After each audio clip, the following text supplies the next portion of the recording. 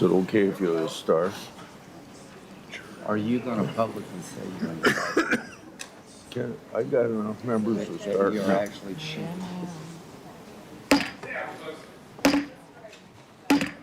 well, I'll call you later. Bye.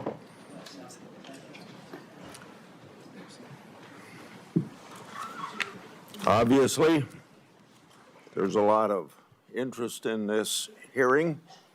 I thank the Secretary for coming. Before I give my opening statement and Senator Durbin gives his opening statement, I think we can expect in a hearing this important that we ought to have utmost of decorum during this hearing. Both the witnesses and the members of this committee need to treat each other with respect, and I hope the people in the audience will likewise treat this very important oversight hearing with the respect that it deserves. Secretary Noem, if you get cut off before you're able to answer, I'll give you time to finish your answer after the member's 10-minute has run out. Also, at any time, if you need a break, just let me know. And I think we had a request from your office that take a break maybe of 5 minutes halfway through the meeting, but if you want other breaks, just let us know. And for all the members, there's a 10-minute round of questioning, and I'm pretty liberal. If you got 5 seconds left in your 10 minutes and you start your question before the 5 seconds run out, I'll let you finish your question, but don't extend it into a 5-minute speech because we got to keep pretty much on time here. So once again, I would welcome everybody to the Judiciary Committee's oversight hearing for the Department of Homeland Security. This hearing comes amid a Democrat-led funding shutdown for the Secret Service, for FEMA, for TSA, and the Coast Guard. These agencies are vital to keeping our country safe. The hearing also comes as our military is engaged with Iran, and I offer my prayers and thoughts to our brave servicemen and particularly to those families that have lost loved ones. Now more than ever, I hope the Democrats will decide to end the shutdown. The Trump administration has worked to deport those who don't have a legal basis in our country. Unfortunately, in the process, some DHS officers, migrants, and protesters have felt threatened, were injured, and in very rare instances, even killed. Mistakes have been made. Let's make it clear, one death is too many. But officers should never be threatened or harmed while enforcing our laws. And there is a clear difference between conduct protected by the First Amendment and unlawful obstruction. From my perspective, I believe immigration enforcement and dignity aren't mutually exclusive. Secretary Noem, I look forward to hearing how you're addressing these important issues while continuing the department's mission.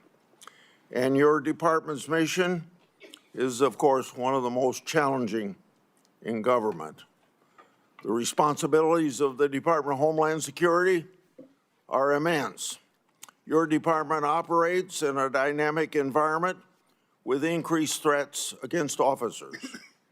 According to DHS, ICE officers have faced an 8,000% increase in death threats. ICE officers have faced a more than 1,300% increase in assaults. Federal law enforcement officers risk their lives finding and arresting criminals. Those criminals have committed murder, sexual assault on women and children, and many have been part of criminal gangs. According to DHS, ICE has arrested tens of thousands of potential national security risks, and ICE has arrested over 1,500 known or suspected terrorists and made over 7,000 gang arrests. Criminals like this destroy the lives of innocent people and have no business being in our country. And many of them are here because of the Biden administration's shameful open border policy.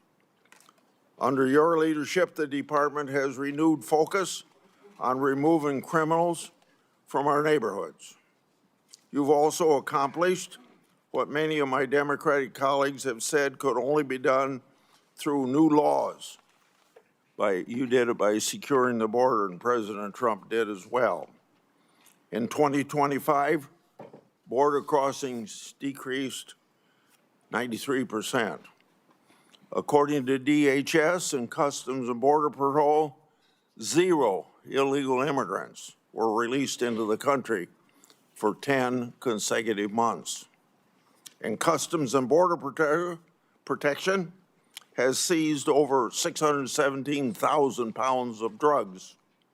For more than a decade, I've done oversight of unaccompanied migrant children. The Biden administration lost track of thousands of children. The Biden administration disgracefully released children improperly vetted sponsors with addresses including gas stations, shopping malls, movie theaters, and even Disney World. That ought to shock the conscience of every American, and we all love children. The Trump administration has located over 145,000 of these children lost by Biden's open border policy, and thank God for finding those children. The department has taken important steps to ensure these children are located and removed from harm. The examples I just shared are results that keep our communities safe. The example, Secretary Noem, you've also been more responsive than your predecessors to a favorite effort of my part, my oversight requests. Now, I say how you've been responsive, but to be intellectually honest, from the previous administration, that's a low bar to overcome. In August last year, you provided updates regarding my longstanding Afghanistan evacuee oversight. Since 2021, I've investigated the Biden administration's failure to vet Afghan evacuees. The Biden administration hid vetting failures from the public, and multiple inspectors general have since confirmed these vetting failures. As one example, the Biden administration failed to vet evacuees against all available Defense Department tactical data prior to being paroled. On September the 9th last year, DHS told my office that as of August 12, 2025, thousands of Operation Allies welcome parolees were potentially national security risks. Records provided by DHS also show the Biden State Department recommended a special immigration visa to Afghan nationals charged with shooting 2 National Guardsmen here in Washington, D.C.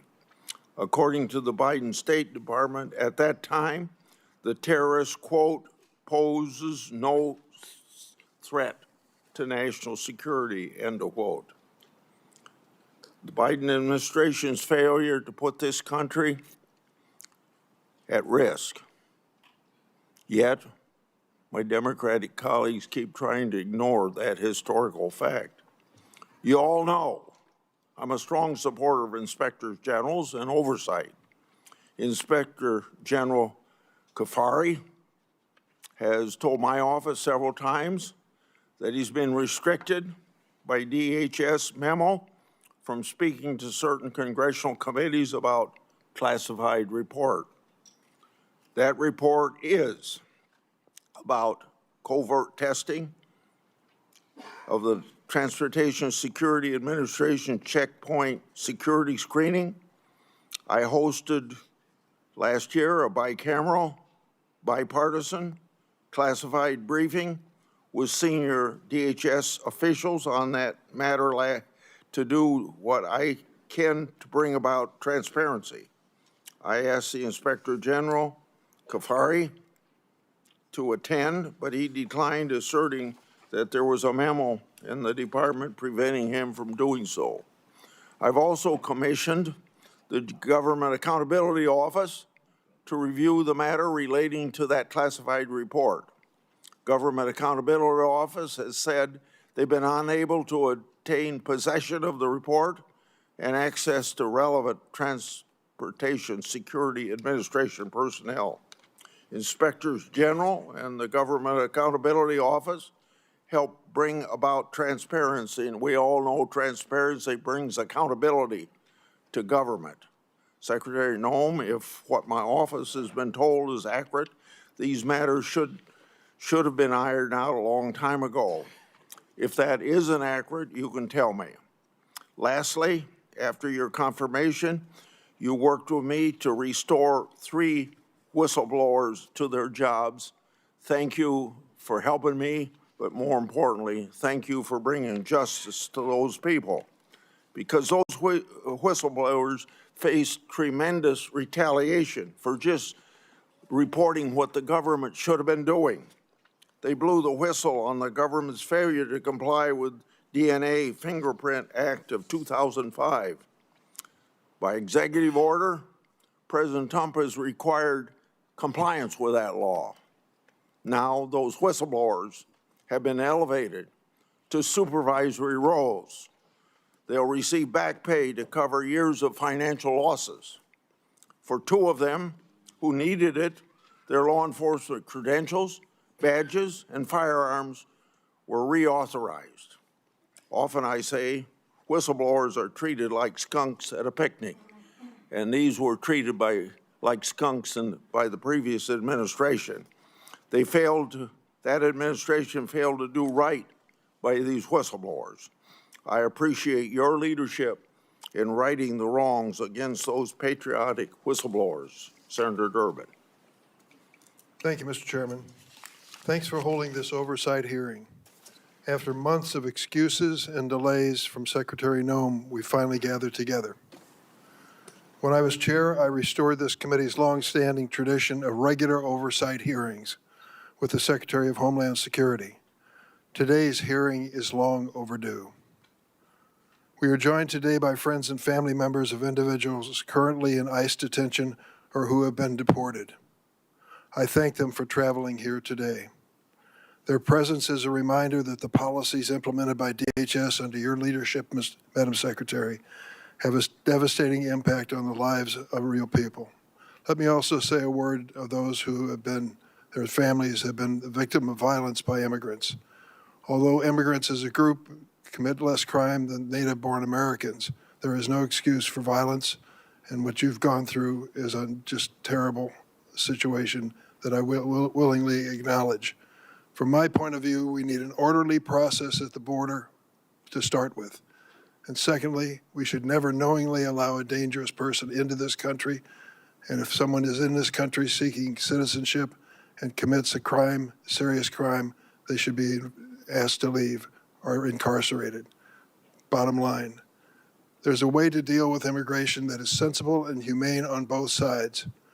More than a dozen years ago, 2 members of this committee, myself and another member, worked with a bipartisan group under Senator John McCain to write a comprehensive immigration law which dealt with many of the issues we've been working on since. It passed in the United States Senate with over 60 votes, bipartisan, supported by business and labor and religious leaders across the board. Unfortunately, the Republican leadership in the House of Representatives refused to take it up. Had we passed that and made it the law of the land, we could have avoided a lot of the terrible things that have occurred since. Madam Secretary, under your leadership, the Homeland Security Department has been devoid of any moral compass or respect for the rule of law. Without hesitation or remorse, DHS agents have wreaked havoc in our cities. I've seen it in the city of Chicago, and acted with unspeakable cruelty against children, immigrant families, and American citizens. This administration's reckless immigration enforcement campaign is creating fear in communities and eroding the foundational tenets of our democracy. Democrats believe that Congress must do its job and rein in ICE abuses by requiring immigration agents to simply follow the same rules as local police. While Republicans claim the DHS shutdown is putting us at risk, the reality is this administration has engaged in mass layoffs of career national security officials and diverted many others from protecting the homeland of the president's with the president's mass deportation campaign. This is all while Secretary Noem is sitting on an unprecedented amount of appropriated funds, more than the United States Marine Corps.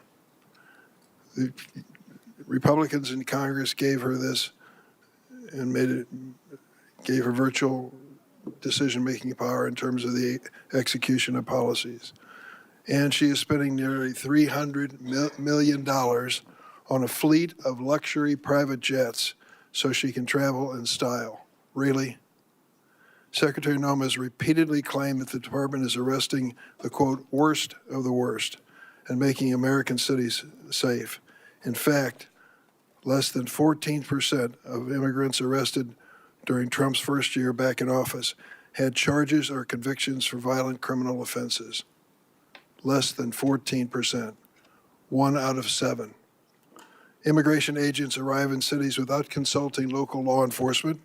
They roam the streets in paramilitary gear and arrest and detain people based on the color of their skin, their accents, and the language they speak, the infamous Kavanaugh stops. That is not a public safety operation. That is a paramilitary occupation. And Secretary Noem has made excessive force the department's default position. In my home state of Illinois, during the so-called Operation Midway Blitz, agents violently attacked, tackled, arrested, and detained immigrants and citizens. They conducted a military-style raid on an apartment complex, kicking down doors and zip-tying children. A Border Patrol agent shot an American citizen, Miramar Martinez, multiple times, 5 times. She miraculously survived. After the incident, the agent bragged on the internet, 5 shots, 7 holes. And this administration didn't just shoot her 5 times. They called her a domestic terrorist, tried to prosecute her on trumped-up charges that were ultimately withdrawn, and fought the public release of evidence in her case. In Minnesota, your agents shot and killed Renee Good and Alex Preddy, 2 American citizens. And as their families struggle with these horrible tragedies, they had to fight baseless accusations of domestic terrorism from Secretary Noem, the head of the agency responsible for their loved one's death. The department has also translated the president's racist attacks into immigration policy.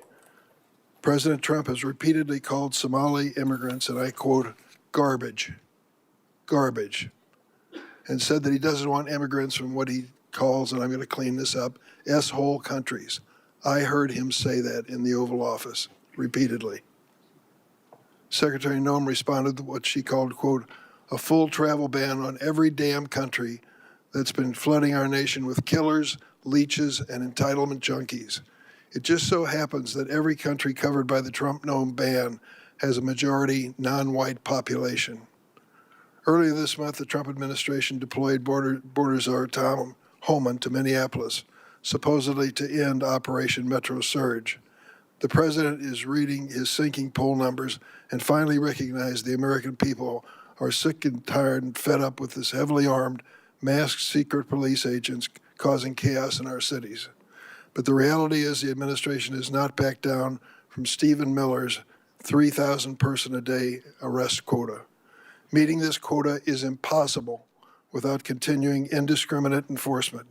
There simply are not enough of the so-called worst of the worst to do it. ICE agents are even arresting trafficking survivors like Luna, who was abused for years. In February 2025, the Trump DHS found Luna's application for a trafficking visa was bona fide. Today, Luna is still in detention. DHS has launched a cruel scheme to purchase massive warehouses for detaining immigrants, some designed to hold 8,000 people. To put that in perspective, our largest federal prison holds 4,000. Listen to what the U.S. Conference of Catholic Bishops said about this. The thought of holding thousands of families in massive warehouses should challenge the conscience of every American. Whatever their immigration status, these are human beings created in the image and likeness of God, and this is a moral inflection point for our country. Even with tens of billions of dollars at your disposal, the administration already cannot meet the basic needs of the 65,000 people currently in immigration detention. Detained individuals, including children and infants, are subject to abusive conditions and inadequate medical care. This includes Liam Ramos, the 5-year-old arrested with his father in Minnesota, who became ill in detention, and Amalia, an 18-month-old baby who became so sick with a respiratory illness she was hospitalized for 10 days, only to be returned to detention and denied medication. We have also seen an unprecedented number of deaths in ICE custody. 7 people died last December alone. 9 have died this year. This includes Geraldo Lunas Campos, who was choked to death by guards. This avoidable tragedy was classified as a homicide by the county medical examiner. The Department of Homeland Security's response? Try and deport the witnesses as quickly as possible. Secretary Noem and her rogue immigration agents seem to believe they are above the law and accountable only to the president and Stephen Miller's evil vision of a hateful America.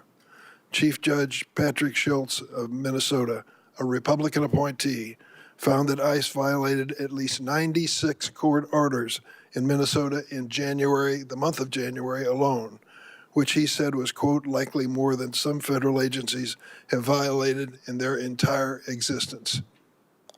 And hundreds of federal judges have ruled more than 4,440 times that ICE is detaining immigrants illegally. That is an extraordinary rebuke from the federal bench. It hasn't stopped there. This department has trampled on the Fourth Amendment, forcibly entering private homes and businesses without judicial warrant.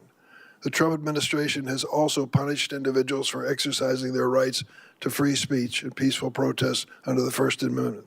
They revoked a student's visa for writing an op-ed in America. In America. They have subpoenaed social media companies for information on Americans who have criticized ICE. ICE agents have found the addresses of peaceful protesters and showed up their homes to intimidate them. Now the administration is even threatening to interfere with our elections. President Trump has suggested that the federal government should nationalize elections. Top Trump ally Steve Bannon recently said, "We're going to have ICE surround the polls. We'll never again allow an election to be stolen," end of quote. Secretary Noem went further, and this is what you said, and I quote, "Make sure that we have the right people voting, electing the right leaders to head this country." And the administration has threatened immigration enforcement surges if state officials do not turn over their voter rolls and raided an election office in one swing county. We must ask, what is President Trump's endgame for this reign of state-sponsored violence against America's own citizens?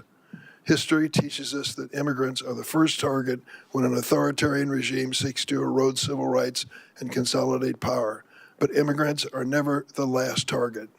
And we know that Donald Trump does not respect the constitutional rights of any American, regardless of party. Secretary Noem, this is the first time we met. I've been on this committee for more than 2 decades. I worked with every one of your predecessors of both political parties. I tried to meet with you before and after your confirmation, but you refused every request. I want to be clear, and you should know this. No official on this side of the rostrum or the other is above the law. You have no right to deploy immigrant agents as a paramilitary force in American cities. You swore an oath to uphold the Constitution. You have an obligation to answer questions posed by the member of this committee so that meaningful accountability can begin for the terror we are witnessing in America every day. Would you please stand to be sworn? Do you affirm the testimony you're about to give before the committee will be the truth, the whole truth, and nothing but the truth, so help you God? Thank you for that positive response. Please go ahead and give your opening statement. Kristi, no, you should be ashamed of yourself. I'm a No. former FEMA Okay. well, FEMA employees should be responding to disasters, not ICE. You should be ashamed of yourself. Your staff say abolish ICE. Your staff say abolish ICE. Your staff say abolish ICE. You may proceed. Thank you, Mr. Chairman, and thank you to the ranking member, Senator Durbin, as well, and the distinguished members of this committee. I appreciate the opportunity to be with all of you today and talk about the important matters and work that the Department of Homeland Security does every single day. The Department of Homeland Security. Hey, could maybe pull the microphone closer to you, please? Okay. And the red light is on? Yep, it is. Okay, proceed. The Department of Homeland Security was established in the aftermath of 9/11, one of the darkest days in our nation's history. That resulted in the death of nearly 3,000 Americans. The mission of the Department of Homeland Security at that time was just as critical as it is today. We protect our American people, we prevent acts of terrorism, and we defend our homeland. Every action that the Department of Homeland Security takes is guided by that mission and by that responsibility. Thanks to President Trump's leadership and the hard work of the men and women of DHS, our department has delivered historic results and has made our communities safer. Since the start of President Trump's second term, daily encounters along the southwest border declined by 96% compared to the Biden administration's daily average. We've reached the lowest levels ever recorded in U.S. Customs and Border Protection's history. In President Trump's first year, total Border Patrol apprehensions along the southwest border were less than the average of a single month under the Biden administration. For 10 straight months, the Border Patrol has released 0 illegal aliens into the interior of the United States. And in President Trump's historic first year back in office, nearly 3 million illegal aliens have left the United States as a result of the administration's enforcement efforts from following the law. That includes 2.2 million that have voluntarily left and returned back to their home countries, and more than 675,000 detainments and deportations.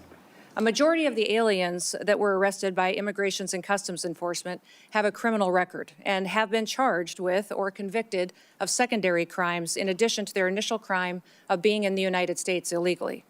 During this period, ICE has arrested over 1,500 known and suspected terrorists, more than 7,700 known gang members, many of them that were allowed to come into this country under the Biden administration. We have also reached the lowest murder rate in the last 125 years since that data was tracked.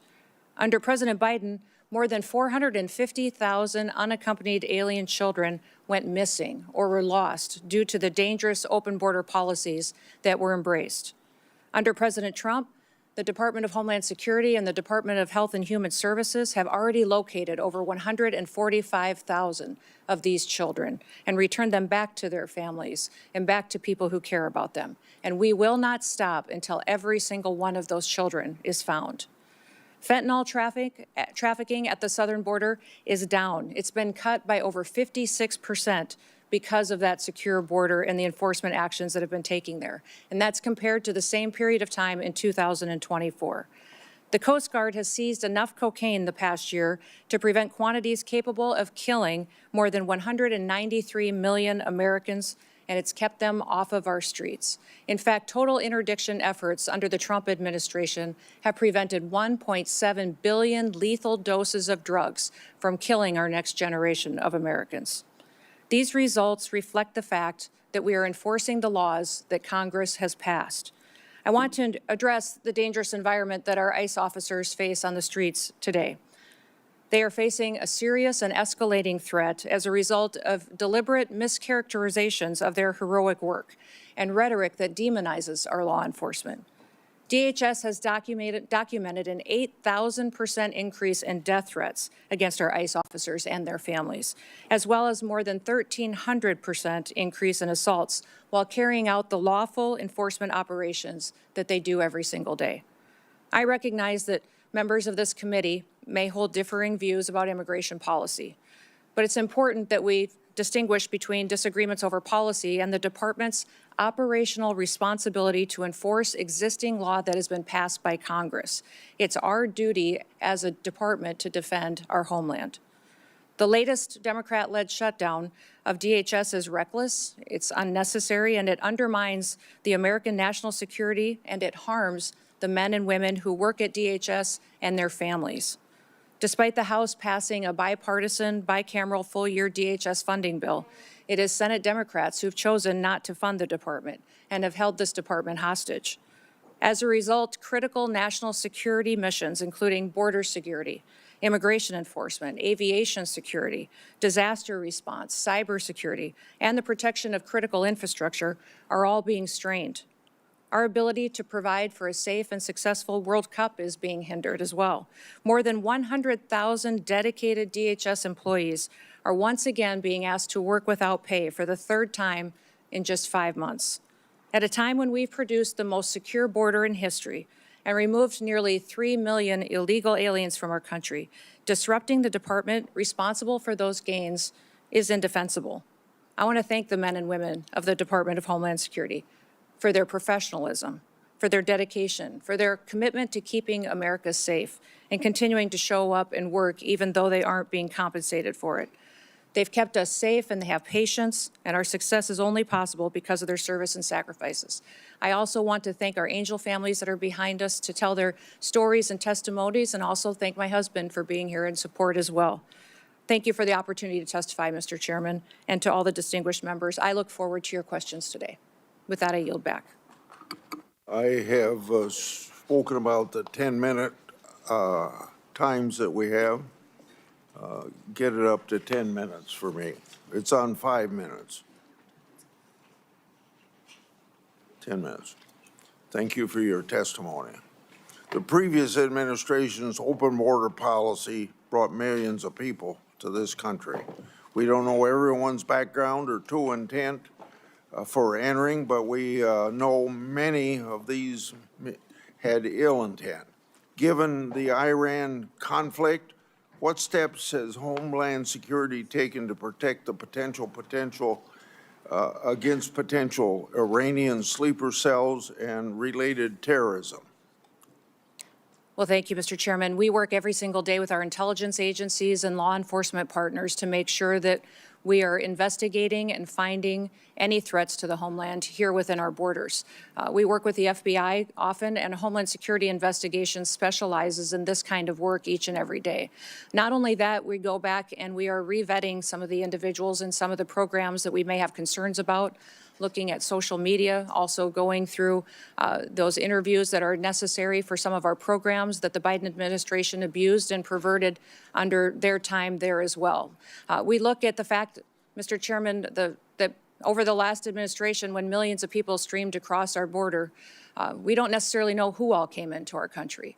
We know that we have many dangerous individuals that came in unvetted, and we are working every single day to find them and to make sure that we're preventing the next attack and preventing the next crime they may perpetuate against the American people. Yeah.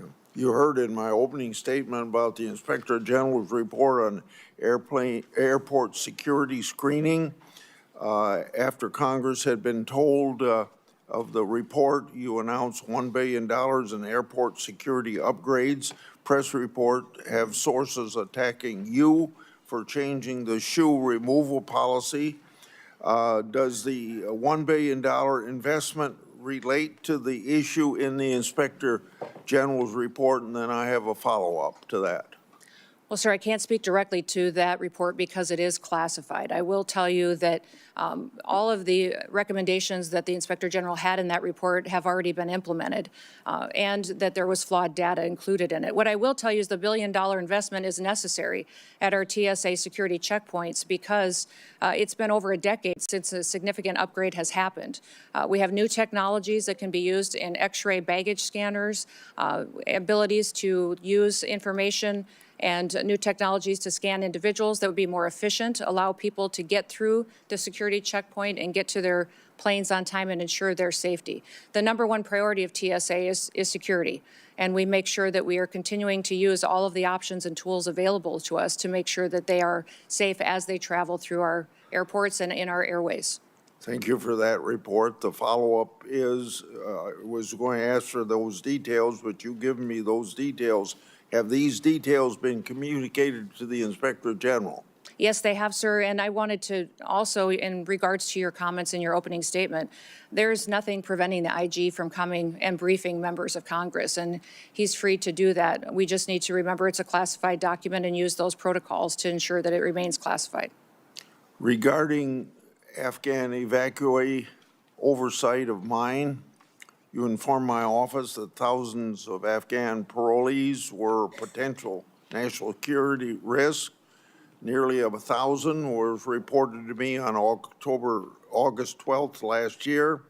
What steps have you taken with the interagency partners to investigate these parolees, and what, if any, national security concerns still exist because of the previous administration's failures to vet? Well, Mr. Chairman, some of the things that we have implemented under President Trump's administration is to go back and look at those individuals who came in under Operation Allies Welcome and make sure that we're re-vetting those, especially those that have come in the last 4 years under the Biden administration, recognizing that they weren't tracking necessarily biometrics or their social media present communication, how they were doing since they'd come to the United States. And also, sir, there's a requirement under that program to come back every single year and do an interview to discuss with them and have conversations on what they're doing in the United States, how they're transitioning to the United States under that program, and that was not being done. So we're going back and re-vetting all of those individuals and making sure that we know that if someone is here in this country, that they love America, they want to be a part of our way of life, and they don't wish to do us harm. I'd like to have you provide me an update on evacuee, Afghan evacuee data. As I said in my opening, Trump administration has located over 145,000 children that the previous administration lost.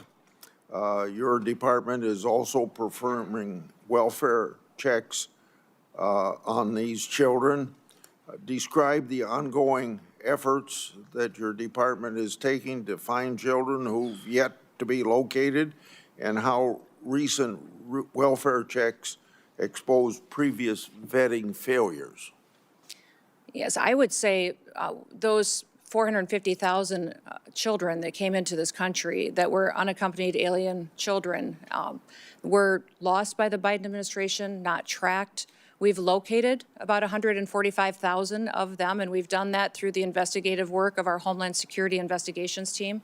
They are phenomenal at the work that they do, and they specialize in child trafficking, sex trafficking, and finding individuals that would perpetuate that harm against our children. The one thing that has been challenging is that under the Biden administration, the government paid sponsors in HHS in order to host these children. And those sponsors, many times, we found instances where they trafficked these children themselves. So under that administration, we not only had children that were in this country as a part of a program, the government was paying individuals that were knowingly trafficking them and abusing them. That has stopped.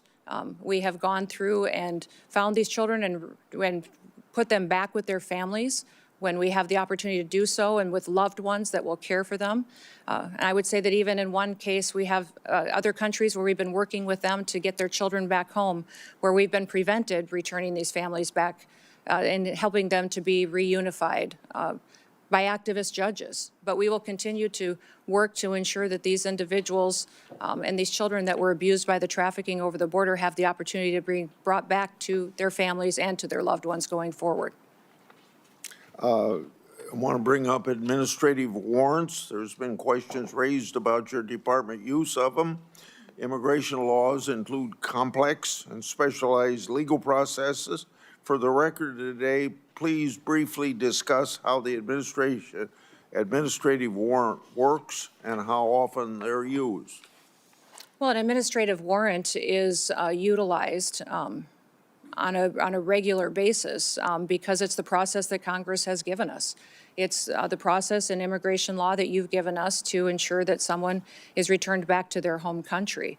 And I would say that most of the time when it gets talked about, it's inaccurate. In the 400,000 cases that ICE has used these administrative warrants, only 28 times have they been used to enter a home.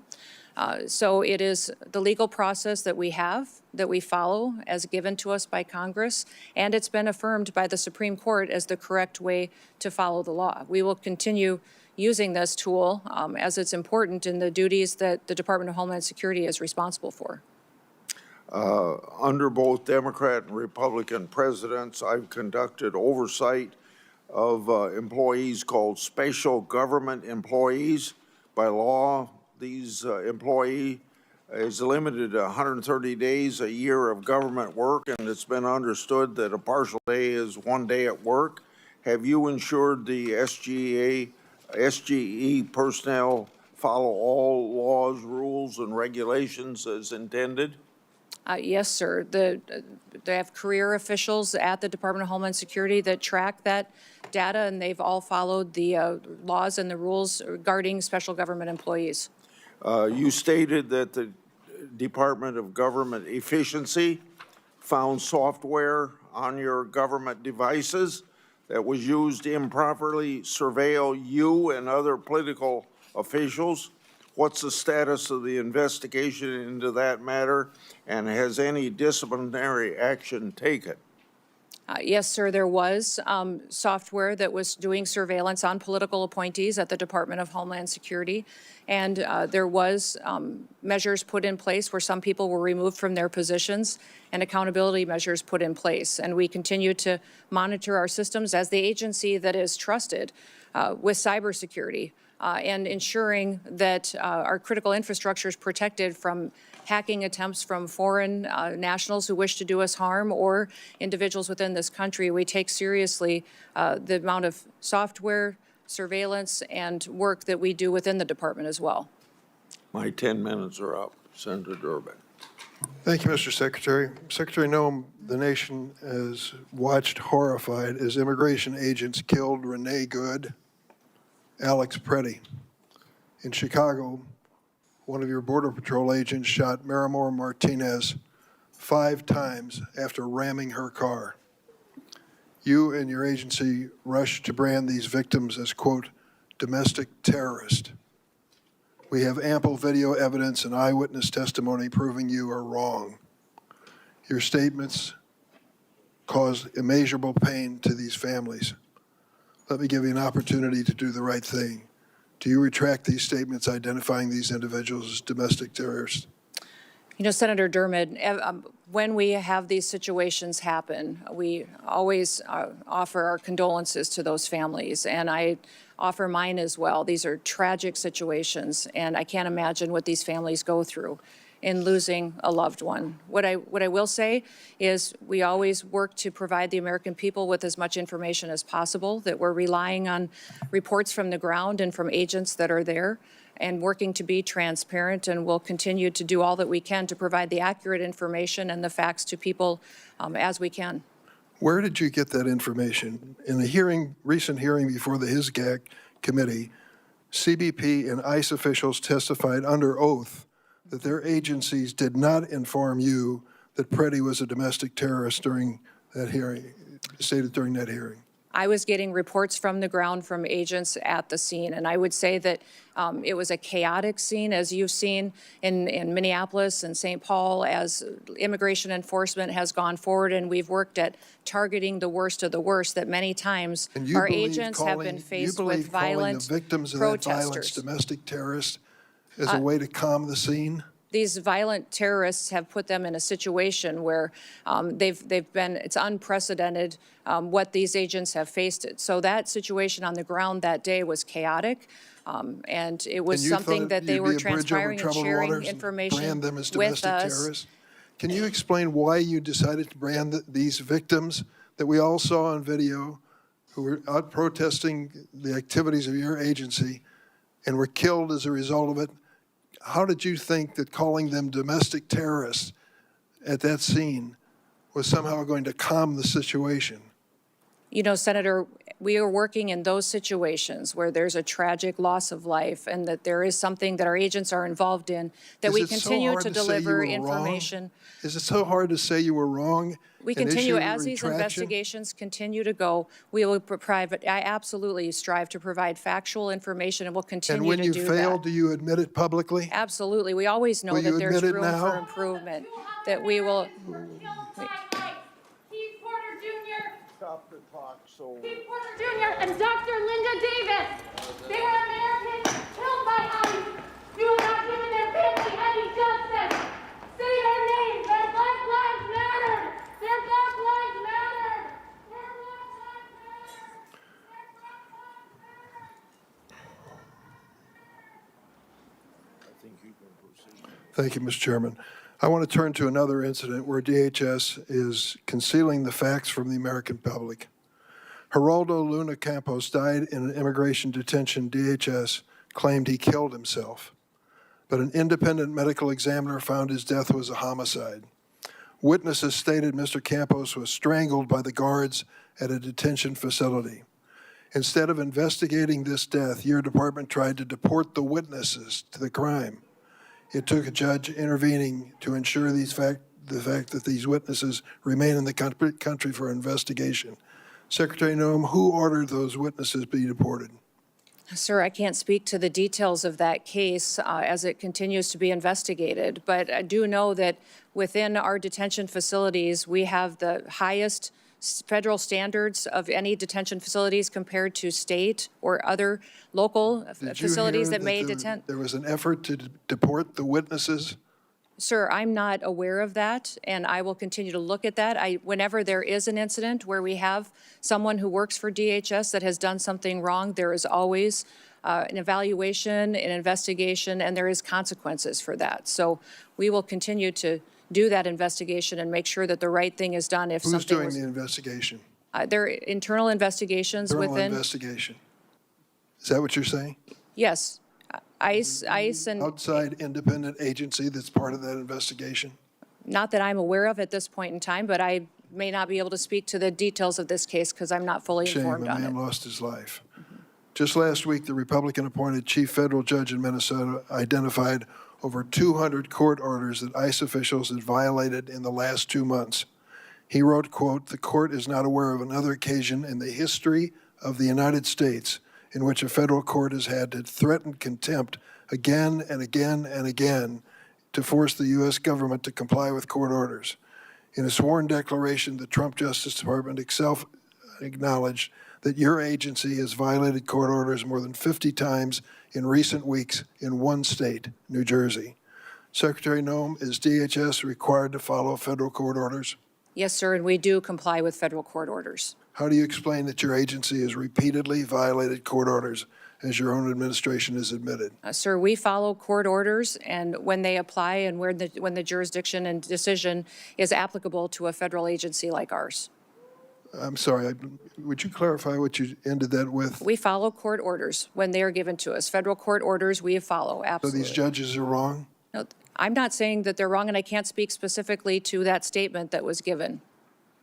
Let me ask you about DACA. Are you familiar with the program? Nope.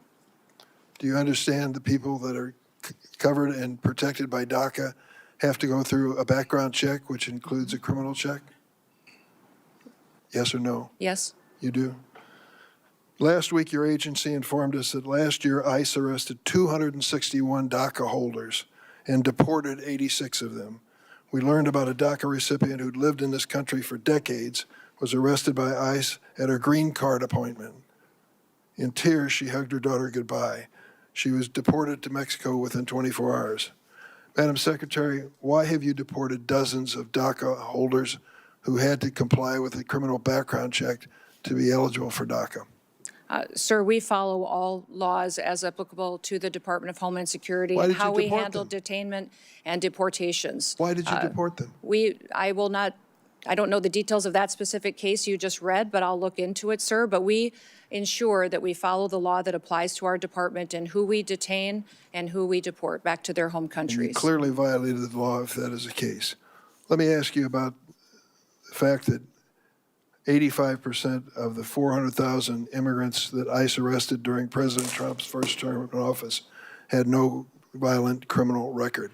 The president said over and over at his rallies, we're going after the worst of the worst, the terrorists, the murderers, the rapists. And then it turns out that 85% of the people you've gone after have no criminal history whatsoever. How do you explain that? Sir, when you talk about violent crimes, what you're saying, the crimes that don't matter, that you aren't counting, are ones that affect American families every single day. You're not counting DUIs, you're not counting embezzlements, you're not counting theft, and you're not counting the other crimes against people and drug trafficking and proliferating that. So if you don't count those as crimes, that these individuals and impacting families in this country. They are counted, and they calculated 14% of those that you Those are not arrested. counted in your 14%. If you were counting crimes that these individual illegal aliens in this country have committed, it would be well over 65 to 70% of the individuals that are detained today have those crimes on their record, besides the crime of being in this country illegally. Going to back that up with some information for me? Absolutely, I will. I certainly hope you will. How does taking a father from a child dying of cancer qualify? Where would that be? Is that a violent crime? I don't know what you're speaking or I'll tell you referencing exactly to. what I'm speaking of. Ruben Torres, 2 weeks ago, buried his daughter Ophelia. When he was arrested at the Home Depot in Norridge, Illinois, he said to those who, your agents, please let me go home. My daughter is dying of cancer. I would like to be with her in her last days of her life. They said no. They arrested him and deported him for 2 weeks. Finally, he returned for a court hearing. His daughter lived to see that hearing where the court said he was treated unfairly by your agency, and she died 3 days later. I was at her memorial service. Is that really necessary? Was he a violent criminal? Sir, we enforce the law. The laws that are passed by What this law? body and signed into statute on the process for individuals that are in this country illegally, that have final removal orders, and the process given in immigration law. We continue to follow that, and if you don't like the law, I would suggest you change the law. But that is what we do We tried every to single change the day, is law go out with- there. we tried to change it with comprehensive immigration reform, and it was stopped by the Republican House of Representatives. Our job at the department is to follow the law and make sure that we are a nation of laws, because I don't a think nation you're- that I don't doesn't think follow the you're even law close when it comes to that. is no nation at all. I yield, Mr. Chairman. Senator Graham. Thank you very much for coming. Can you hear me? Yep, Thank now you. we can. Thanks very much. Well, let's talk about the scope of the problem you inherited here. My Democratic friends said that sensible immigration is what they've been pursuing, talked about the Gang of Eight and a lot of things I've worked on with. Would you say that the 4 years of Biden was sensible immigration? No. I wouldn't either. I would say it's an obliteration of the border. 11 million people came into this country during President Biden's term. He obliterated all controls. We sent them all over the country in planes, trains, and automobiles. And what's the scope of the problem you inherited? How would you describe the mess that Biden gave you very quickly? Our country was in a chaotic time and invaded over our southern border. Millions and millions of people came into this country. For 11,000 unvetted. murderers, right? Yes, that is correct. 2,700% increase in people on the terrorist watch list, right? That's correct. During his 4 years, President Biden allowed 2,700% increase of people on the terrorist watch list to come into this country. In 2023, 172. Do you know where those people are? No, not So necessarily. we don't know where they are. They're here, but we don't know where they are. because they didn't care if they came, and they haven't really looked very hard. So sensible immigration died on Biden's watch. It was replaced by out-of-control, open border, just absolute chaos. And to all the people on the front row that have lost loved ones, I am sorry.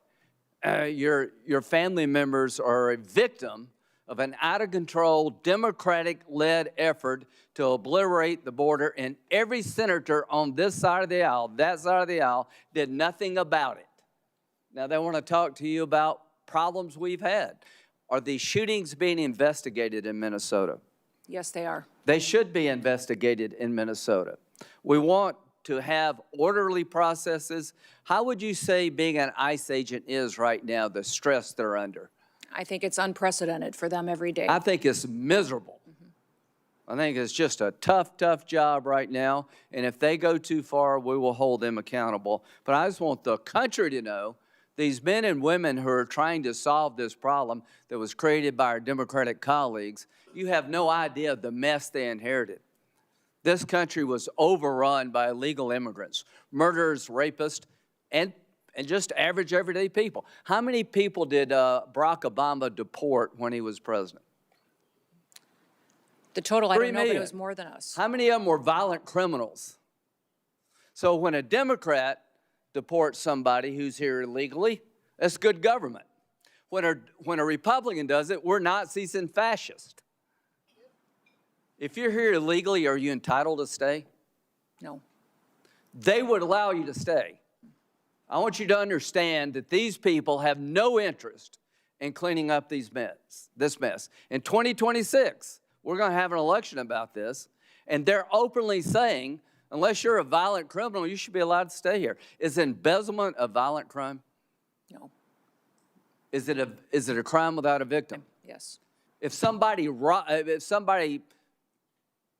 steals your stuff, even if they don't do it through force, is that a crime with a victim?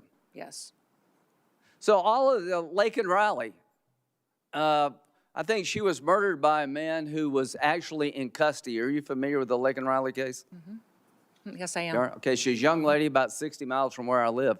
The man who murdered her was in custody, was detained by DHS, but was released because they had no bed space in Texas.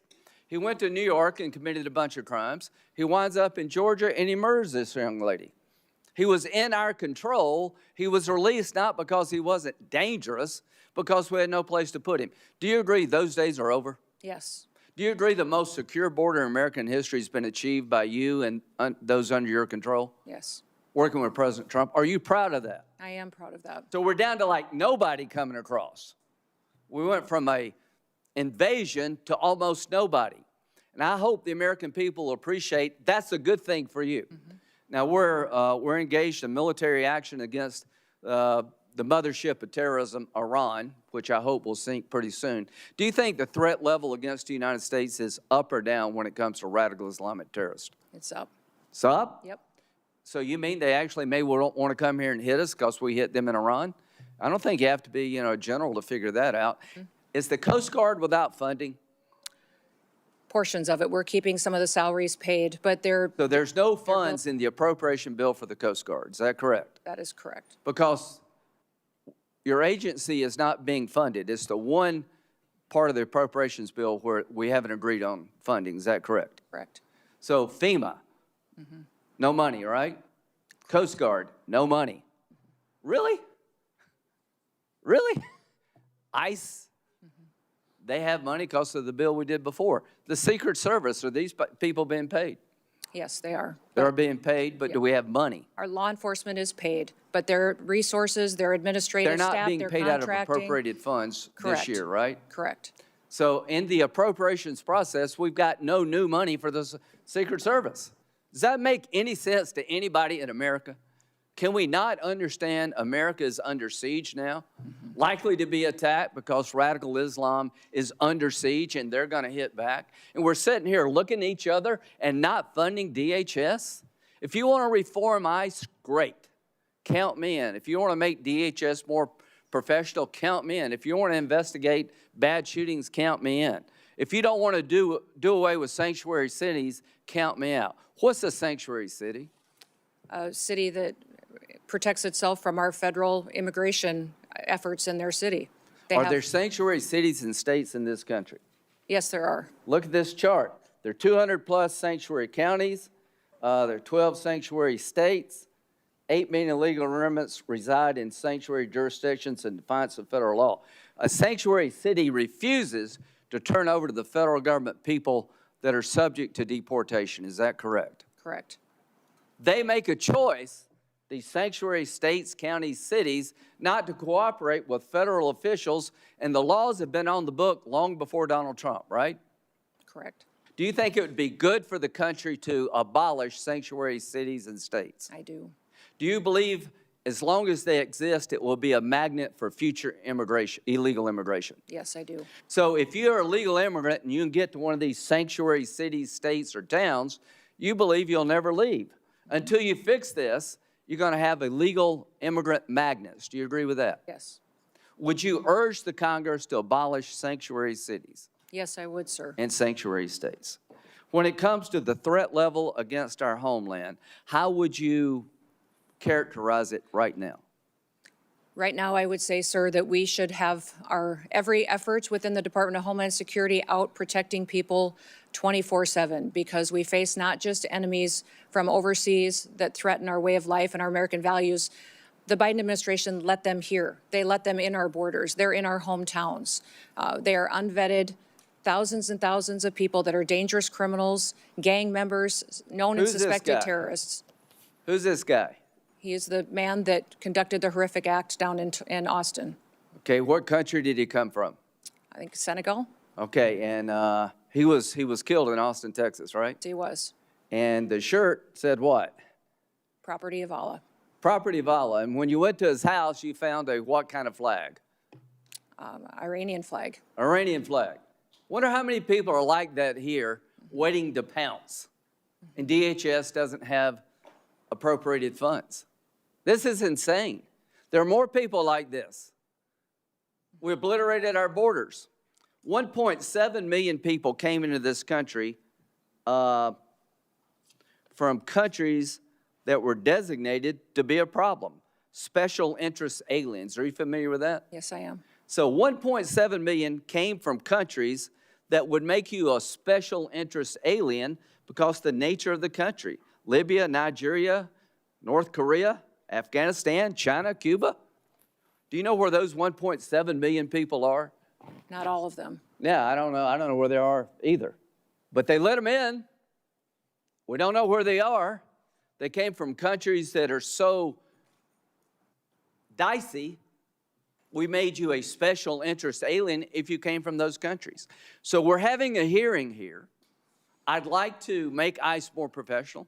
I'd like to make sure if there was a bad shooting, it's documented as such and people pay a price. But I will not apologize to anybody in this room to try to clean up the mess that Biden started and you empowered. We've got to deal with this. We've been invaded. Only God knows how many people are here and what they're up to, and we're not going to stop. We're going to learn, but we're not going to stop because America is under siege, and the idea we're not defunding DHS is insane, criminally insane. Senator Bayhouse. Thanks very much, Chairman. Let me start by noting that we have repeatedly said, our ranking member on the Senate Appropriations Committee, Senator Murray, has said that we are more than willing to fund TSA, more than willing to fund the Coast Guard, more than willing to fund FEMA, and that it is the administration that is holding those agencies hostage in order to extract additional funding for ICE and CBP. That is our quite clearly stated position, and I just wanted to recognize that now. Ms. Noem, I want to walk you through an incident that took place in Rhode Island. We have a courthouse in Rhode Island, our Superior Court. The court had an agreement with your organization not to conduct operations in that courthouse. Despite that agreement, your officers went in to conduct operations in that courthouse. They went in plain clothes and masked, so maybe they were aware of the agreement, maybe they weren't. Either way, it was unprofessional not to honor the agreement with the court. There is also a court rule against photographing people in the courthouse. They were photographing people in the courthouse. They either didn't know or didn't care about that court rule. Either way, it was unprofessional. They were pursuing an intern and taking photos of this young intern who was not the person supposedly sought. The intern was in high school. The person sought was in his 30s. It shouldn't be too hard to tell the difference. They couldn't. It was unprofessional. A state judge escorted the intern out to his car to take him back to high school. The agents didn't recognize the judge. They operate against the agreement in a courtroom and don't bother to know who the judges are. Again, unprofessional. They followed the judge out to his parked car, which was parked in a spot reserved for judges. Whether or not they already knew he was a judge, it does not take much in terms of powers of deduction to understand that the person getting into a car in a parking spot reserved for judges is probably a judge. Again, unprofessional. Then they threatened to smash his windows and drag him from the car.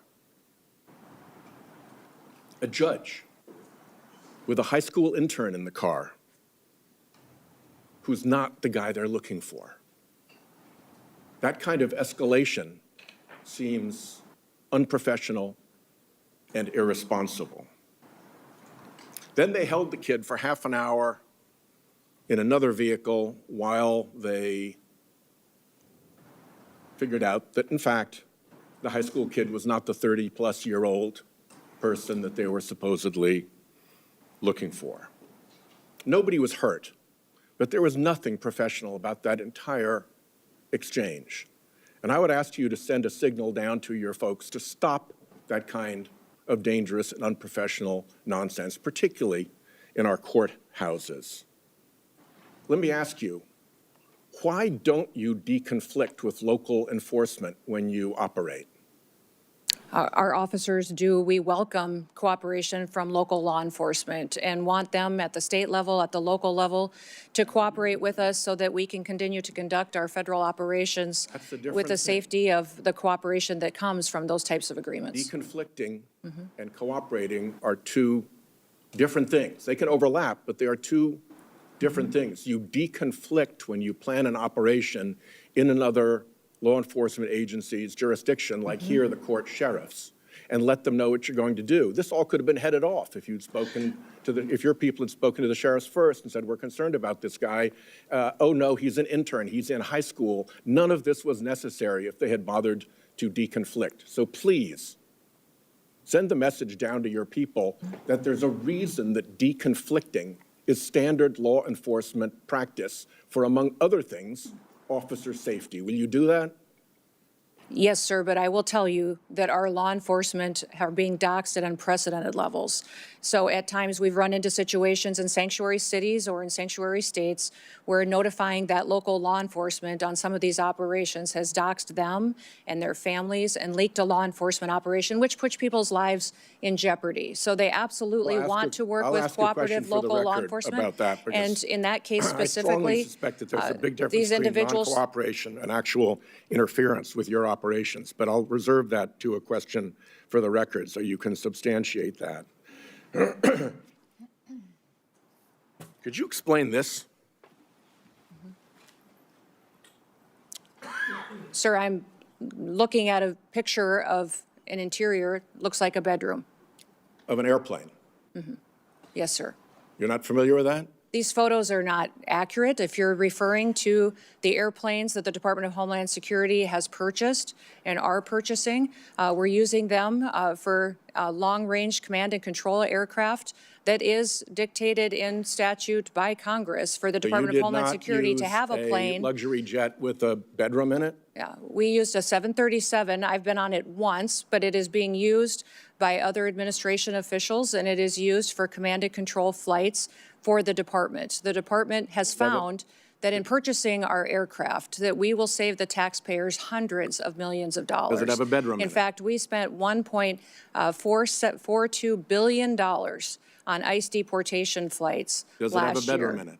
I believe it's being refurbished and not having a bedroom in it. So it is being refurbished. What kind of deportee justifies being flown out of the country in a luxury jet with a bedroom and accommodations like this? There are aircraft being purchased that will be utilized for executive air travel and for deportations. Well, your if you people remember said in the that this past, was we gonna have be used deportations.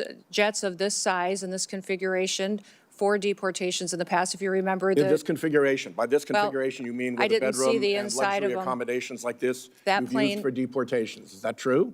Sir, we have 737s that are being purchased by the department to replace contracts that we have on ICE deportations. That's what they're going to be used for. And in fact, the Coast Guard is the only entity within the Department of Homeland Security that has jets at this point in time. They had two G5s that were 20 to 25 years old Let me ask that are you being about replaced the so that they can response continue to serve our from Coast Guard and our military Some senior for administration years to come. officials about these aircraft. They've been reported as saying, although they don't want to say publicly this, but individuals described as senior administration officials have described these airplane purchases as the world's worst deal and an abuse of federal funds.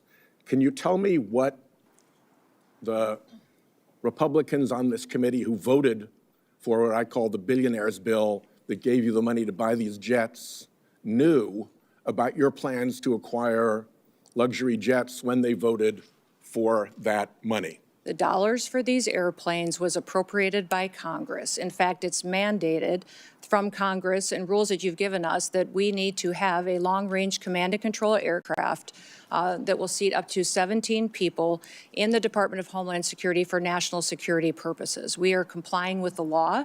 Those planes are being refurbished and will be utilized for that, see. and they'll be Two quick utilized questions by in my members of last the minute, if you don't administration and mind. other components. First, They will also cut our costs, sir, First, in my last by minute, almost if you don't mind, 40%. We are saving the you- taxpayer 40% by purchasing our own aircraft May I and have a operating minute? them rather than being susceptible to the contracts that they have today. we have an extra 2 minutes to fill in the filibuster there. I'll give you 30 seconds beyond the 44 Will seconds you you- got now. Truthfully answer a question for the record about your role in stopping the civil rights investigation into the Minnesota shootings. Sir, I don't know what you're talking about. I did not stop any investigations whatsoever. Will you testify truthfully if you get a QFR? Yes, I testify truthfully. I did not And will you stop. testify in the District of Columbia Federal Court contempt proceeding? Sir, I do not know what you're referencing, and I would hope for some context. The Federal District Court contempt proceeding related to the deportation contrary to a court order of individuals to Venezuela. Will you testify in that proceeding? Sir, I think that you're referencing something that I have a gag order to, but I can certainly follow up with you. My time's up. Thank you.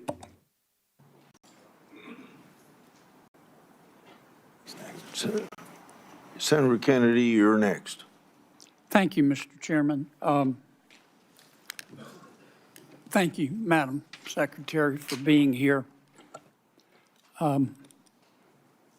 President Trump, ably assisted by Mr. Stephen Miller, quickly in the President's second administration developed policies to secure our southern border, policies that you and the Department of Homeland Security implemented. And I congratulate all of you on your success.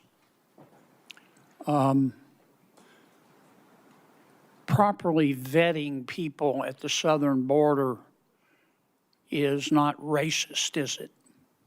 No. Could you answer for the record? No, it is not racist. Properly vetting people at the southern border is prudent, isn't it? Yes, sir, it is. And to do that, we need the Border Patrol, do we not? Yes, we do. And we also need ICE, do we not? Yes, we do. Okay. I just wanted to get my congratulations on the record. I believe you have a policy, Madam Secretary, that you have to approve all contracts at your department over $100 million. No, sir, I have a policy in place that I review contracts. My deputy chiefs have the ability to review anything under 5 million. Above that, I evaluate and look at. Okay. And you do that, I understand, to try to curb waste and abuse of taxpayer money. Is that right? Yes, sir. In fact, it's been extremely effective. We've saved the taxpayers over $13.2 billion just by evaluating contracts, negotiating lower ones, and canceling ones that aren't necessary to do our duties. How do you square that concern for waste, which I share, with the fact that you have spent $220 million running television advertisements that feature you prominently? Sir, the president tasked me with getting the message out to the country and to other countries where we were seeing the invasion come from, with putting commercials out that told them that if they were in this country illegally, that they needed to leave, or we would detain them and remove them, and they'd not get the chance to come back to America the right way. That has been extremely effective. Ask you to run these advertisements, is that right? We had that conversation, yes, before I was put in this position and sworn in and confirmed, and since then as well. Okay. Did you bid out those service contracts? Yes, they did. They went out to a competitive bid, and career officials at the department chose who would do those advertising commercials. And the people that you ended up picking were people who had formerly done your political work back in South Dakota, is that right? No, that's not correct, sir. I think it is. No, it's not, sir. The individuals who, I believe the careers who they chose were two different media firms. There's been conversation about their subcontractors, but we have no legal authority to look into subcontractors on work like that. Okay. And you're saying that you're testifying that President Trump approved this ahead of time? Is that my understanding?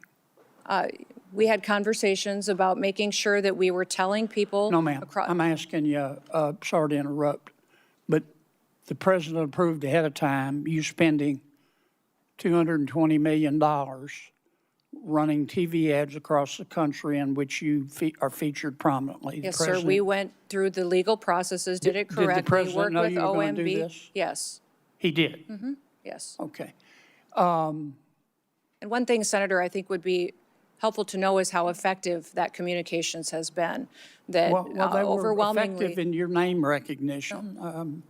I mean, I personally just, I mean, to me, it puts the president in a terribly awkward spot. And and I'm not saying you're not telling the truth. It's just hard for me to believe, knowing the president, as I do, that you said, Mr. President, here's some ads I've cut, and I'm going to spend $220 million running them, that he would have agreed to that. I don't think Russ Vogt at OMB would have agreed to that. It's something we have to defend. I'm on the Appropriations Committee. My research shows that you did not bid them out, that you pick, in fact, one of the people you picked the strategy group, Safe America Media was a company formed 11 days before you picked them, and that the strategy group got most of the money, and the head of that is married to your former spokesperson. Look, we all have friends who are qualified. I'm not quibbling with that. It troubles me. A fifth to a quarter of $1 billion of taxpayer money when we're scratching for every penny and we're fighting over rescission packages. I just can't agree with, Madam Secretary. Are you still running those ads? No, Senator, I did not have anything to do with picking those contractors. No politicals at the Department of Homeland Security did. I understand. Are you Mayor still running officials those followed the ads? competitive bid process for Are that. you still running Everything those was, ads? I think the ads are due to end here in March, I think within a week or So two. they I'm are not sure of the still end running? date. The one that is running is focusing on angel families. Have you seen that? It is the one that's talking about this is our why. This is why we work every day. Okay. Is for the angel I've gotta families move and their on. victims that need to. After the two killings in Minneapolis, and I think there's a lot of video on them, Madam Secretary. I think people can see the video and draw their own conclusions. Are you and your department conducting an investigation of those? Sir, the investigation is being led by the FBI. HSI was involved. In fact, our HSI agents on the ground. I'm sorry to cut you off, but I got And- so little time. I believe at the time, you said these were acts of domestic terrorism, is that right? Sir, in answer to questions at the press conference that afternoon, it was that it appeared to be. Yeah. But you said these appeared to be acts of domestic terrorism.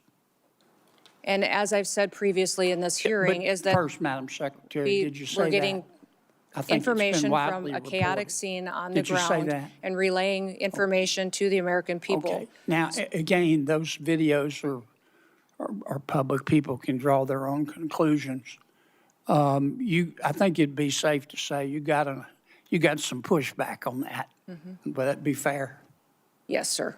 And you had some criticism. I'm not saying the criticism was accurate or inaccurate. I think you did. What got my attention was that you blamed those statements on Mr. Stephen Miller at the White House. Did you not? No, sir, I did not. And in fact, where you're seeing that is in a news article of anonymous sources. And anonymous sources say a lot of things, but I've never said that at all. Well, here's what you said on the record.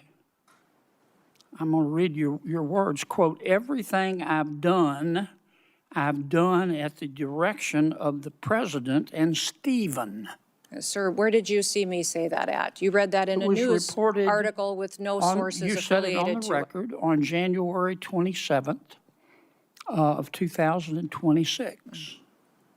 Did I Sir, read your words accurate? I enjoy working with the president and with Stephen Miller, and that day we were working to get as much information to the American people as possible. That is what we'll continue to do, and as that happens, we'll go Do you forward. think And, it was fair to blame Mr. Miller? sir, for I did your not do words? that. You're reading from a newspaper article Yes, with ma'am. anonymous sources. Are you denying that you said that? Sir, I'm not going to speak to that situation that is relayed on anonymous sources that no This one has wasn't heard me anonymous. say that. It was you. No. Who I mean, you reported said that it. to that newspaper? They're quoting you on the record, saying it's Stephen's fault. Thank you, Mr. Chairman. Senator Klobuchar. Thank you, Mr. Chairman. Secretary Noem, as Secretary of Homeland Security, you oversaw Operation Metro Search, is that correct? Yes, as secretary, I oversee ICE and CBP and HSI officers that were there doing their work. Over 3,000 ICE agents, Border Control to Minnesota, outnumbering our 10 Metro Police departments, outnumbering by 3-1 the number of sworn police officers in Minneapolis and St. Paul. Is that correct? We were working to do targeted operations against Just if you could criminal answer yes or illegal no. aliens, and we needed to do that in a safe manner to make sure that we could ensure the safety of our law enforcement Two officers. of my constituents, Renee Good and Alex Preddy, were killed. They should be alive today. In fact, in 1 month in the city of Minneapolis, when you look at the 3 fatalities that were results of shooting, 2 of 3 were committed by federal agents. Are you aware of that? Yes, I am. So your agents, not only their actions resulted in the deaths of 2 innocent American citizens, but they repeatedly violated my constituents' First Amendment rights to assemble. You say you believe in the Second Amendment right to bear arms, but Alex Preddy was criticized repeatedly by officials in the administration for having a lawful permit to carry and having a gun. Your agents violated the Fourth Amendment rights of my constituents by ramming through doors of innocent people's homes, innocent citizens' home, without any kind of a warrant, and violated the Fifth Amendment right to due process. So as I've shared with my colleagues, if you believe in federalism, in freedom, and in liberty, you should be horrified by what the Department of Homeland Security did in Minnesota. So my first question is, having spoken to Mr. Homan, what is the exact number of DHS agents still in Minnesota? Well, I believe that there is still close to 650 there, counting the investigators that are there, working to get to the bottom of the unprecedented fraud that has been found in the Medicaid Was funding. 5-year-old Liam involved in that fraud? As you know, I am all in on prosecuting fraud. I put in place the U.S. attorney who exposed the fraud under the Biden administration and brought the bulk of the prosecutions, and also recommended to Mr. Blanche that Joe Thompson be the acting U.S. attorney who led those prosecutions and now has left the office because the Department of Justice asked him and many others to investigate Renee Good's wife instead of doing their jobs doing fraud. So what I want to know is, when are you going to get down to the original footprint that's promised to us? We're continuing to work at that, although those investigators will continue to stay there to get to the bottom of that fraud, to make sure that those vulnerable people that rely on those programs actually get services from those federal dollars that are spent, that it's not stolen by criminals and used by individuals to enrich themselves and send it out of the country. Let's use one example here, Secretary. Chung-Li Tao. Are you aware that agents bashed in the door of a U.S. citizen, a Hmong elder with no criminal record? I can't speak to the specifics of that case. Did you see the photos of that man being dragged out of his house in Crocs and in his underwear? Yes, I did. Do you believe that he was involved in fraud? Do not know where that status of that investigation is. Are you aware that he is a son of a beloved nurse that treated our soldiers in Vietnam? I believe that we have laws in this country that need to be enforced and need to be applied equally to Your agents, everyone. speaking of enforcing the laws and following the laws, did they have a judicial warrant when they rammed through an American citizen's door? Our law enforcement officers follow the same protocols and procedures that all law enforcement do. Are as you to how aware they that he move tried forward. to show his identification to show that he was American citizen and they didn't want to see it? Again, these officers conduct themselves in processes. If something was done inaccurately, then certainly we will make sure that we correct it and rectify it in the future. Are you aware that the person they were looking for was in prison and had been in prison for years? His Yes, name I was am. Lou That's a Muan? target. Yes, we do targeted operations going after and Do looking you for. agree that it is unacceptable for your agents to ram into someone's door and drag someone out in their underwear and below zero temperatures when they have the wrong guy? Our officers conduct targeted operations and utilize the law processes that are given to them and the You will not answer that tools. you think that's wrong. They needed to identify that individual, and They that couldn't individual. identify him by looking at his identification. Instead, they had to drag him out, throw him in a car, and drive him around for an hour. How about pulling off off-duty police officers, Madam Secretary, every single one of whom made clear who they were? They were people of color, off-duty police officers. In Brooklyn Park, Minnesota, the chief described how one off-duty officer, someone of color, a U.S. citizen, was stopped and confronted by ICE agents with their guns drawn, demanding her proof of citizenship. As Chief Bruley said, I wish I could tell you that this was an isolated incident, but the other chief said it had happened to their own officers. Why were these officers stopped? We have thousands of law enforcement operations that we do every single day. Do you think they were stopped because they were people of color? Were they racially and drug profiled? traffickers Ms. off Noem. our streets. When I look at these American families that have been victimized by criminals that we have removed from cities and from communities, I'm grateful for the work that our ICE officers do. And by your only Are you focusing, defending stopping I would like to off-duty hear you police talk about some officers of the of color operations and that we've done dragging a to Hmong bring elder people out of to his justice. home? When you only talk about these situations like this that we are conducting, and you don't talk about the good work that they do to protect people from being victimized by people that are in this country that want to conduct violent crimes against them or take advantage of them. The laws need to apply to everyone, and we're out there enforcing the law. I am a former prosecutor, Context is Ms. Noem, and incredibly important. I have always in every worked with our situation. police well, but that's not what was going. These ICE agents were not following police procedures. After the killings of Renee Good and Alex Preddy, when I spoke to Alex's parents, they told me that you calling him a domestic terrorist, this was directly from them, the day after he was killed. A nurse in our VA, Alex, one of the most hurtful things they could ever imagine was said by you about their son. Do you have anything you want to say to Alex Preddy's parents? We were relying in the hours after that incident that was so horrific on information we were getting from the ground from our agents. I just asked if you had But I anything would you wanted to say to the but I would parents say or to the family that's of what Renee I'm doing Good right after now, is you that called I them domestic can't terrorists. even imagine what they have gone through in the loss of their son and the loss of their family members. But how It's about absolutely specifically tragic, calling them and I domestic send terrorists them- without any evidence of that? Sir, ma'am, I did not call him a domestic terrorist. I said it appeared to be an incident of. I think the parents saw it for what it was. After the killings, the federal government refused to cooperate with state law enforcement. Agents blocked Minnesota investigators from accessing the scene. I know because I got directly calls from the mayor. I tried to call the DOJ. I tried to do everything I could because they were very worried about what was going to happen immediately, especially after Alex Preddy's death. Do you think that blocking local law enforcement from the scene of a shooting makes people safer? Yes or no?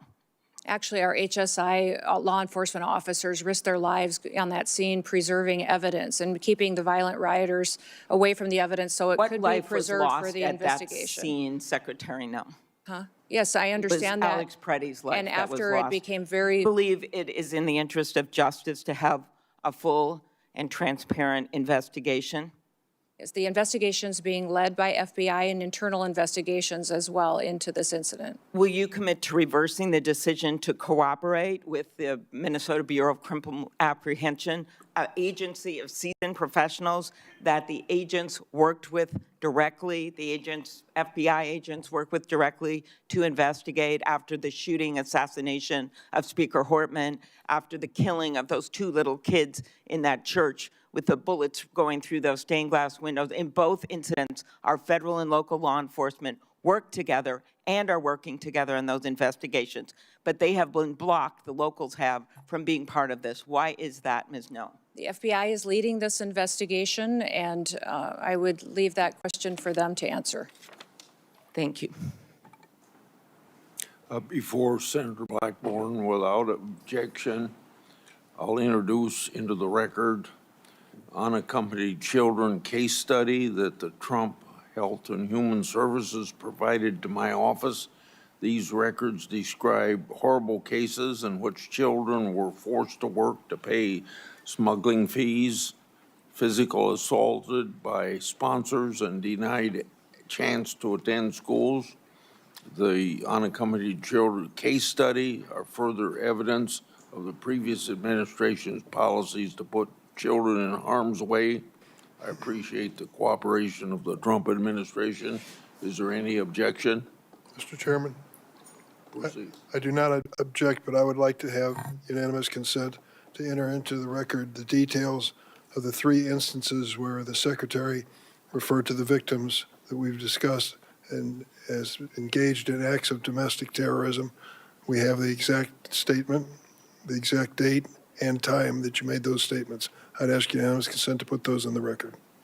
On both requests, any objection? No objection heard. Senator Blackburn. Thank you, Mr. Chairman. Madam Secretary, thank you for being here today. And I want to thank you so much for the work that DHS and FEMA have done in Tennessee with the recent ice storm, but also previously with Hurricane Helene, and the responsiveness we have gotten from FEMA, the difference from the previous administration and your administration has been noted by people in Tennessee, and I just want to express my gratitude to those employees that are working so hard. So we truly are grateful for that. I want to go back to something Senator Durbin said in his opening statement. He referred to the Biden policy, immigration policy, as sensible and humane. And in his comments, he said there was a sensible and humane way to deal with immigration, but he felt like Biden's policy was sensible and humane, and what you all are doing is not sensible and humane. And this struck me because the Biden administration allowed hundreds of thousands of those illegally entering the country. We have seen hundreds of thousands of migrant children that have been lost. There is nothing sensible and humane about that. There is nothing sensible and humane about having terrorists walk across our border and come into this country. There is nothing sensible and humane to these wonderful families who are grieving the loss of loved ones, that somebody illegally came in the country and took the life of their loved ones. So those comments really struck me.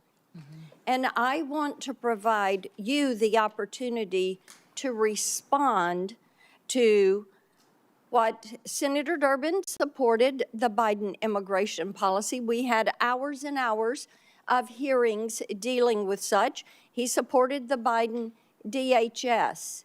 But to me, there is nothing sensible and humane about allowing millions of people to violate the rule of law in the United States. And I yield to you for a response. Yes, well, thank you, Senator.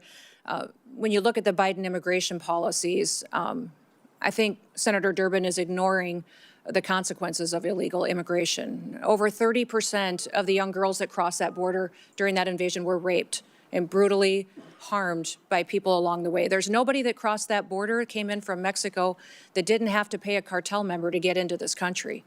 Those cartels have been enriched and made sophisticated and professionalized by the money that Joe Biden facilitated putting into their pockets by allowing that invasion to happen and funneling people into the cartel's hands. I also would say that 4,000 people died during that invasion. When people were coming into this country, died because of the inhumane circumstances that were going on, from the heat that they were having to deal with, from drowning in the river. It was not humane what we saw being facilitated by the Biden administration. So every day, the people at the Department of Homeland Security get up to defend this country and our borders and the citizens that live here. I know, Senator Durbin, that you appear to be very concerned about illegal immigrants that are in this country. I will tell you that as a Secretary of Homeland Security, I am very concerned in doing my job and protecting American citizens. That's my number one priority, and I will continue to enforce the law and make sure it applies equally to everyone that's in this country. Thank you. Joe Kent, who is the director of National Counterterrorism Center, last year told the House Homeland Security Committee that there are at least 18,000 known terrorists that are here in this country. And I've heard from Tennesseans all weekend long about their concerns. The attack in Austin was really quite unsettling.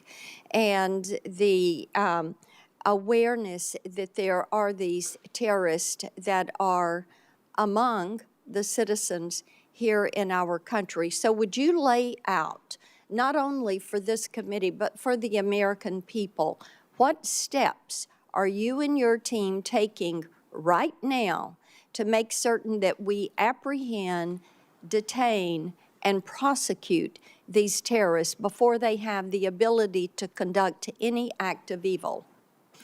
Well, Senator, when you let millions of people into this country unvetted, you truly don't know how many dangerous, known and suspected terrorists there may be in this country.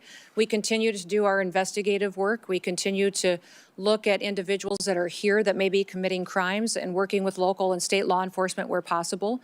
What I would say is anybody that we know that the Biden administration has given green cards to or naturalized. We're going back and re-vetting those individuals, those who came in under refugee programs. We are re-vetting those individuals and interviewing them and talking to them to ensure that they are someone who is here appropriately and they didn't come in under a program that was abused by the Biden administration. We continue to use our intelligence and analysis department under the Department of Homeland Security to gather intelligence and cooperate with other intelligence agencies and with the FBI to go after and to prosecute those who would wish to do us harm. We're grateful for the American citizens that work with us, and we understand that people who are in this country illegally and have final removal orders should be detained. Our priority is going to continue to go after those worst of the worst and to make sure that we are getting them out of our country as soon as possible and brought to justice if they've committed crimes here. There are a couple of bills we were able to fund in the Working Families Tax Cut Big Beautiful Bill back during the summer, and we're so grateful for President Trump and the attention that he put on some of these issues of protecting the American people and making that the priority. And you know, that's a part of upholding our oath. I think many of us were struck last week when the president asked, do you think it's the first order of business to protect the American people? And many of our colleagues on the other side of the aisle just sat there. That was stunning. So we're grateful for this focus on protecting our people. There were two bills, the Prince Act and the End Child Trafficking Now Act. These are pieces of legislation I've pushed forward. Now, this helps with protecting these children that are being trafficked, many of them globally trafficked. We're fully aware that Homeland Security investigations, and I think they're defunded right now during this shutdown, are trying to find some of these traffickers, rescue these children, and return them to their families. These two bills allow the collection of DNA and fingerprints so that we can stop this repeat trafficking of children. And I want you to talk for just a moment about the importance of having this legislation on the books and how you were using this to help break these global trafficking rings. Yeah.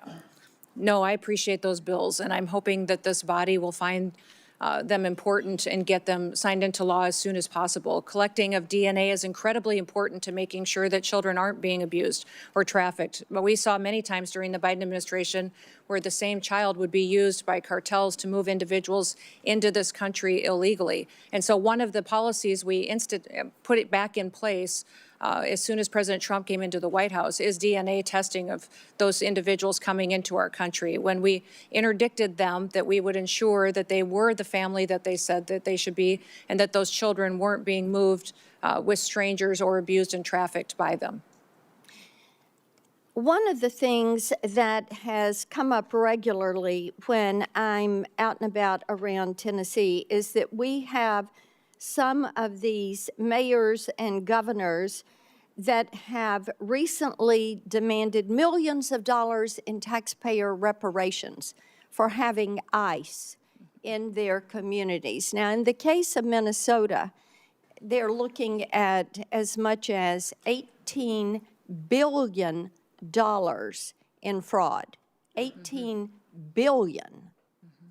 And what they've uncovered there, what they allowed to happen, whether they want to say they knew about it or they didn't know about it, but it appears they knew about it, and we'll let the investigation bear that out. What do you say to these mayors and governors who are defying the law by having a sanctuary city for illegal immigration that are allowing rampant fraud of taxpayer money? It is not their money, it is taxpayer money.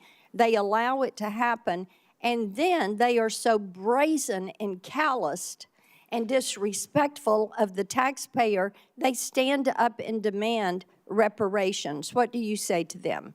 Yeah, it's impossible to take them seriously. The hypocrisy of saying that you care about your economy and you care about your citizens when you've allowed that kind of fraud to go forward that they have in these programs. And these programs are there to care for individuals and give services to some of our most vulnerable in society. Those individuals that have developmental disabilities, individuals who need special services in order to care for them and to help those families for a period of time with individuals and their family members that need to be that specialized care. They have stolen that from them, allowed individuals to abuse those programs, and have done it to the detriment of not just their families there, but also the businesses there and the educational entities and even their credibility to speak. You know, those are the same individuals that called our ICE officers the Gestapo and demonized them, and their rhetoric is very detrimental to the environment that we face every day on our law enforcement operations. So my hope is that we'll continue to get to the bottom of those investigations and bring those criminals to justice. Before Senator Coons, Senator Durbin wanted to. Mr. Chairman, the senator from Tennessee invoked my name several times, so I'd just like one moment to respond. What she said is simply inaccurate. I didn't mention the Biden administration at all in my opening statement. What I said, and I still believe, is that if we work together in a positive, good faith, bipartisan effort, we can come up with a sensible, humane immigration law for America. You've heard the witness say repeatedly, we write the laws. She's correct. We need to accept the responsibility of writing a law that is sensible for this country.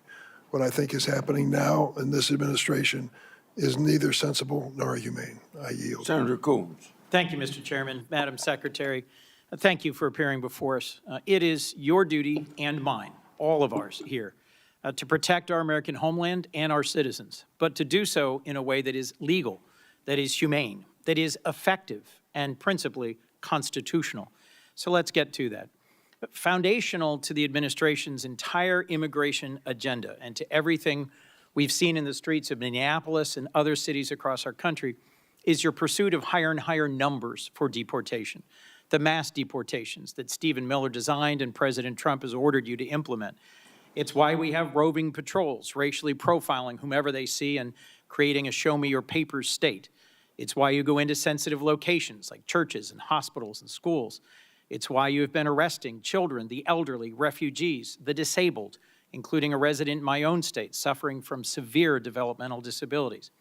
When there's pressure on you to hit high numbers, you don't have the time to focus on targeted effects to find violent criminals on the run. It's easier to simply round up people here breaking no laws and contributing to our communities. It's why you deny people due process and rush them out of the country. And it's why you've put poorly trained ICE recruits on our streets engaging in reckless and dangerous tactics. Does DHS, Madam Secretary, operate on any quotas or numerical targets for immigration arrests every day? No, Senator, we do not. We do targeted law enforcement operations going after those worst of the worst criminals that are here illegally. I would certainly prefer it if you did targeted operations against the worst of the worst. But just last year, Stephen Miller, who's the President's Homeland Security Advisor and Deputy Chief of Staff, went on Fox News and said, we're setting a goal, a minimum of 3,000 arrests for ICE every day. And President Trump is going to keep pushing to get that number higher and higher. He's the Deputy Chief of Staff and Homeland Security Advisor, and he oversees immigration policy for the President. What's your response to his public quote? Sir, there is no quotas at the Department of Homeland Security. When we do law enforcement operations, we do them on targeted enforcement, getting public safety threats off of our streets and out of our communities to protect the American people. Thank you. And you agree that setting quotas would actually put improper pressure on law enforcement to conduct themselves in ways that might not be in the best interest of their safety or the public. Senator, we don't have any quotas on our law enforcement Have you operations ever at the issued any department. guidance rejecting the use of numerical targets or quotas? I usually put out notices on things that are impacting our operations. There's been no discussion or requirement on numerical quota targets. Therefore, there would be no need to reject them in a memo unless I feared that they were being implemented, which they're Ma'am, here's not. why I think there might be real value in your putting out a memo saying, I reject any quotas. It's not just what Stephen Miller said last May. He's reportedly, and I have many press accounts of this I can submit for the record, making conference calls, berating agency officials, threatening to fire them, threatening to fire the leadership of field offices that are in the bottom 10% of arrest numbers. I would suggest that it's this constant drive for higher numbers that has been behind a lot of what we've been seeing in terms of the failure to actually focus on the worst of the worst and targeted enforcement, and to instead do things like roving patrols and profiling. Let's move on. Steve Bannon, long an advisor to the president, one of his earliest public supporters, recently said that ICE should be deployed at the polls in the next election. Will you rule out the deployment of ICE or CBP to polling places this November? There are no plans to have ICE officers at our polling locations. And I'm glad to do you- hear that, but would you rule it out? Would you say it will not happen? Do you plan on illegal aliens voting in our elections, Senator? I do not. In Okay, fact, then the there should be Heritage no need to, Foundation, unless you plan on illegal Madam aliens Secretary, the voting. Heritage Foundation recently concluded that over a 20-year period where they reviewed hundreds of millions, billions of voting cases, they found only a small handful of actual cases of illegals voting. So I'm concerned by your rebuttal, which suggests you may be unfamiliar with 18 U.S.C. Section 592. Are you familiar with this federal statute that relates to sending armed men to polling places? There are no plans to send any of our law enforcement officers to But polling Madam Secretary, locations, you're sir. clear it would There be a have been federal illegal crime aliens. for you to do so. There are illegal aliens that have voted, and it's been proven in the past in certain cases in certain states. We provide a program to states. I think we have 27 different states that utilize our SAVE program now to verify individuals that are eligible to vote in their elections. And as states run their election systems, we encourage them to use that to make sure they maintain their election integrity. Madam Secretary, can you understand how when Steve Bannon says publicly, we should have ICE at the polls, and you say there are no plans, that's not enough to rule out the possibility of a violation of this long-standing federal law? Will you issue a directive that ICE and CBP should be nowhere near polling places this November? We have no plans to have ICE officers or law enforcement at polling locations. States are responsible for running their elections, and we're giving them tools and mitigation efforts that they can utilize in order to make sure they maintain the integrity of those elections and that individuals can trust their systems to ensure that their vote counts. Let me move on to training. I was long responsible for the second largest police agency in Delaware. I understand and recognize the critical role that training plays in keeping law enforcement officers safe, in making sure that they perform their important duties as effectively as possible, and that they understand the obligations of policing in a democracy. A whistleblower recently testified that ICE's training process is, quote, deficient, defective, and broken, raising concerns about how you cut training time in half, reducing training hours by 240, and cut out key courses on the use of force and constitutional obligations. He also testified to a culture of fear that pervades ICE and a constant effort to churn out more trained officers in order to achieve higher numbers. Your department put out a statement that the training is the same number of hours that officers have always received. So let's be clear. Is it your sworn testimony today, Madam Secretary, that training hours have not been reduced for any recruit compared to where they were, say, a year ago? Senator, our ICE officers are trained when they come on board the department 56 days. We've changed the format of those days. Instead of 5 days a week, 8 hours a day. They now do 6 days a week, 12-hour days. We also give them 28 days of on-the-job training so they can have more hands-on experience with individuals that have served a longer period of time in law enforcement and have that experienced officer supporting them going forward. What I would say about your whistleblower is that your whistleblower came to FLETC, which is the area academy where we train over 130 different federal law enforcement agencies. He came there after we had changed our program and didn't experience how we trained our ICE officers previous to that on those 5 days a week, 8 hours a day. I don't know how he would speak to how ICE used to do that, and this individual was only detailed there for a short period of time, a few months, and was a trial attorney, not an expert in a number of places around the country have faced protests for how they've been conducting their policing. Do you specifically train your new recruits on how to handle peaceful protesters in the context of the First Amendment and their rights? Yes, they are trained in that, and they are annually trained and updated with legal guidance, with constitutional provisions, de-escalation techniques, in driving techniques, medical aid, intervening, use of force. All of those are things that our individual officers are trained on. What has happened? January 22nd, you put out a press release that said enforcement and removal operations, ERO training, was 42 days. But on February 23rd, just a month later, the same day that the whistleblower testified, you issued a new press release saying it was 56 days. You seem to be making it up as you go along. Help me understand how you square those quite different numbers in terms of the total number of training days. Our training for ICE officers is at 56 days with 28 days of on-the-job experience that they get as well. That continues their training, and their specialized training is above and beyond that as well. And we're grateful for those individuals, many of those individuals that have come and joined ICE. We had over 220,000 individuals apply to become ICE officers. We've hired approximately 12,000 of those, and many of those had previous law enforcement experience when they came to serve with us. Last question, Madam Secretary, about Afghans.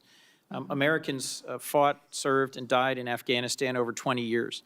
Many of our service members critically relied on translators and on Afghans who served and fought alongside them. I've gotten to know a number of them who came to this country and were thoroughly vetted and were frankly heroes who had risked their lives alongside Americans. At the moment, I believe your leadership at DHS has abandoned our commitment to the Afghans who served alongside us. There are currently many trapped in a center in Qatar, and at least 150 of them are the family of current active-duty U.S. military forces. It is within your power to create a process for them to seek waivers of the refugee ban so they could come into the United States. Will you consider doing so? We'll continue to do our due diligence on vetting individuals that come into this country, especially those who came in on a refugee program, and make sure that vetting process was thorough. We found deficiencies in how the Biden administration was doing that. Will you commit to not forcing any of them back situation. into the waiting arms of the Taliban, who will certainly torture or kill them?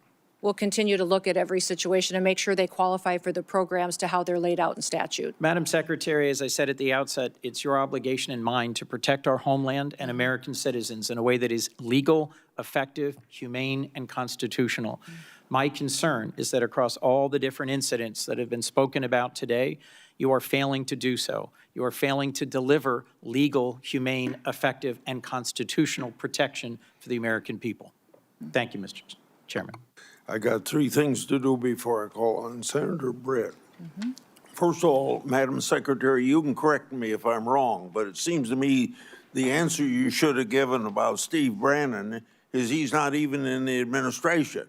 Correct. So why would he have any influence over what you're doing? Correct. Secondly, we're going to take a break after Britt, Blumenthal, and Schmidt. Lastly, without objection, I'd like to introduce evidence of potential human trafficking that I sent to the Biden administration as part of my unaccompanied children oversight. For over a decade, I've exposed how children in this category and the program associated with them have been subject to harm, abuse, and even sex and labor trafficking, thanks to Secretary Noem, Trump administration, greater transparency has finally been brought to this issue. Senator Brett. Thank you, Mr. Chairman. Thank you, Madam Secretary, for being here today. To echo what my colleague Senator Kennedy said, I appreciate you actually securing our border. The work that President Trump has done and you alongside him to make sure that we don't have just an actual invasion happening every day, like we saw under the Biden administration. I believe we had about an average of 5,000 people a day that came over the border during the Biden administration, many of which are unaccounted for. When we're looking at kind of what is ahead of us, I've heard Senator Blackburn and others kind of bring this up to you, but I am thinking about the children that we know that came unaccompanied, many of them with a phone number written on their arm or taped to them.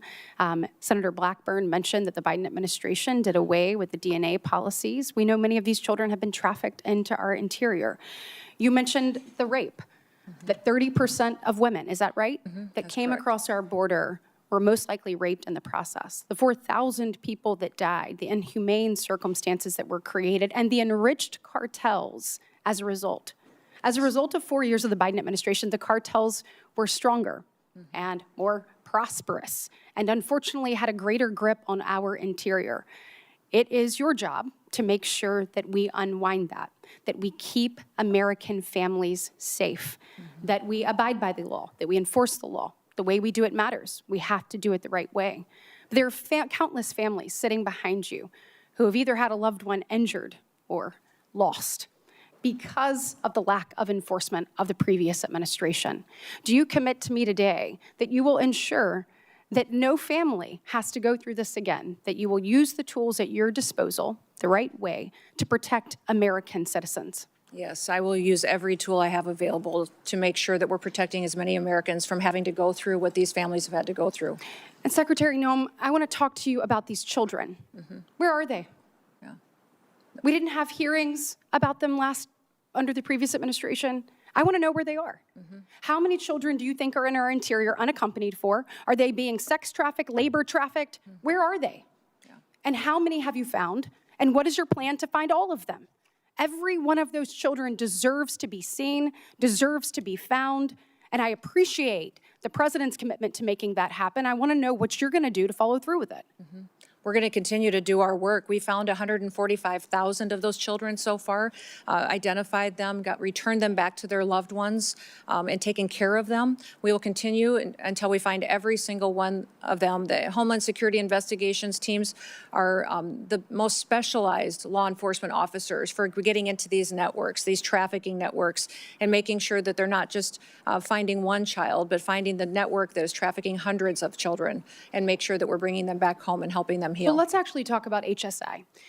We have heard ICE be vilified across the nation, called Nazis, called Gestapos. I want to talk about ICE, HSI for a second, because you just mentioned it. When we are looking at finding child predators, when we're looking at finding people who are exploiting children, when we're looking at cyber crimes, human trafficking, when we're looking at drug smuggling, weapon smuggling, HSI does the hard work, do they not? Yes, they do. I want you to see behind me. These are some of our most notorious and high-profile criminals in recent years. Sean P. Diddy Combs, El Chapo, R. Kelly, Jared Fogle, Josh Duggar, the Merchant of Death, Victor Boot. And what do all of these criminals have in common? All of them were brought to justice with the help of ICE, HSI. Does that sound like the work of Nazis or Gestapo, Madam Secretary? No, it does not. This sounds like an agency that is working for the American people, who is taking bad actors off the streets and is doing the hard work for our most vulnerable. Can you speak a little bit to the work that you've seen HSI do? These HSI officers are I believe, the most exceptional law enforcement officers that we have at the federal level. They specialize not just in identifying sex traffickers and human traffickers, but also any kind of money laundering, financial investment. They partner with our other intelligence agencies to use that information to build cases that we then win in prosecutions and hold those people accountable. And they all have families. They all have families that they care deeply about, and when you talk to them, they will go on and on about how they do their work to make sure that families in the United States can be safe and that they have a future and they can walk down the streets and continue to be entrusted that their kids won't fall victims like they see so many times in their work when they do these types of cases. Changing gears a little bit, when we're talking about just immigration enforcement in general, I know I've had a number of questions from constituents over the weekend about the number of known and unknown terrorists in our interior. We know the numbers that came through the border, but we also know the countless numbers of known gotaways that we don't know who they are, where they're going, or what their intentions are. Madam Secretary, what we saw in Austin, I think, was chilling to so many people. We want to make sure that we are doing everything possible to locate terrorists in our interior and to obviously capture and get them out. Tell me what you're doing to make sure that that happens and what the American people need to hear from you. Well, first of all, Senator, let me thank you for your work to get the Department of Homeland Security funded so that we can use everything and every tool available to us to go after these threats that we face, both foreign and domestic. These individuals that we've brought to justice already include over 1,500 known and suspected terrorists that we have already found in the last year that President Trump has been in the White House, and we've brought them to justice and removed them from our country. We also have thousands and thousands of gang members, MS-13, TDA members that have partnered to victimize people and perpetuate violence upon them. We're continuing to do that work and will every single day, but we need funding to make sure that all of our law enforcement agencies have the tools they do to bring them to justice. Well, let's actually talk about that. So when we are looking at the department having gone unfunded now for 17 days, I'd like to know what are the real implications of that. So I think a lot of people, when you look at the Department of Homeland Security, we've obviously seen in the news, ICE and CBP. We just talked about some of the good work that ICE has done, particularly ICE HSI. We look at the border, customs protections, people coming through, making sure whether it is weapons being smuggled or whether it is drugs, that those things are caught by those men and women there at the border. Then we look at the other missions that fall under the Department of Homeland Security, our courageous men and women in the Coast Guard. You look at those serving in FEMA. We have been ravaged by storms both in the south and up the northeast, and these people need assistance and they need help. That all comes through your department. You look at the Secret Service, and you look at where that is. You look at the Center for Domestic Preparedness, for example, in Anniston, Alabama, which I hope I have your commitment to continuing to make sure that our law enforcement officers are trained there in the event of something unthinkable. Yes, And absolutely. as we look at all of this, and our TSA officers, I was struck by what I saw, actually, put this up here behind me. When you see what's happening with people going without pay, again, so you have people like a TSA officer that went without pay for 43 days in the previous Democrat-led shutdown, and here they go once again. The financial insecurity that comes from that is tremendous. We heard reports of officers sleeping in their cars at airports to save money on gas, selling their blood and plasma, and taking on a second job to make ends meet. Some are just recovering from the financial impact of the 43-day shutdown, and many are still reeling from it. We cannot put them through another such experience. In the last minute left, will you tell us the real implications of this shutdown on men and women that stepped up to serve our country in the highest way to keep our homeland safe and secure? Yes, I'm grateful for our TSA law security officers that are still showing up and doing their jobs, running those security checkpoints, even though they're not collecting a paycheck.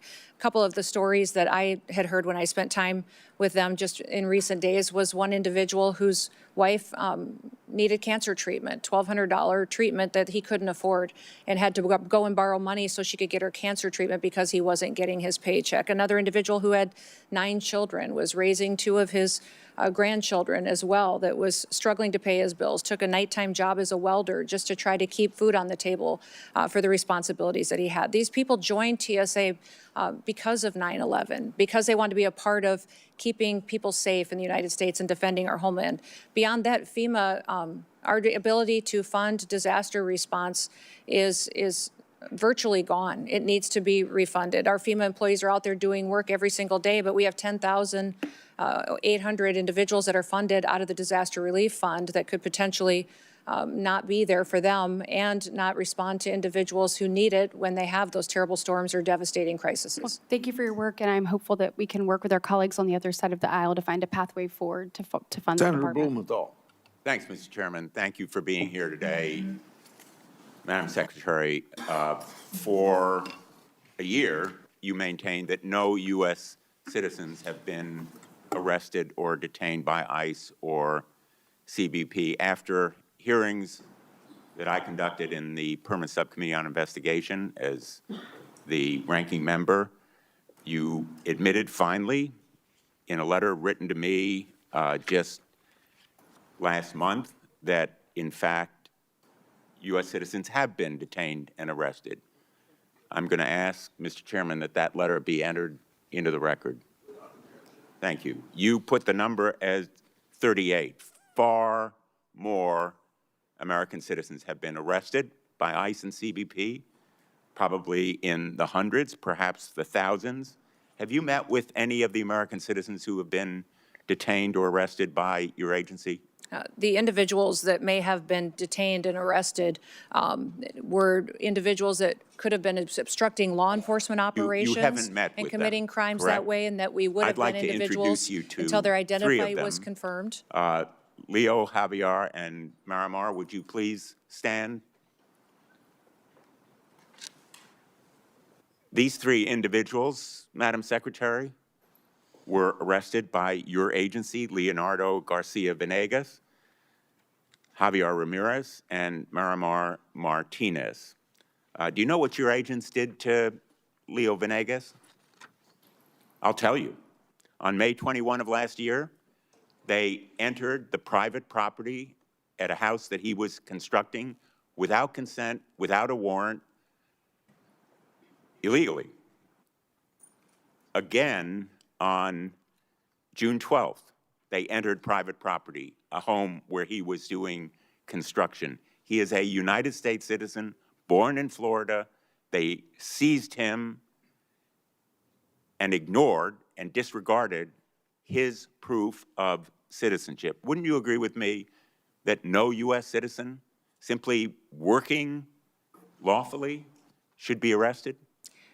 In law enforcement operations across the country, there are times when U.S. It's a citizens simple yes or may no. be arrested or detained until Would their you identity agree is with me, confirmed Madam and that they Secretary, haven't that committed a U.S. crime. citizens should not be arrested when they are obeying the law, they have no criminal record, and they are engaged in a lawful activity? Sir, in situations where law enforcement, regardless of the agency across the country, when there is probable Let me cause, tell an you about individual Javier may be- Ramirez. Do you know what your agents did to Javier Ramirez? He was on his own private property when he was assaulted by masked agents, his own property. Without a warrant, without consent, they said, get him. He's Mexican. He was violently slammed into the ground while being handcuffed and taken into custody, despite telling officers that he is a United States citizen and even showing them his passport. And when he was asked what he was being arrested for, you know what they said? We don't know. Wouldn't you agree that targeting someone just because he is or looks like he is Mexican when he is a United States citizen is wrong? Senator, we do not target people based on their race or ethnicity. We do targeted operations based on criminal backgrounds and information that we have. Madam Secretary, Javier was detained for over 4 days. he was denied medicine that he needed for severe diabetes. He lost consciousness. He had severe hypoglycemia. Wouldn't you agree with me that medical treatment should have been provided to him? Senator, Denied. medical treatment is provided to individuals wasn't in for our him. processing and Wouldn't you agree that detention was wrong? centers. Within 12 hours, they have a medical examination. We get them the prescriptions and medication that they need. They also have a full Will you evaluation. commit to take including- action and to look into why he was denied medical treatment? Yes, I will look into that case specifically for you, Senator. Miramar Martinez is with us today as well. She's standing right behind you. She was on her way to donate clothing at her church when she came across an unmarked car. The agents sideswiped her car. 3 masked agents in camouflage stormed out, and one of them pulled out his gun and fired at her moving vehicle, hitting her 5 times. She almost bled to death. Wouldn't you agree that shooting Miramar Martinez on her way to donate clothing at her church, a United States citizen from Chicago, is wrong?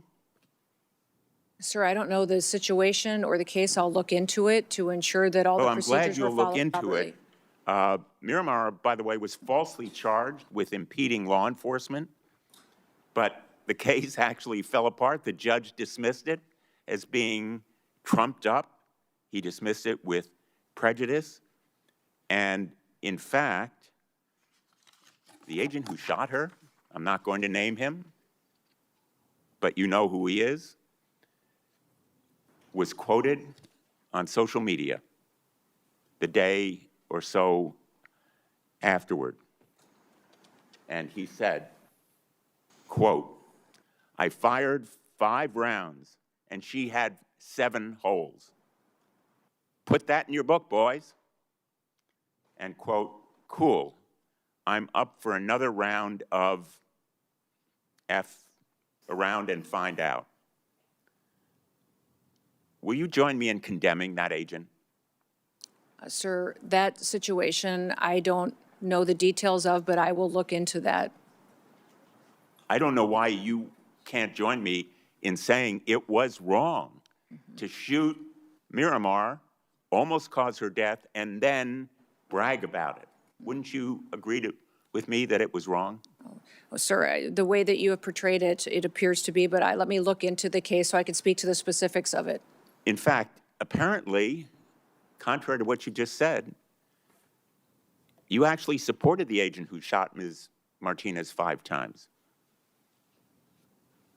He's quoted as saying, when he was asked, everyone has been supportive, including Chief Bovino, Chief Banks, Secretary Noem, and El Jefe himself, referring presumably to President Trump.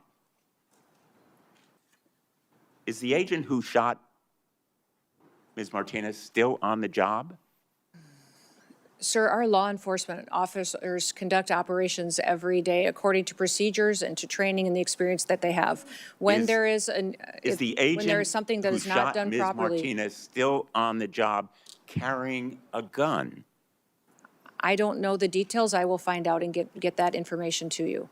Would you agree with me that he shouldn't be on the job I carrying will a gun? look into this case and get back to you on the details. I'm I not think familiar with Americans it. would find it absolutely terrifying that that agent is still on the job carrying a gun. And the fact that you can't tell me that you will take him off? Sir, do you know who Angel Samanago is? Do you recognize that name?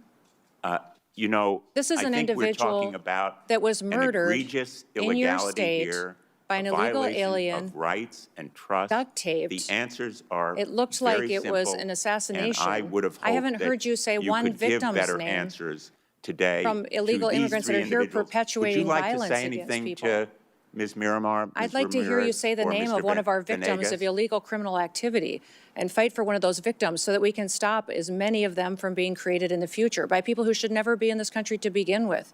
Illegal individuals and charges aliens that are against in this country. Ms. Martinez were dismissed with prejudice.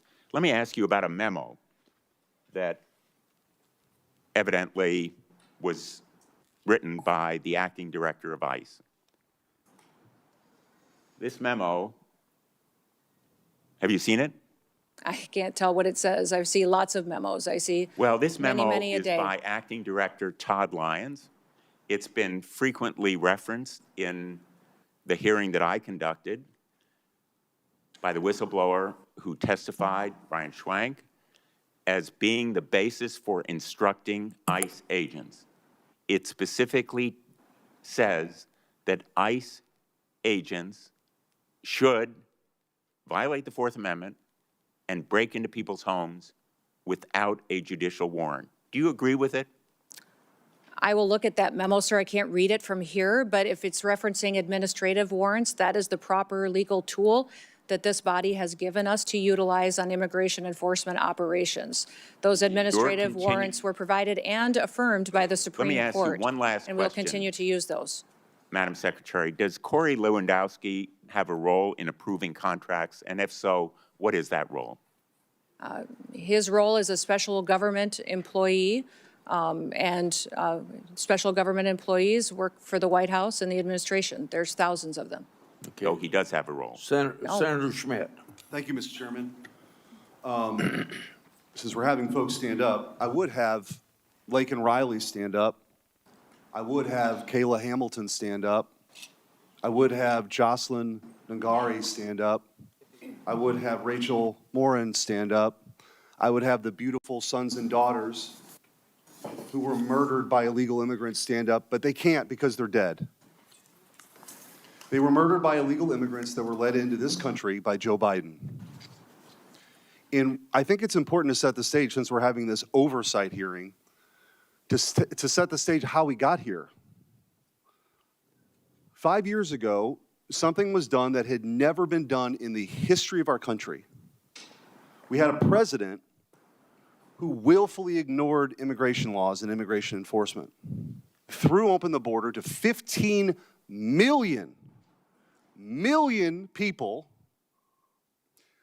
who are here illegally, tens of thousands of murderers, hundreds of thousands of hardened, violent criminals. And we can debate why. I know why. They're trying to pump up the numbers for their congressional districts because they lost the case with the American people. But the tragedies that ensued, the tragedies that were left in the wake of this disastrous policy are what we're left with. And your job now is to finally enforce our immigration laws. And they don't like it. They actually don't think that anybody should have to leave. Because if you create the problem so big, which is what Joe Biden and the Democrats tried to do, the only solution is mass amnesty. And I'm here to tell you, we're not doing it. And the mass deportations will continue. Thank God we front-loaded the money for ICE. Thank God we did it. Because it was just a matter of time. Now, by the way, the outrage machine has moved on to something else, so I actually have hope that maybe we'll actually approve DHS funding. But we're not kneecapping ICE. We're not doing it. We're not going to take away the tools that they have to deport criminals in this country who are raping and murdering sons and daughters. So for all the spectacle that the Democrats want to create, the American people will not lose sight of what this mission is, which is to restore American sovereignty. No country, no sane country would ever do this. We lived through it. Now it's time to fix it. And this sanctuary status that many of these jurisdictions, there's about 11 that matter the most in this country. But what is that about? What does that really mean? It means that the local leaders will not tell ICE when rapists and murderers and criminals are released from prison so they can be deported. Think about that. Think about that. That's what's happening. And by the way, it's happening in Northern Virginia. The new governor just today said that this brutal killer, Abdul Jallo, an illegal immigrant from Sierra Leone with more than 30 prior arrests, who brutally stabbed to death Stephanie Minter, a mother, an American citizen, less than 50 miles from here. She will not work with ICE. If for some reason this monster gets released, she will not let ICE know when he's being released. Think about that. That's what is happening in this country. So forgive me if I don't want to be lectured by the Democrats on this point. I would think in a different time, in a different place, that we could all actually agree that if somebody is here illegally and they're being released from prison, that we would let federal law enforcement know about it. Apparently not. And so if you want to know why we had the flashpoint in Minneapolis, it's because it's a sanctuary jurisdiction that wasn't letting anybody cooperate. It wasn't responding to 911 calls for law enforcement and encouraging people to engage in this kind of confrontation. So I just want to go through a few of these. I mentioned Abdul Jallo. Let's talk about the difference between states that actually work with ICE and states or jurisdictions that don't. This is the contrast. Cecilio Lopez Vaquez was an illegal alien from Guatemala. He was arrested by the Missouri Highway Patrol for DUI. Cecilio had previously been deported in 2006 and had an active rape warrant in Guatemala. Missouri is not a sanctuary state and turned Cecilio over to ICE. He was deported. Thank God. Hernando Garcia Morales was an illegal alien from Mexico. He was arrested multiple times in New Jersey for crimes including burglary. New Jersey is a sanctuary state, failed to notify DHS or ICE. He was released. On January 9th of this year, he threw a baseball-sized rock at a school bus, shattering a window and hospitalizing a third grader. Ariel Nunez Figueroa was an illegal alien from Mexico with an arrest warrant tied to the murder of 43 students at the Ayotzinapa Teachers College. ICE arrested him in Houston, Texas, not a sanctuary city. DHS deported him on March 6th. Christian Espinozo Sarango was an illegal alien from Ecuador, arrested in New Haven, Connecticut for sexually assaulting a minor. He was charged with multiple serious offenses. Connecticut's sanctuary laws prevented cooperation with ICE, and he was released into the community before being rearrested by ICE. Mayama Sese was an illegal alien from Liberia. She was a former rebel commander linked to war crimes, including recruiting and leading child soldiers. Despite a removal order entered in 2022, she was not taken into custody by ICE until April 19th of 2025. The previous administration refused to deport her. She has now since been deported. Hector Balderas Ahorne was an illegal alien from Mexico arrested in California for a felony hit and run that killed an 11-year-old boy. California, a sanctuary state, rejected DHS's detainer. Hector has a bond of $100,000 that could allow this guy back on the streets. We don't know. If he's released, they're not going to tell ICE.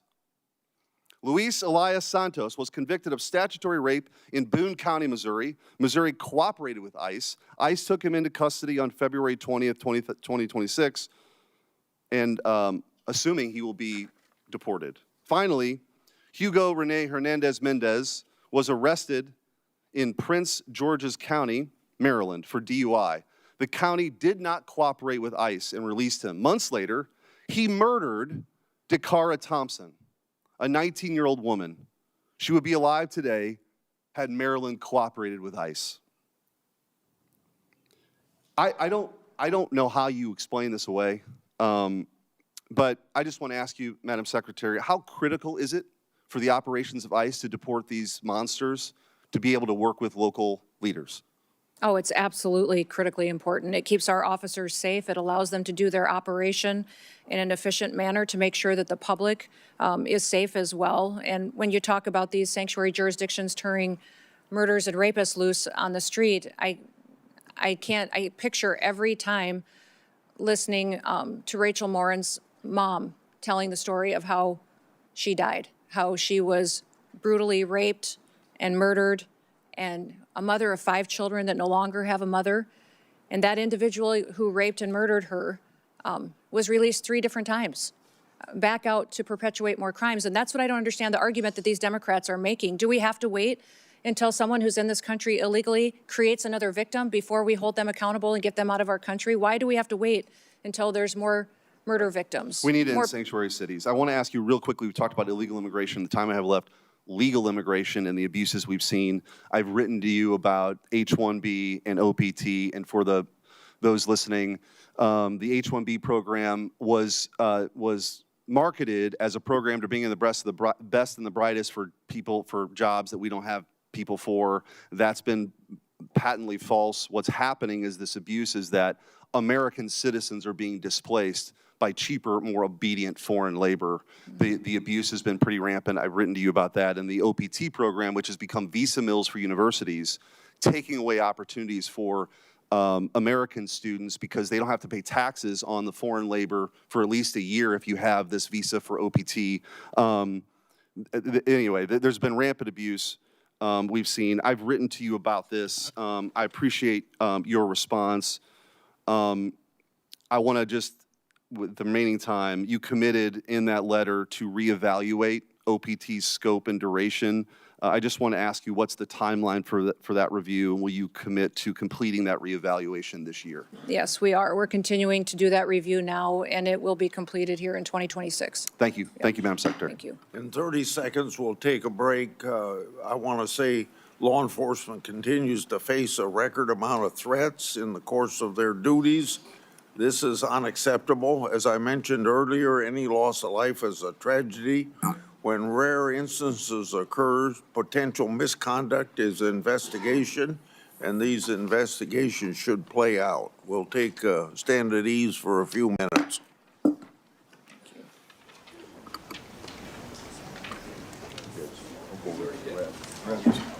Yes.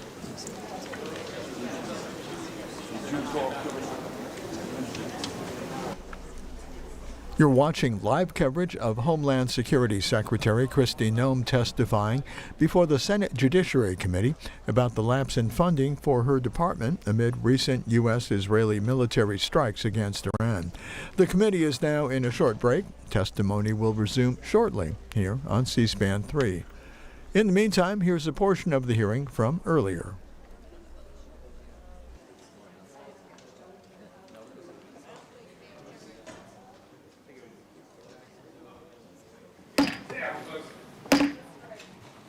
Okay, well, I'll call you later.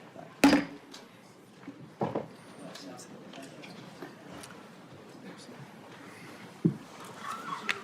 Obviously, there's a lot of interest in this hearing. I thank the Secretary for coming. Before I give my opening statement and Senator Durbin gives his opening statement, I think we can expect in a hearing this important that we ought to have utmost of decorum during this hearing. Both the witnesses and the members of this committee need to treat each other with respect, and I hope the people in the audience will likewise treat this very important oversight hearing with the respect that it deserves. Secretary Noem, if you get cut off before you're able to answer, I'll give you time to finish your answer after the member's 10-minute has run out. Also, at any time, if you need a break, just let me know. And I think we had a request from your office that take a break maybe of 5 minutes halfway through the meeting, but if you want other breaks, just let us know. And for all the members, there's a 10-minute round of questioning, and I'm pretty liberal. If you got 5 seconds left in your 10 minutes and you start your question before the 5 seconds run out, I'll let you finish your question, but don't extend it into a 5-minute speech because we got to keep pretty much on time here. So once again, I would welcome everybody to the Judiciary Committee's oversight hearing for the Department of Homeland Security. This hearing comes amid a Democrat-led funding shutdown for the Secret Service, for FEMA, for TSA, and the Coast Guard. These agencies are vital to keeping our country safe. The hearing also comes as our military is engaged with Iran, and I offer my prayers and thoughts to our brave servicemen, and particularly to those families that have lost loved ones. Now more than ever, I hope the Democrats will decide to end the shutdown. The Trump administration has worked to deport those who don't have a legal basis in our country. Unfortunately, in the process, some DHS officers, migrants, and protesters have felt threatened, were injured, and in very rare instances, even killed. Mistakes have been made. Let's make it clear, one death is too many. But officers should never be threatened or harmed while enforcing our laws. And there is a clear difference between conduct protected by the First Amendment and unlawful obstruction. From my perspective, I believe immigration enforcement and dignity aren't mutually exclusive. Secretary Noem, I look forward to hearing how you're addressing these important issues while continuing the department's mission. And your department's mission is, of course, one of the most challenging in government. The responsibilities of the Department of Homeland Security are immense. Your department operates in a dynamic environment with increased threats against officers. According to DHS, ICE officers have faced an 8,000% increase in death threats. ICE officers have faced a more than 1,300% increase in assaults. Federal law enforcement officers risk their lives finding and arresting criminals.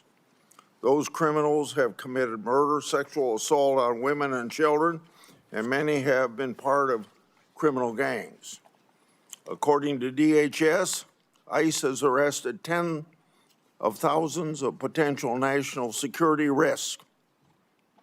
And ICE has arrested over 1,500 known or suspected terrorists and made over 7,000 gang arrests.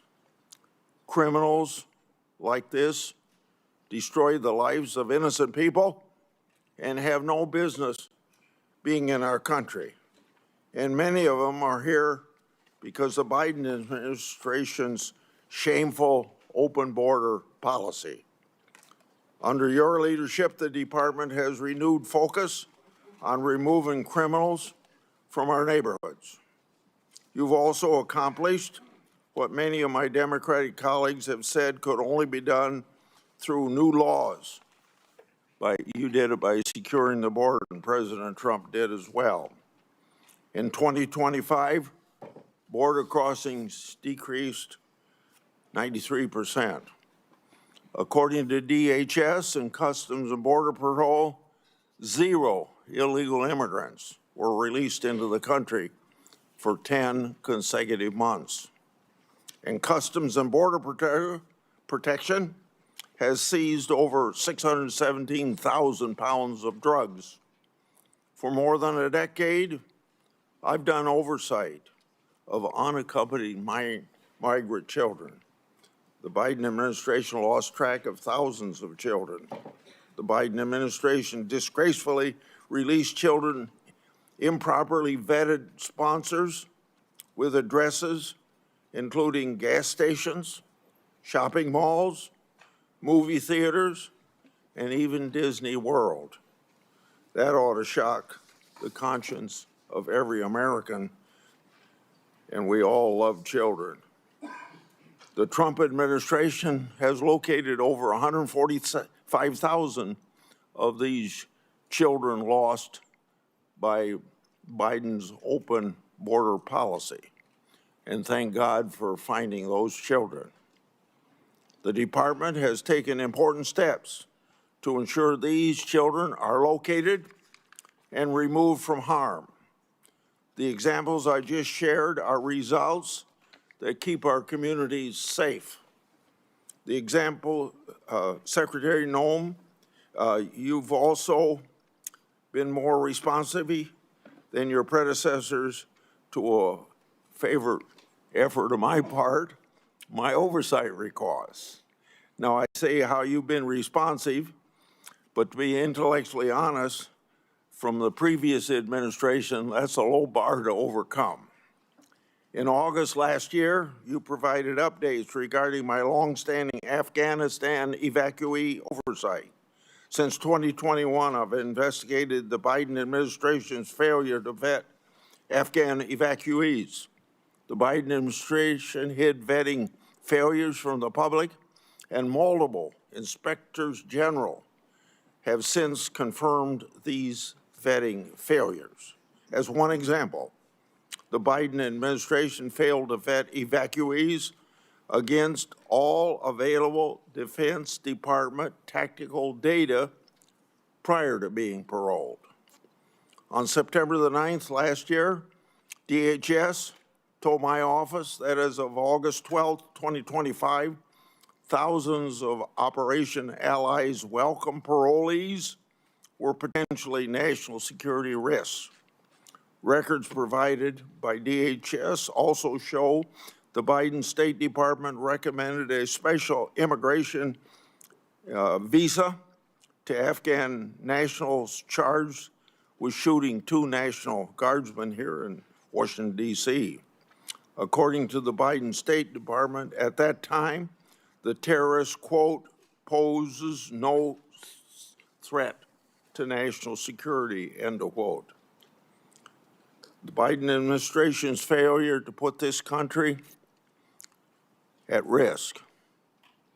Yet, my Democratic colleagues keep trying to ignore that historical fact. You all know I'm a strong supporter of inspectors generals and oversight. Inspector General Kafari has told my office several times that he's been restricted by DHS memo from speaking to certain congressional committees about classified report. That report is about covert testing of the Transportation Security Administration checkpoint security screening. I hosted last year a bicameral, bipartisan, classified briefing with senior DHS officials on that matter to do what I can to bring about transparency. I asked the Inspector General, Kafari, to attend, but he declined, asserting that there was a memo in the department preventing him from doing so. I've also commissioned the Government Accountability Office to review the matter relating to that classified report. Government Accountability Office has said they've been unable to obtain possession of the report and access to relevant Transportation Security Administration personnel. Inspectors General and the Government Accountability Office help bring about transparency, and we all know transparency brings accountability to government. Secretary Noem, if what my office has been told is accurate, these matters should have been ironed out a long time ago. If that isn't accurate, you can tell me. Lastly, after your confirmation, you worked with me to restore 3 whistleblowers to their jobs. Thank you for helping me, but more importantly, thank you for bringing justice to those people, because those whistleblowers faced tremendous retaliation for just reporting what the government should have been doing. They blew the whistle on the government's failure to comply with DNA Fingerprint Act of 2005. By executive order, President Trump has required compliance with that law. Now, All those whistleblowers have been elevated to supervisory roles. They'll receive back pay to cover years of financial losses. For 2 of them who needed it, their law enforcement credentials. Yes, sir. You're ready? I'm ready. Yes. Senator Verano? Thank you, Mr. Chairman. Over the last year, the American people have watched in horror as DHS agents have terrorized our communities. We've all seen pictures and videos of ICE agents dragging people out of their cars, shooting them with pepper balls or worse, murdering people in the streets. This is not normal. But it's what communities being targeted by ICE are forced to face every day under this regime. It is why Americans of every background across the country are up in arms and raising a hue and cry about ICE. My first question, Ms. Noem. Last August, DHS attempted to deport 600 children to Guatemala in the middle of the night. When challenged in court, the lawyer representing DHS said a request had been made by either their parent or legal guardian to justify deporting these children. A federal judge found that statement had no support. In other words, no evidence that the parents have been asked. That statement by the lawyer representing DHS was false. That was a lie, yes or no? Ma'am, in that situation and in many others, we're working to return children back to their parents so they can be with their families. And specifically in Guatemala, we were stopped by an activist judge from returning those children to Ms. some of their Noem, family the members. And we'll answer continue to is work to reunite them. that was a lie so that because we the can keep judge people said together. you lied. These poor Your angel families attorney behind me will lied. never have their children again. And Reclaiming that's my one of my time. motivations every day. After DHS agents shot Marimar Martinez 5 times, 5 times, your department was quick to label her a domestic terrorist and claim that she ambushed and rammed federal agents with her car. She was even criminally charged, only for those charges to be completely dropped when body camera footage showed the truth, that during the incident, the DHS agents announced that it's time to get aggressive and then rammed her car. Secretary Noem, DHS was lying when it said Ms. Martinez was a domestic terrorist who ambushed federal agents. Yes or no? That was a lie? Every day, our law enforcement officers face tragic situations on the ground. They Ms. work Noem, every day to I am bring not public hearing safety yes threats or to no. justice. You know what? You actually had to dismiss the lies that you alleged against Ms. Martinez. So that was a lie. Next. After DHS agents shot and killed ICU nurse Alex Pretty, you were also quick to label him a domestic terrorist. Even before an investigation began, you said he was brandishing a gun, a firearm. You also said he was apparently trying to do maximum damage and massacre law enforcement. The videos show that Pretty had a phone in his hand while helping a woman who was pepper sprayed. He never touched his gun. After DHS agents pinned Pretty to the ground and your agents removed the gun, they then shot him at least 6 times, killing him. Secretary Noem, when DHS claimed that Mr. Pretty was a domestic terrorist who was brandishing a firearm, that was a lie. Yes or no? That investigation is still ongoing, being led by the FBI, but when that horrific day happened in that tragic situation, we continued to relay information from agents on the I'm ground not hearing to get your answers information to a the American simple public. yes or no question. So, moving on. Secretary Noem, in this photo, This man is on the ground, and there are multiple people holding him down. Yes or no? Yes. You see? Yes or no?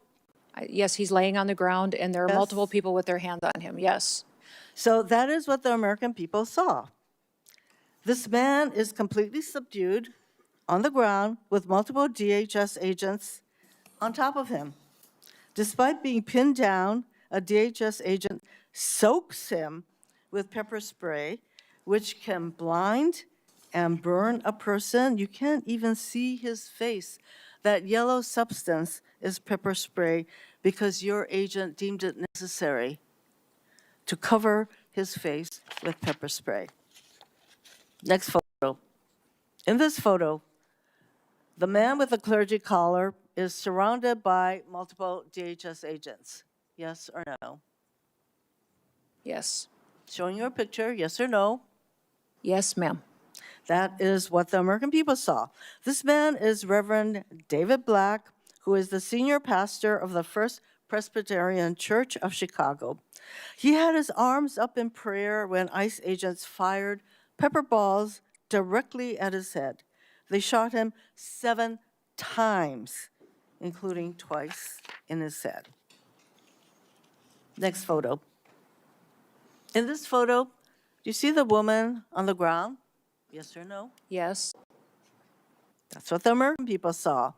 This is just after your DHS agent violently shoved her against the wall and down to the ground in front of her 2 young children. She later went to the hospital. Secretary Noem, under your leadership, DHS attacks Americans and acts as if the law doesn't apply to them.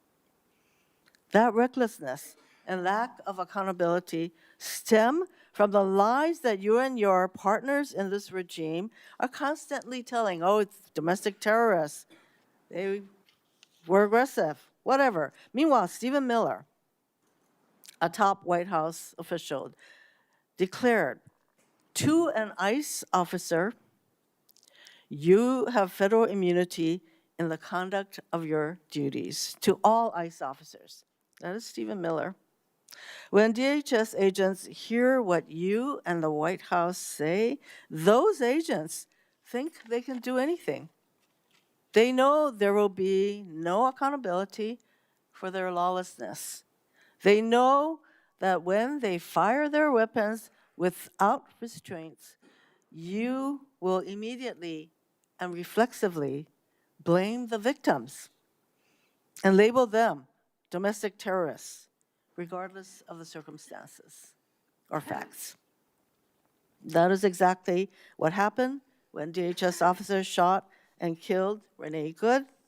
DHS agents pulled up to her car, surrounding her. Moments later, a DHS officer shot her 3 times through the car window. She died. In response, you blamed Renee Good, saying she committed an act of domestic terrorism.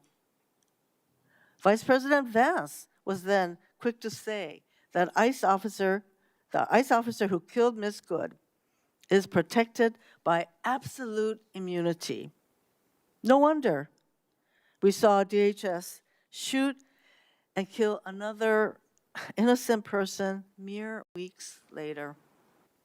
The lies that you and this regime spread are creating a culture that fosters abuse of power.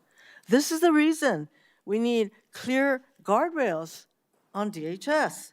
No more masks, no more warrantless searches, no more roving gangs of officers terrorizing our communities.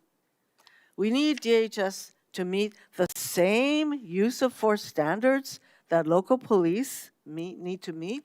They have the same requirements to identify themselves like local police have, and use the same warrants that local police use. In other words, we need immediate guardrails to rein in the lawlessness that you have unleashed. Mr. Chairman, I am done with this witness.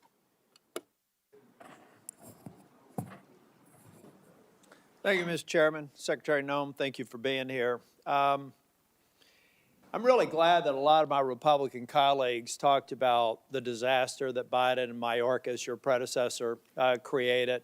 It was absurd. You heard the things from Senator Brett, people that came over here who themselves were traumatized by the very people who then come to this country and traumatize American citizens. You heard Senator Schmidt saying the same thing. A lot of us are very frustrated with the disaster that President Biden left behind and a failed DHS. It's why I'm angry, and it's why I've been critical of you, Secretary Noem, because we're missing an opportunity. Ladies and gentlemen, one of the reasons President Trump won a year and a half ago is because people were sick and tired of a Democratic administration's open border policy and allowing millions of people to come to this country, 1.7 million called gotaways. We don't even know where they are, but we know when you pay a premium. And we're going to leave the Senate hearing for the moment, but you can continue watching on cspan.org and YouTube live streaming. We take you live now to the White House Oval Office, where President Trump is meeting with the Chancellor of Germany amid ongoing military action against Iran. And we are, everything's big in my book. Venezuela was big, this is big, the original hit, Midnight Hammer, was big, everything you view is big, but it's not considered very big by some standards, by some of our standards. We have a military like no other military that's ever been built. So was that the imminent threat? Was that the imminent threat? Mr. President, what's the worst case scenario that you have planned for in Iran? Well, I don't know if there's a worst case. We have them very much beaten militarily from the military standpoint. They're still lobbing some missiles. At some point, they won't even be able to do that because we're hitting all of their carriers. We're hitting all of their missile stock. You know, they built up all these missiles over the last few years. They had a lot of them. They've shot a lot of them, and we're knocking out a lot. I guess the worst case would be we do this and then somebody takes over who's as bad as the previous person, right? That could happen.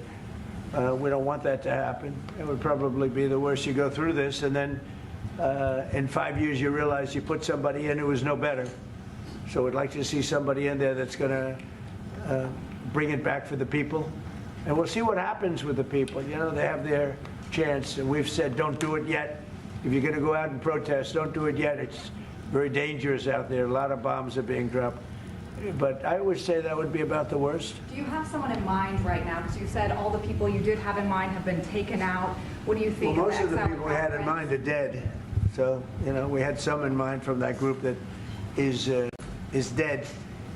And now we have another group. They may be dead also, based on reports. So I guess you have a third wave coming in. Pretty soon we're not going to know anybody.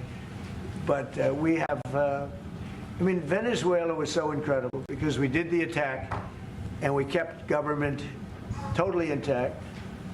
And we have Delcy, who's been very good. We have the whole chain of command, and they've been, you know, look, the relationship's been great. We've taken out 100 million barrels of oil already.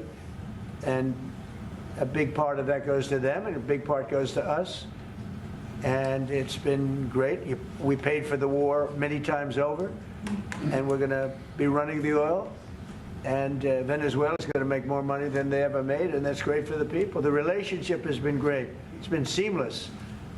Nobody's actually ever seen anything like it. If you look at Iraq, where very stupidly everybody was fired, the generals were fired, the military was fired, the police were fired, the fire departments were fired, and all of the government workers were fired.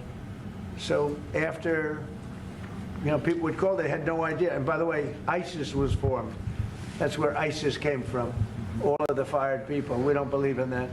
So we'll see what happens, but first we have to finish off the military. Mr. President, just to be clear, Mr. President, Crown Prince Reza Pahlavi, is he an option at all in your mind? I guess he is. Some people like him, and we haven't been thinking about too much about that.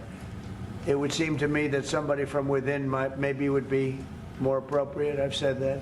He looks like a very nice person, but it would seem to me that somebody that's there, that's currently popular, if there's such a person, but we have people like that. We have people that were more moderate. You know, these were radical lunatics, and you know what they get? They get nothing. All they do is kill people. Mr. President, to be clear, what exactly was the imminent threat, Mr. President? What exactly was? Your turn, please. Mr. President, are you going to take the heat off the Europeans to potentially help you? Mark Rutte called on the allies to also help you, and are you going to let?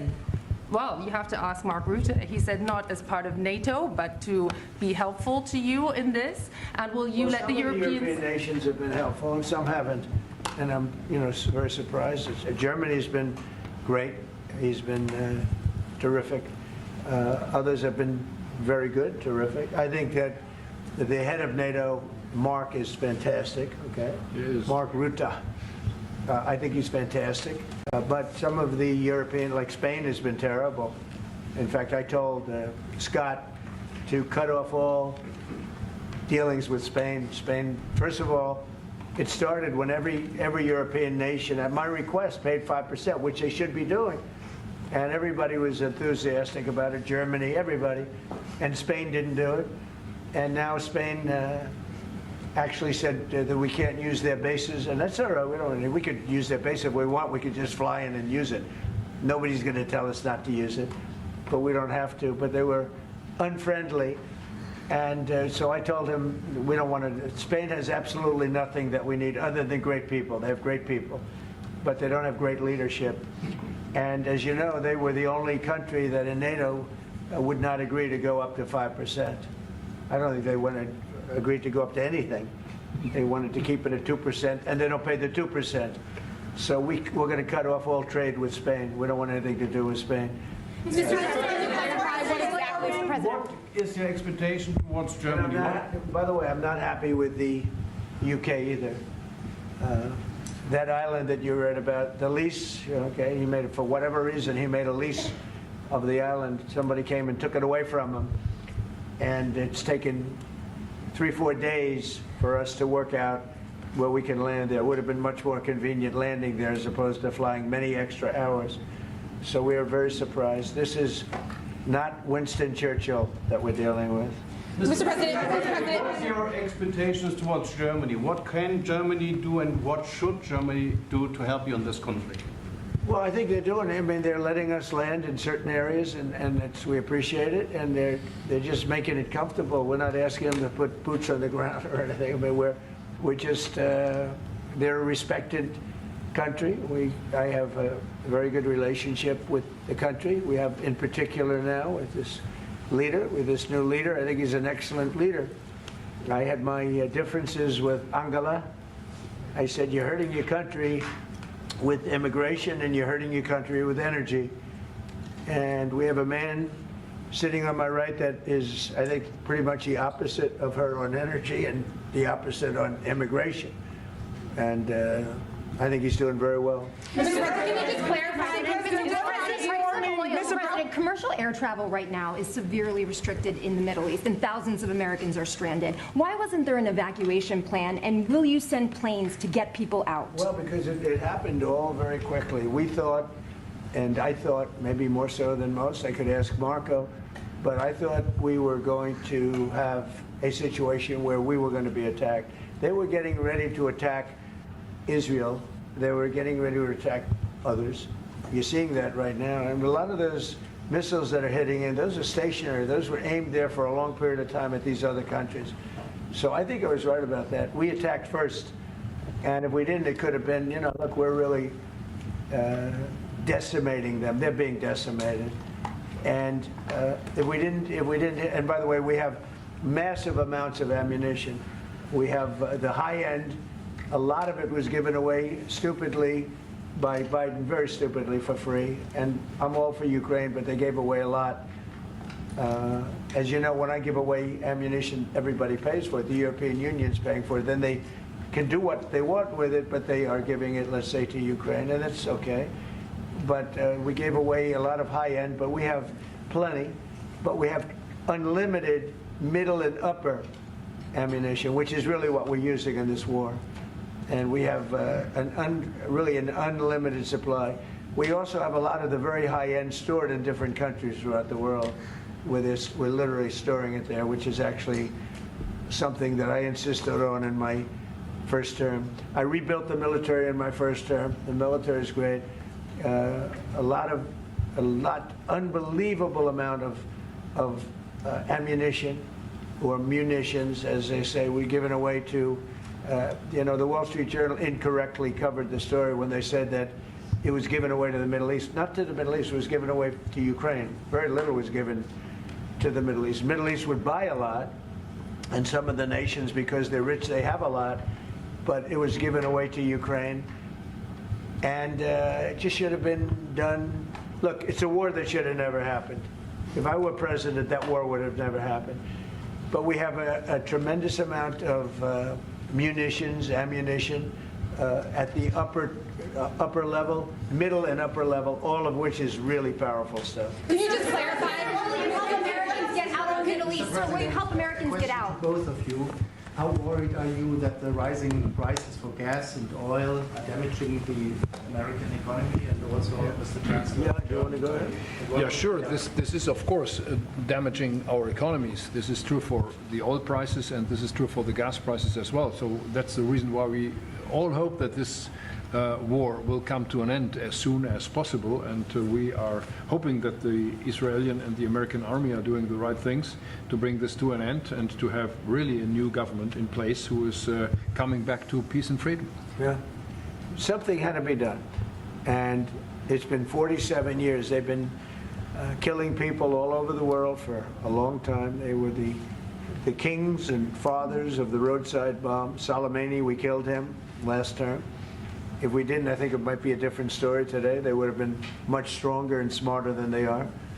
But they did the roadside bombs. 95% of the people lost their legs, arms, had their face wiped out, just wiped out. I've seen some young people that it's so sad to watch. And that was almost all, 95% comes from Iran and was Soleimani. Soleimani loved his favorite weapon. He loved the roadside bomb. And when you see people walking around with no legs and no arms and a face that's been blown to hell, these people, what they have to go and the way they have to live, this is Iran. When you look at the barracks, the famous barracks, when you look at the hostages, when you look at a lot of hostages, when you look at all of the problems, they were really a purveyor of terror all over the world for many, many years. And it's something that had to be done, something. And I believe that if we didn't, because I see where Congress, if I didn't do this, guys like Schumer, who are losers, the Democrats, they're losers. That's why they're not here. Guys like Schumer would say, well, you should have done this. In other words, if I did it, it's no good. If I didn't do it, they would have said the opposite, that you should have done this. But most people feel, I'll tell you what, I have never had more compliments on something I did. People felt it's something that had to be done. So Mr. President, if we have a little high oil prices for a little while, but as soon as this ends, those prices are going to drop, I believe, lower than even before. Can you just clarify, Mr. President? Can you just clarify on what exactly the imminent threat was? Because we heard, Mr. President. Mr. President, how do you want to solve the conflict on tariffs between EU and US? And this question also goes, the conflict on tariffs between EU and US, how do you want to solve it? And US and who? European Union. How do you want to solve it? Well, we won on tariffs, actually. Somebody said you actually won the case. We won on tariffs. We had a decision that was wrong. It was a very bad decision from certain standpoints. From other standpoints, a very powerful decision because it reaffirmed all the fact that we have all these various forms of tariffs that we felt right, but it totally reaffirmed it. It said you can use all of these tariffs. So we have all these vast menus of tariffs. And tariffs have made our country very rich. We have to charge tariffs to nations who play with their money. They move their money up and down like a yo-yo. We have to take care of nations that have been good to us and fair to us, and we're going to take care of them. Other nations They haven't, and we haven't let them take advantage of us. But the whole thing with tariffs is we had a decision that, like, as an example, we have a license situation, and the license is something that allows us to immediately stop all business with, nobody even knew we had this power, but we do now because of the decision. We have the right to stop all business having to do with a certain country. If a certain country is not treating us well, the president, without going to Congress, has the right to stop. Sort of interesting. I have the right to stop, but under that one law, I didn't have the right to charge them. So I have the right to license them, but I don't have the right to charge, which is frankly ridiculous. But the right was given to us by the Supreme Court, and we have the right, as an example, we talked about Spain. I could tomorrow stop, or today, even better, stop everything having to do with Spain. All business having to do with Spain, I have the right to stop it. Embargoes, do anything I want with it. And we may do that with Spain. What do you think? Well, sir, I think we're going to talk about it with you. I know that you have a strong power that the Supreme Court clarified. We know you can use it, and if you need to use it to assure national and economic security, we'll do it. Scott, do you have an opinion? Sir, I agree. The Supreme Court reaffirmed your ability to implement an embargo, and as we've talked, from your first term, the Section 301s and the 232s have withheld more than 4,000 lawsuits, and USTR and Commerce are going to begin investigations, and we'll move forward with those. And we've instituted a 15% tariff on everybody, as you know, and just used, I'll tell you, we had a couple of paragraphs written in that opinion that were really incredible. Justice Kavanaugh wrote a fantastic dissent, but in his dissent, he said what we should do, and we knew that too. We just wanted to simplify it, and for some reason, I think, very, very foolishly, the courts decided no, but they said you can do it many other ways, and that's what we're doing. And what we've done is we've gone to a very simple, straight 15% tariff. We've taken in hundreds of billions of dollars in our country because of tariffs. So we've taken in all of this money, hundreds of billions of dollars, and honestly, it's made us very rich as a country, right? So it's been doing good. When will you have the full plan implemented? We have a 5-month period, up to 5 months, where we can go at 15%.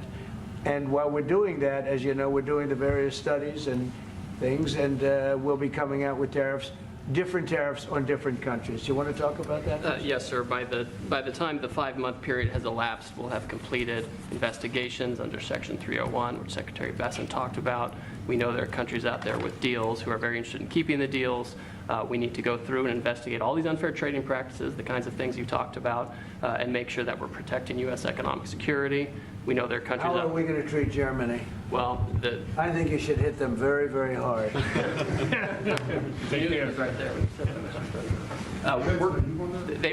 They have expressed an interest. Germany's been quite constructive in wanting to move forward and be helpful. The rest of you will talk to them as well. But obviously, I will say every single country wants to make the deal they already have. In other words, a deal that we have using the other authority, they want to make the same deal. And we'd like to see, actually, we're going to adjust it somewhat upward, actually, but they all want to stay in the deal, and so we'll probably be able to do that pretty easily. Mr. President, for Ukraine, after all, Iran won't be able to deliver drones to Russia anymore. So what does this war mean to Ukraine? And having Chancellor Merz sitting next to you, whom would you call if you want to talk to Europe? And Chancellor Merz, you've just been in China. The president will be traveling. What country are you from? I'm from Germany. Okay, I thought so. I could see. So, Mr. Chancellor, you have been in China, and the president will be in China soon.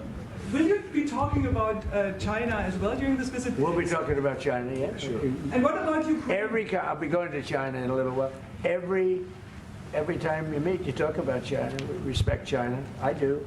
We both do, I think. But it's always a topic of conversation. We've had a very good relationship with China.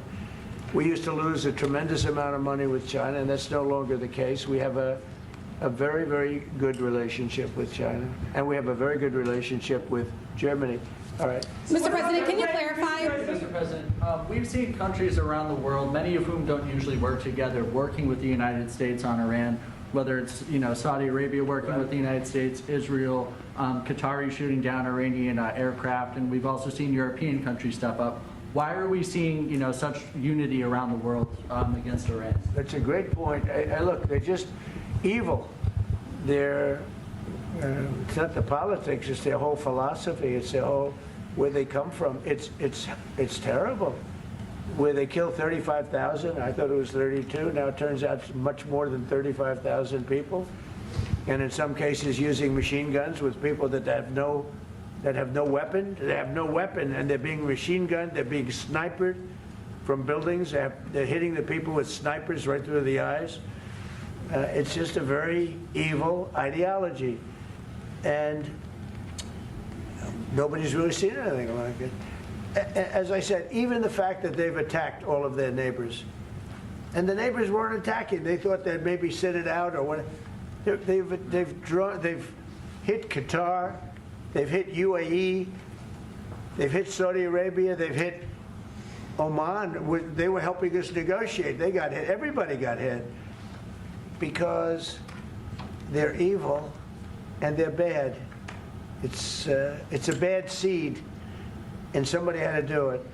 And it should have been done sometime during a 47-year period because so much death has been caused by them, so much unbelievable death. From Germany, too. Germany's been hit. Everybody's been hit by them. It's an evil ideology, and I've never been, look, I've done a lot of good things. So many people are saying, thank you, thank you, thank you. You see it in the streets of Los Angeles. They have thousands of people. I saw it the other day, pictures of Donald Trump. And I'm looking, I'm on the phone, probably talking to you. And I'm looking, and I see my picture. I say, oh, no, it's another, protest. I see my, and then I started saying, boy, they were very friendly people. And then I saw a woman hugging the picture of me. I said, what's going on? And it turned out to be these are Iranian people that live in the United States. So many. Thousands and thousands. You saw the rallies. And in New York, too, they had a big rally. My pictures all over the place. The fact is that people are happy what we did. And you could never, and I've always said it, you could never have had true peace in the Middle East if Iran was allowed to go, even beyond the nuclear. If Iran was allowed to have look at all the missiles they built. A lot have been now taken out by us, and a lot have been expended. But they had thousands of missiles in a fairly short period of time. And I'll go two things. The attack that we did, known as Midnight Hammer, had we not done that, Iran would have had a very powerful nuclear weapon within 1 month. We did it. It was great timing, but, and you've been able to see that too. The other thing was Barack Hussein Obama made maybe the worst deal I've ever seen because he gave all power in the Middle East to Iran. He went the exact opposite way, and I terminated that. If I didn't terminate that deal, they would be sitting with a massive nuclear weapon 3 years ago, which would have been used already on Israel at least, and other countries also. And we wouldn't be talking about it right now. But if I didn't terminate the deal that Obama made, giving them everything, including plane loads of cash. Do you remember the airplane flew over there? It was a Boeing 757. There was 2 of them, loaded. They took out all the seats. It was loaded with green cash. So much cash that it was in Virginia, Maryland, and Washington, D.C. They got all the cash from all the banks. They put it, and they flew it to Iran. I never knew a president had that power. I'm going to maybe try it sometime if it's okay. I think I'm going to do it. I'll fly it somewhere. Nobody's ever seen anything like it. 2 planes loaded from floor to ceiling, big planes, Boeing 757s, taken over there and given cash. In addition to that, he was giving them billions of dollars. But worse, he was giving them the right to have the path to a nuclear weapon. And that deal expired. A lot of people said, oh, you terminated it. Well, it was going to be terminated anyway because it expired. It gave them the right to have top-of-the-line nuclear weapon. If they had, because they're crazy. They're crazy.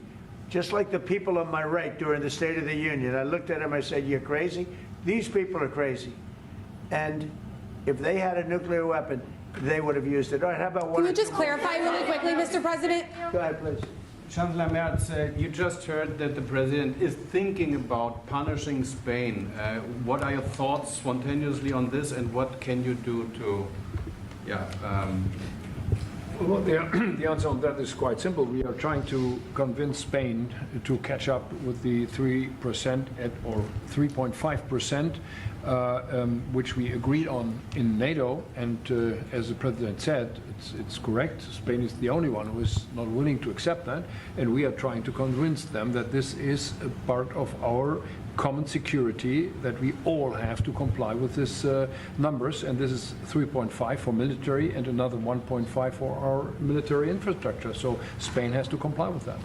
Mr. President, can you just clarify? Spain has been very, very uncooperative, and so has UK. Now, the second one is shocking, but this is not the age of Churchill. I will say the UK has been very, very uncooperative with that stupid island that they have, that they gave away and took a 100-year lease, having to do with perhaps indigenous people claiming the island that never even saw the island before. What's that all about? And they ruin relationships. It's a shame. It's and that country, UK, and I love that country. I love it. My mother was born there. I love it. My mother was born there. My father was born, right? He knows all about my father. My father was born there. So, you know, very places that you sort of automatically very feel warmly about. But the UK, what they're doing with energy and what they're doing with immigration is horrible. You have the North Sea. Somebody said yesterday, what would you do if you were the UK? Open up the North Sea. They got windmills all over the place that are ruining the country, ruining the landscapes, ruining the beautiful fields. Open up the North Sea. It's one of the greatest, think of it, they buy their energy from Norway, which gets the energy, the oil, from the North Sea. So Norway drills in the North Sea and sells it to UK. And UK has a better part of the North Sea. So open up that, and number two, illegal immigration. They got to solve that problem. And I must say, that's not only UK, that's other parts of the European Union. They have the same problem. Immigration and energy. The energy is through the roof, the highest in the world. And the immigration was, I mean, you know, look, you have places where in the UK, you have a terrible mayor of London, terrible. He's an incompetent guy. But you have Sharia courts. You don't have Sharia courts. You don't want Sharia courts. You have Sharia courts adjudicating law. So it's very simple. Immigration, very importantly, immigration and energy. And you bring it back. Otherwise, you're not going to bring it back. Mr. President, can you just clarify? Was it Iran? I have a question for the Chancellor and for you. Please. To the Chancellor, Chancellor Merz, Yeah. you've called for unity and joint force in this moment against Iran. What does that look like to you? And then, Mr. President, where is getting a deal with Russia and Ukraine on your priority list right now? Okay, So we, as I said in Germany the last 2 days, we are supporting the United States and Israel to get rid of this terrible terrorist regime, and we are looking forward to a day after, and we have to talk about the strategy, what is following after this regime is away, and we have to strategize on this entire region, and we are having a high interest in common approach and common work and what we can do, and this is important not just for the Americans. This is extremely important for Europe and extremely important for Israel and their security. So we are really looking forward to find ways how to deal about the day after. And as far as Russia, Ukraine, where is it on my priority list? Very high. We thought that, I thought it was going to be one of the easier ones. I've settled 8 wars, and actually maybe one more than that. But minimum 8 wars, big ones, potential India, Pakistan, big wars, very important, big ones. I thought this was going to be much easier than it is. There's tremendous hatred between President Putin and President Zelensky, tremendous hatred. I've seen a lot of hatred in my life, but I think this is about top scale. I believe it's going to happen. Sometimes I blame one, sometimes I blame the other. I think it's going to happen, but it's high on my list. Not in that it affects the United States so much, because it's very far away, but last week, I just see last week and for the last 4 weeks, actually, 32,000 soldiers died. 32,000. And it's been averaging 25 to 30,000 soldiers a month have been dying in that stupid war. And I'd love to see it ended. It's the worst that there has been since World War II. If you can't get a deal, what will that mean for you?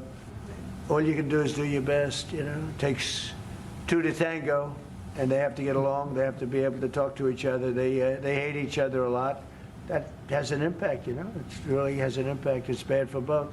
The saddest is that if the election weren't rigged, my election, that war would have never taken place. And you know what else wouldn't have taken place? Allowing 25 million people to pour through an open border, that wouldn't have taken place. A lot of things would have been different. But we're doing very well, and I think a big factor in this world and future factor is what we're doing right now with Iran. If we don't stop them, or if we didn't stop them, or if we didn't start, they've been decimated. But if we didn't do what we're doing right now, you would have had a nuclear war, and they would have taken out many countries, because you know what? They're sick people.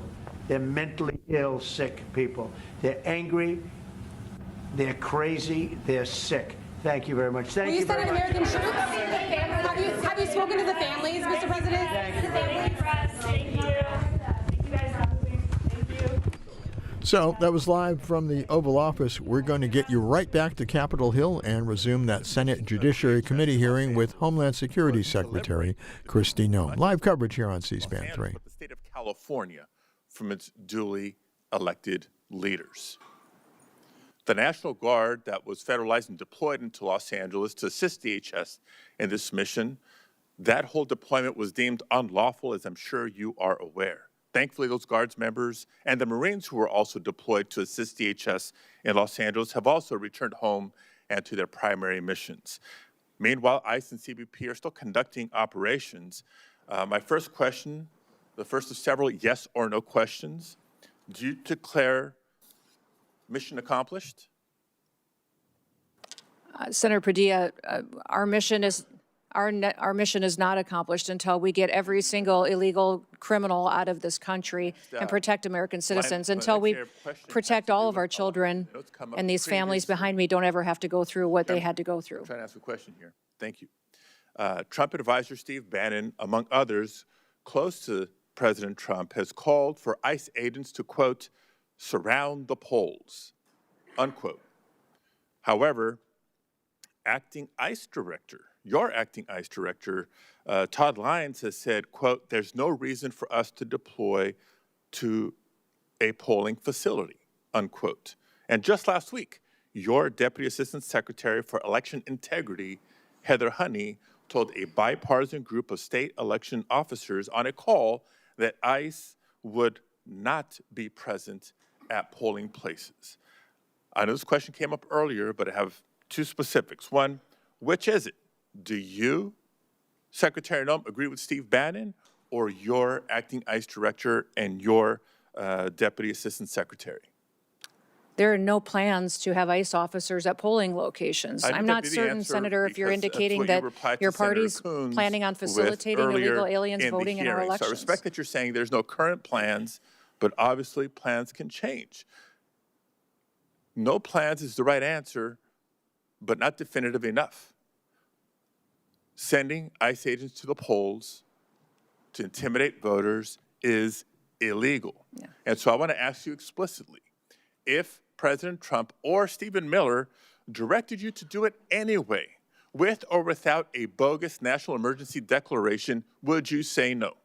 Sir, there is no plans to send ICE officers Would to you say polling no? locations, and Would you we're say not no, planning on yes or doing no? that. Are you planning on sending illegal aliens to vote? No, Is that that's what you're already planning illegal to do? and extremely, Yes, extremely rare. but people have done it now, in the it's amazing, past, and Mr. that's Chairman, what- that we even but we are have not to going- ask these questions because just a couple of weeks ago, Secretary Noem, when you visited Arizona, claimed that DHS has authority over certain aspects of elections. So enlighten me here. What statutory authority are you referring to? The Department of Homeland Security has mitigation responsibility over critical infrastructure, and our election system is defined by statute as critical infrastructure. Therefore, it's under our department to put forward and point out vulnerabilities that may Trust me, be I'm very in our familiar election with the systems, specific and then role recommend for mitigation. CISA in elections as a former Secretary of State. Third area that I wanted to ask Know you. that states run elections. The nation We just has point out watched vulnerabilities that the may violent exist manner. and, Mr. Chairman, and offer trying to ask a question mitigation. here.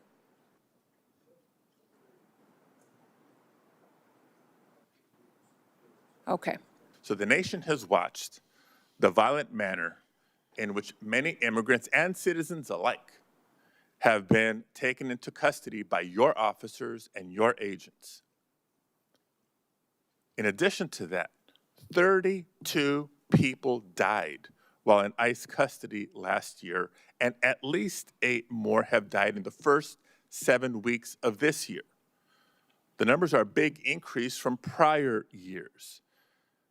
Secretary Noem, yes or no, do you care enough about the human rights of the men, women, and children in your custody to improve the conditions as required by the courts?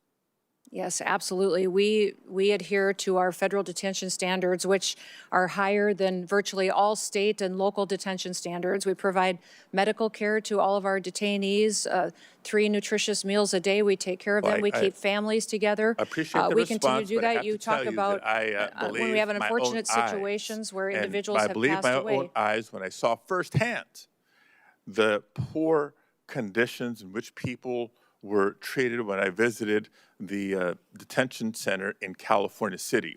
Now, Mr. Chairman, I'd like to enter into the record reports from California-based and national non-governmental organizations, as well as the California Attorney General's Office, about the deplorable conditions at the California City Detention Facility and a recent court order requiring DHS to address these conditions. If I may, without... Thank you very much. Now, maintaining basic standards should not require court orders. The deplorable conditions at facilities across the country are the result of Secretary Noem's failed leadership. Now, since the beginning of the administration, federal judges have found DHS not in compliance with judicial directives on a number of immigration matters.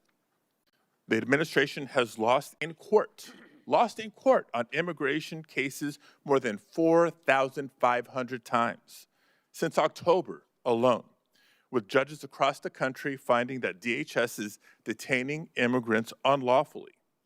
And judges appointed by both Republicans and Democrats across the country have threatened to hold the administration in contempt for failure to comply with court orders. This, too, is a result of Secretary Noem's failed leadership.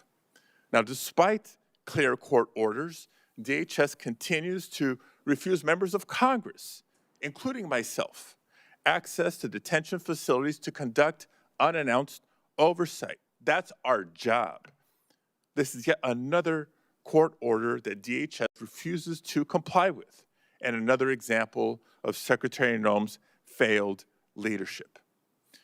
Meanwhile, the Department of Homeland Security has cut support and collaboration with state and local elections officials on election security. Secretary Noem has cut staff at CISA by 1/3. You've proposed cutting $500 million from the CISA budget. You talk about critical infrastructure, I know it well. And this is after having transferred $144 million from CISA to ICE last year for immigration enforcement. All this at a time when our country is more vulnerable to cyber attacks than ever. another example of Kristi Noem's failed leadership. And now the department's also playing political games with the distribution of disaster aid, another sign of failed leadership. And on the topic of immigration enforcement, despite the DHS database that supposedly showcases the worst of the worst, a DHS spokesperson recently admitted that the database was full of inaccurate information. What we know is true, based on DHS's own data, is that less than 14% of those arrested by ICE and CBP have previously been charged with or convicted of violent crimes. Lies have become the pattern or practice of Kristi Noem's DHS. In the fall of last year, Secretary Noem asserted that no American citizens have been arrested or detained, despite more than 170 verified reports to the contrary. During a House Homeland Security Committee oversight hearing recently, Secretary Noem claimed that DHS had not deported veterans, not under this administration. And seconds later, Representative Magaziner presented via a video call Se-Jun Park, a veteran who earned a Purple Heart, but was deported by Secretary Noem's DHS. And so it comes as no surprise that not just the Secretary directly, but her representatives within the department have repeatedly lied to the American people about how the officers and agents under her charge have beaten, tased, shot at, and killed. Secretary Noem, before you even knew the facts or even allowed for a credible investigation to be conducted, you called Renee Good and Alex Preddy domestic terrorists for exercising their First Amendment rights. And just last week, DHS lied yet again about abandoning a Rohingya refugee, a nearly blind man who couldn't speak or understand English, in the parking lot of a closed coffee shop, only for him to die in the freezing streets of Buffalo. These are not accusations, colleagues. I submit for the record reports, declarations, other documents confirming these lies. For all these reasons and more, Secretary Noem, you should resign, or the president should fire you, or the House should vote to impeach. Did you want those put in the record? Without objection. Secretary Noem, in a couple minutes, if you want to respond. If you don't want to, I'll go to Senator Moody. I just wish that Senator Padilla would have used his time to talk about Kate Steinle or other families that lost loved ones that aren't here anymore because of violent, illegal criminals that are in this country that we are charged with removing to protect American citizens. He didn't use any of his time to talk about victims that have been perpetuated by Joe Biden's invasion over the southern border. He didn't talk about the 1.7 billion lives that were saved by the amount of drugs that we've stopped in the last year from coming into our country and killing Americans and many other people. He didn't talk about the fact that we have the lowest murder rate in the last 125 years because of President Trump and the work that he has done to keep Americans safe. He didn't talk about the fact that American citizens should be the priority in this country because they're American citizens. I know he's very concerned about illegal aliens, but my job as the Secretary of Homeland Security is to get up every day and to put American citizens first and keep them safe here in the homeland. And I'll continue to defend the homeland every moment of every day that I get the chance and that I'm blessed to. Thank you. Senator Moody. Thank you, Mr. Chairman, and thank you, Secretary, for being here today. I know it's been a long morning, and certainly we appreciate you being here to answer some really tough questions. But I think questions that are important to have for the American people to know what their government is doing and how it's placing their interests first, finally, and caring about the sovereignty and safety and security and stability of this country. And I know President Trump came in on day one and said, we're taking this back. We've just witnessed years and years of devastation to our communities as a result of a president who was asleep at the wheel or allowed the radicals to run the White House and just pretty much abolished ICE, abolished Border Patrol, basically. I mean, just in your understanding, I know you have previously served as a congresswoman, as a governor, but just in your understanding, have you ever seen anything like the dereliction of duty by a president as it relates to immigration and the safety of a nation? No, it was alarming, and under that invasion, every state was a border state. Even though I was from South Dakota and the governor there, we were the first state to deploy National Guard down to help support Texas in their efforts to keep our country safe, because we saw millions of people coming into this country unvetted. We saw other countries sending their criminals and emptying out their prisons and their mental health institutes and sending people to our country to make them our problem and to deal with and to try to protect our American citizens from any crimes that they would commit. So that's why I took this job, and why I'm blessed and honored that President Trump has asked me to do this job, is because I get the chance every single day to try to stop the damage that invasion has corrected and to try to make sure that America is safe here on our homeland. Your predecessor sat right there in front of this committee. I sure wish I would have been on this committee at the time. At the time, I was the Florida Attorney General dealing with the effects and consequences, the jeopardy to the safety of Floridians as a result of President Biden and his policies. But your predecessor, Mayorkas, sat right there and said under oath that the border was secure and that they were following the laws. And in fact, when I knew with my team, my great team in Florida, not only within the Attorney General's office, but with the sheriffs across the state, local law enforcement, they saw what was happening. They saw the trafficking of children. They saw the peddling of poison in our communities. They saw what was happening as a result of an unencumbered border, a non-existent border, and the effects it was having in our state. I saw that firsthand. In fact, President Biden came in, and in his policies, and I think it's really important that we put this in perspective, because we have some families here today with us that have lost loved ones.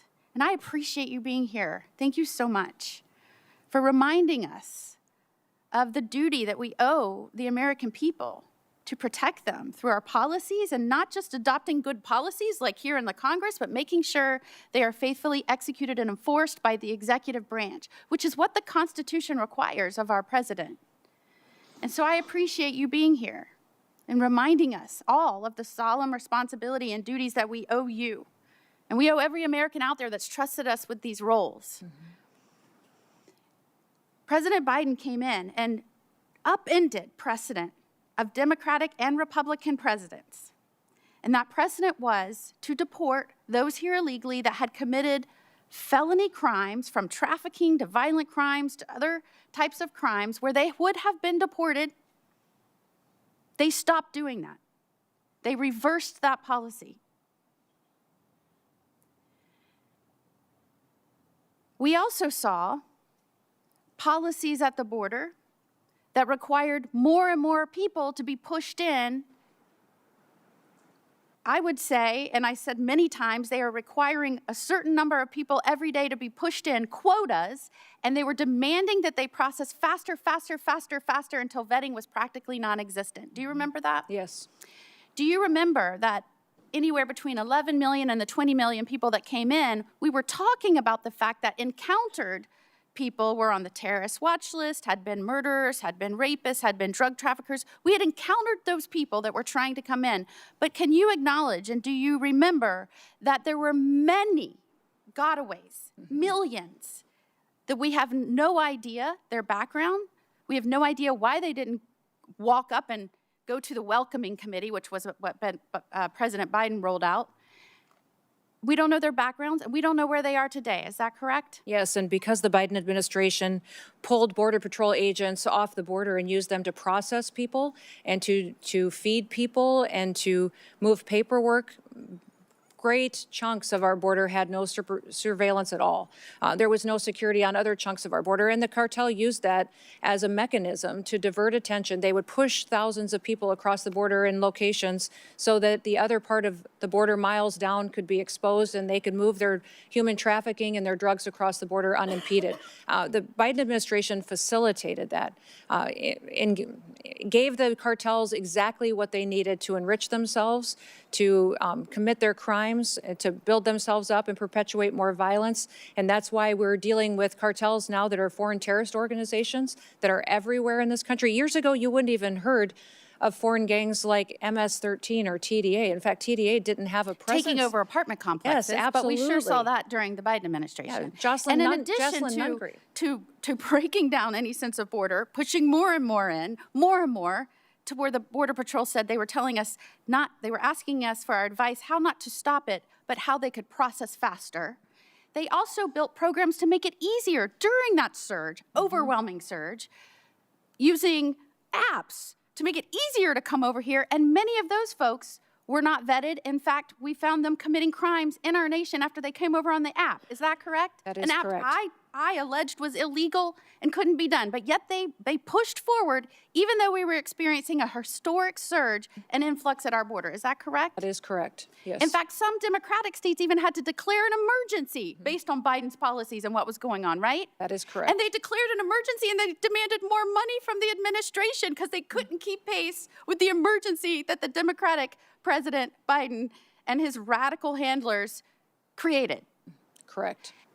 And at the same time as Florida Attorney General, I got calls from around my state that drug traffickers that were prosecuted here that were not American citizens, but they were incarcerated in federal prisons.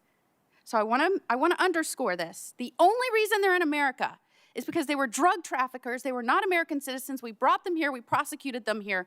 And they were serving an incarcerative portion of their sentence.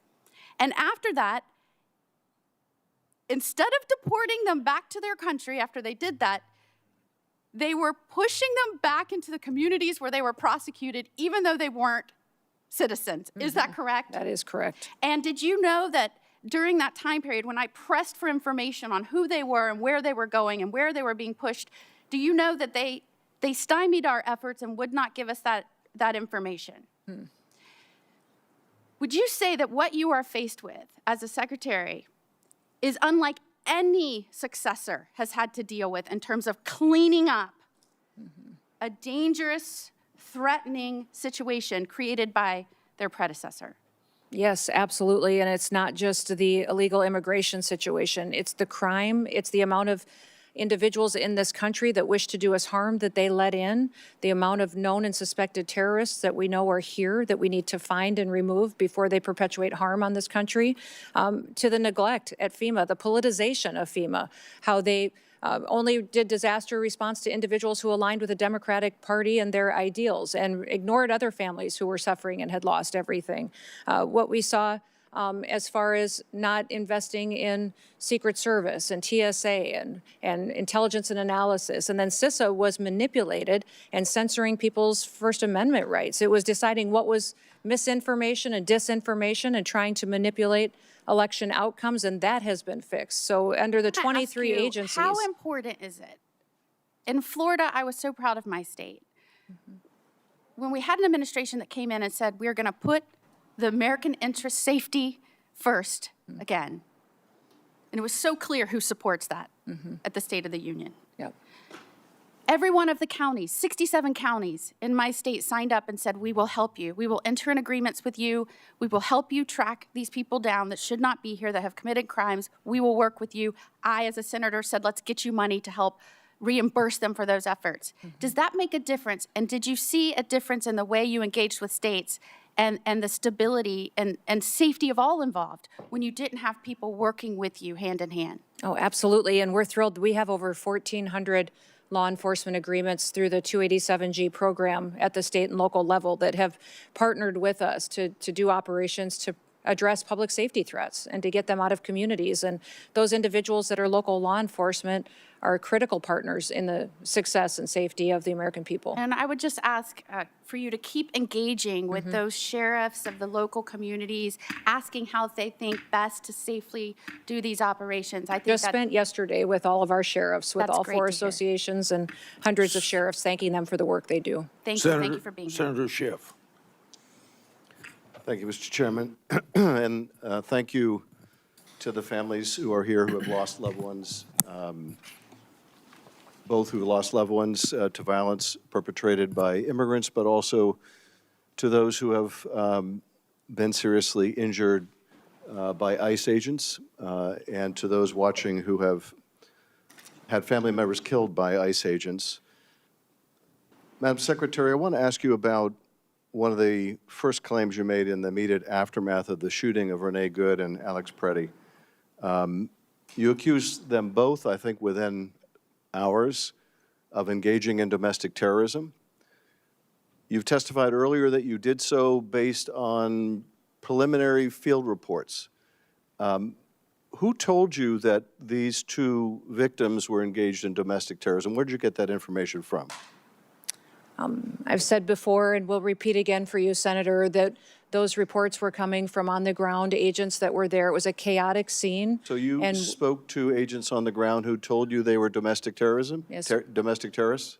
My team was working with me, talking to those agents on the ground to relay as much information as possible that we could to the American people. Your team told you that people in Minneapolis said they were domestic terrorists. Did they tell you whether they had any basis for that claim within either minutes or hours of the shooting of Alex Preddy and Renee Good? Sir, if you look back at the day of January 24th, there was a press conference earlier in the day, and then I held one hours later. So I'm asking and we you, were also I'm talking, asking you, did you determine whether there was any basis for the sensational claim, a claim that proved to be utterly false, that these two victims were engaged in domestic terrorism? there is an investigation ongoing. The FBI is leading that. There's also internal investigations that are ongoing. I'm asking you We'll continue to bring the facts forward. Excuse me, Madam Secretary. I'm asking about your statements. In the immediate aftermath of these shootings, your statements based on completely unvetted information that if it was even provided to you proved to be utterly false, that you were content to tell the whole country. Do you have any concern about misleading the whole country? Don't you think in the immediate aftermath of a shooting that you should provide only vetted information to the public? How do you imagine you're going to gain the trust of the American people if you're pushing out false information about the shooting of American citizens? I work every day to get factual information to the American you people. Didn't on that day. You didn't on the day that Alex Preddy was shot, and you certainly didn't on the day Renee Good was shot. You weren't getting out good information. You were making a spurious claim that has caused endless injury to the victims' families on the basis of God knows what. And then your agency doesn't allow local investigators. They essentially push away independent investigators. How is the public to have any confidence in investigations done of excessive use by ICE agents if, number one, you make immediate and false statements about the victims, and number two, you don't let any independent agency conduct an investigation? How is the public supposed to believe anything your agency says or finds? These investigations are being done in the same way that they always are. No, they're and not being the done. FBI is They're leading. not There being are done the way they internal always were, investigations because as you're not well. allowing- In these situations, ICE has an internal investigation. Excuse me. Well, would you like to hear about the investigations that are ongoing? You're not allowing state and local investigators to participate. That is not my decision. And furthermore, The Department of Justice and the FBI decides how they're not investigations being go. conducted in the way investigations are always done. Are you telling me that in the case of Miramar Martinez, that having an agent involved in shooting her, drive a vehicle that was used to ram into her vehicle, drive that vehicle, that evidence, away from the scene and 1,000 miles to Maine, you're telling me that's the way investigations are always done? That you let an agent involved in an officer-involved shooting drive a key piece of evidence 1,000 miles away? Is that how you conduct investigations at DHS? I'm not conducting these investigations into these. The Department of Justice with the FBI is conducting those investigations, and CBP. For how investigations are conducted when agents under your control are engaged in the use of force? The investigations into our officers have not changed under my leadership or the President's leadership than what they were under the previous administration. That's being done by Pam Bondi's Justice Department. I'm not responsible for that. Our internal investigations are following the same policies that they always have. Miller, so I'm not responsible for that either. But you are responsible. You are responsible. You could insist on independent investigations, but you're not. You could wait until there's good information after a shooting before you go to the press and the public and mislead them. Let me ask you about a different subject, and that is the waste of resources at your agency, the continued allegations of favoritism and contracting. And let me in particular focus on the $220 million ad campaign, many of which feature you very prominently. An ad campaign that is more expensive than the whole budget for One Fight After Another or any Hollywood blockbuster film. So let me ask you, you said that the president approved this vast expenditure on a media campaign that largely profiles you. How do you know that? Did he approve it to you personally? This media campaign was critical in telling the world and this country that we are enforcing the laws in the United States of America, that if you're in your country illegally, then you should leave now, or if you want the chance to come back to the United States someday in the future. If you don't, you will be detained and will be removed and never get the chance to come back. It's been extremely effective in sending the message. Madam Secretary, how do you know the president approved of this $220 million contract? We had conversations and worked with OMB to make sure that the funding was there. Excuse me, I just want to clarify. So you had conversations directly with the president where he approved this $220 million ad campaign that significantly features you? Sir, this campaign was talking about making sure that people knew that our laws were being enforced. Again, I want to make sure that we we're not continue to go through the misunderstanding process. each other. It was a competitive So bid campaign. I had nothing of choosing. Excuse me, so the president approved this expenditure? Sir, I've been explaining this to you, how it, when it was a competitive process, Well, the career you say it was officials at the competitive Department of process. I guess Homeland Security you don't want to chose confirm the the best. president's role in this, and I can understand why. But you say it was a competitive process, and yet this contract went to a company that didn't exist 2 weeks before they got the contract. Sir, I can't speak to that. I don't know the name of that company. You're saying you can't speak to it, but let me ask you this. Are you saying it's just a coincidence? It's just a happy circumstance? It's just a fortuitous event that $143 million of that went to a subcontractor that you worked with extensively as governor in South Dakota or during your campaign, that is just coincidental? The same process was followed for this media contract than any other media contract that's happened. Just a coincidence, at the Department of Homeland Security. I had nothing to do, and no political had any, nothing to do with it. No choosing of who the contractors, and we don't have a legal process for weighing in on subcontractors. It doesn't exist. Excuse me, just a coincidence also then that this $143 million. To ask questions, you should want the answers. I'm trying to ask a question. You're trying to say that this was a political decision, and it absolutely was not. I'm just asking you. So it's just a coincidence that a $143 million subcontract went to the husband of your press person, also someone that Corey Lewandowski, one of your special government employees, worked with extensively. So that was all a coincidence, right? Because you had no knowledge of this, no involvement. Media company that and gets none of the the people contract, around you had any involvement. The ability to so choose the taxpayers should just subcontractors. assume We don't this is weigh a in coincidence. on who subcontractors are. There's not a legal process for us to determine what subcontractors are a part of a contract that goes out for a competitive bid. Can you state and for only the record, career employees at DHS were in on the choosing of those media contracts. Can you state for the record then that neither you nor Mr. Lewandowski nor your press secretary, married to the husband of the person who got this $143 million contract. We were not a part of the decision making. Can you state for the record that none of you that I've just described had any role, played any part, made any communication with any government agency that was involved in deciding who would get that contract? To the best of my knowledge, none of us were involved in deciding who got those contracts for the media campaign. But were any of you involved in advocating, communicating, or expressing a preference to my knowledge, in Senator, any way not to with my the government? knowledge, Excuse Senator. me. Let me just finish the question. Were any of you involved in any way in communicating, expressing a preference in any form, manner, verbal, written, with any government agency that was involved in the contracting process? The same process was followed for that contract that is You're for not all answering media my question. contracts that have gone forward. To my knowledge, Yes or no? there was no involvement whatsoever of anybody that is on the political appointee side of this position and that media contract. Thank you, Mr. Chairman. I yield back.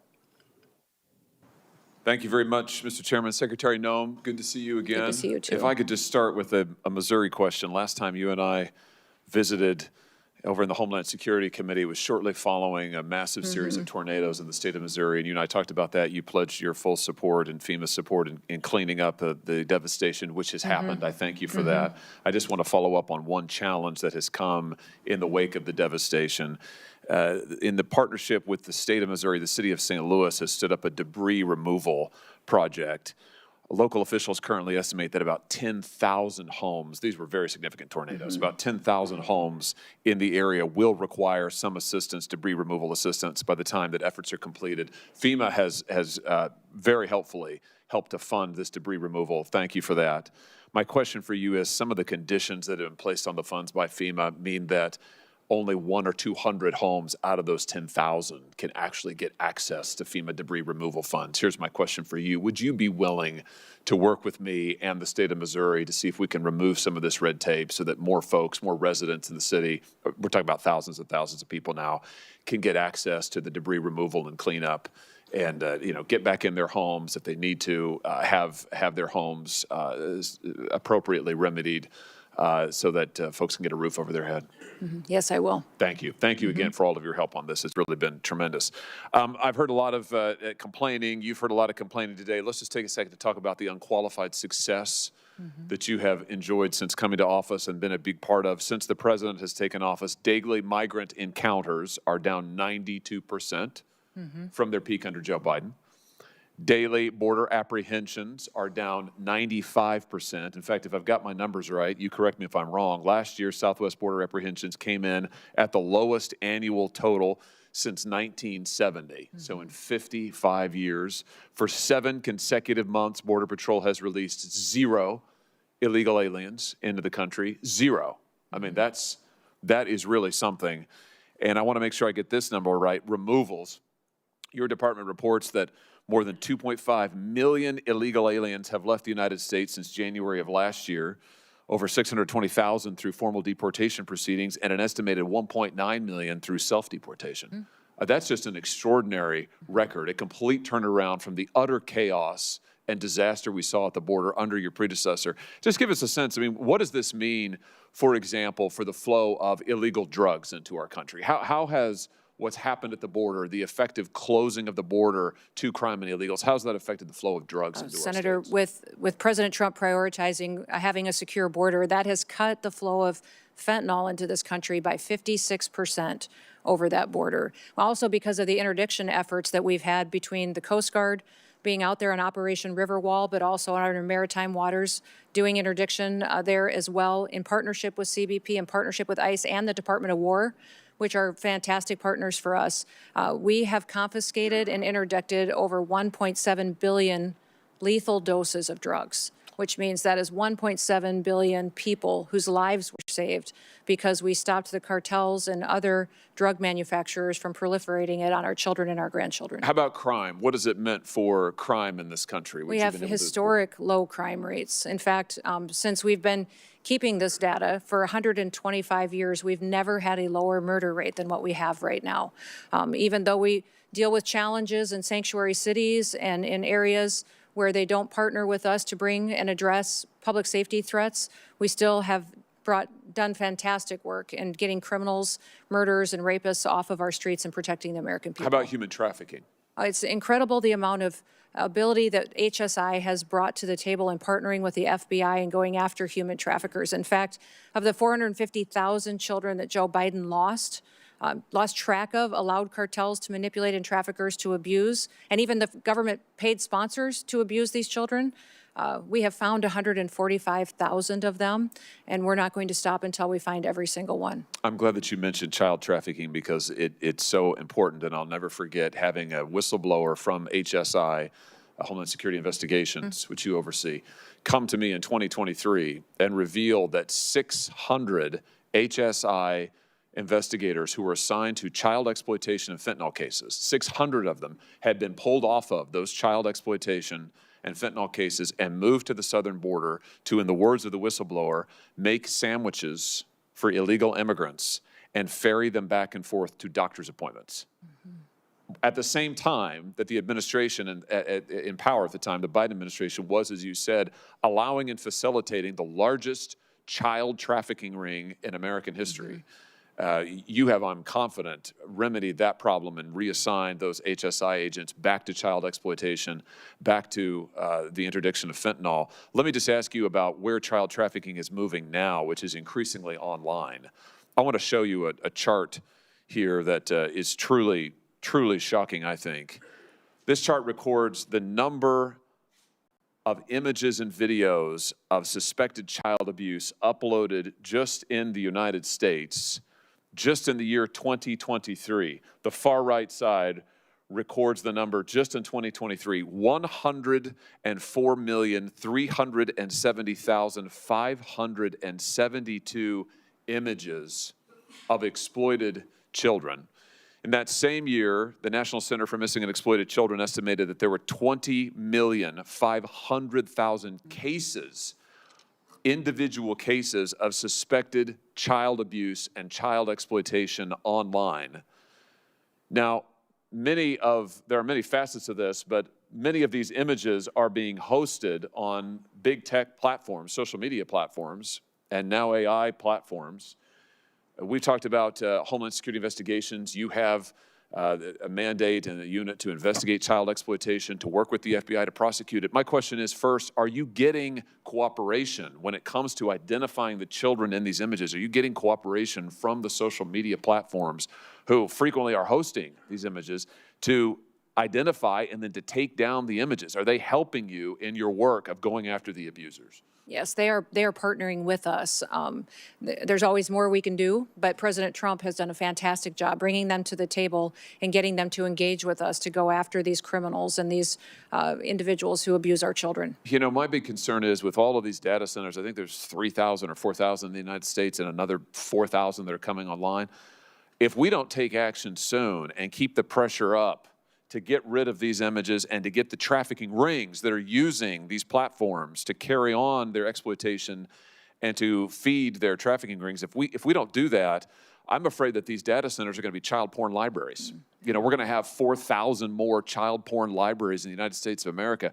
I don't want that. I know that you don't want that, and I just want to call on these companies again here today to take down these images and to allow the victims of these images and of this exploitation to be able to get into court and have their day in court. Currently, these companies are completely immune from any accountability in court, as you know, Madam Secretary.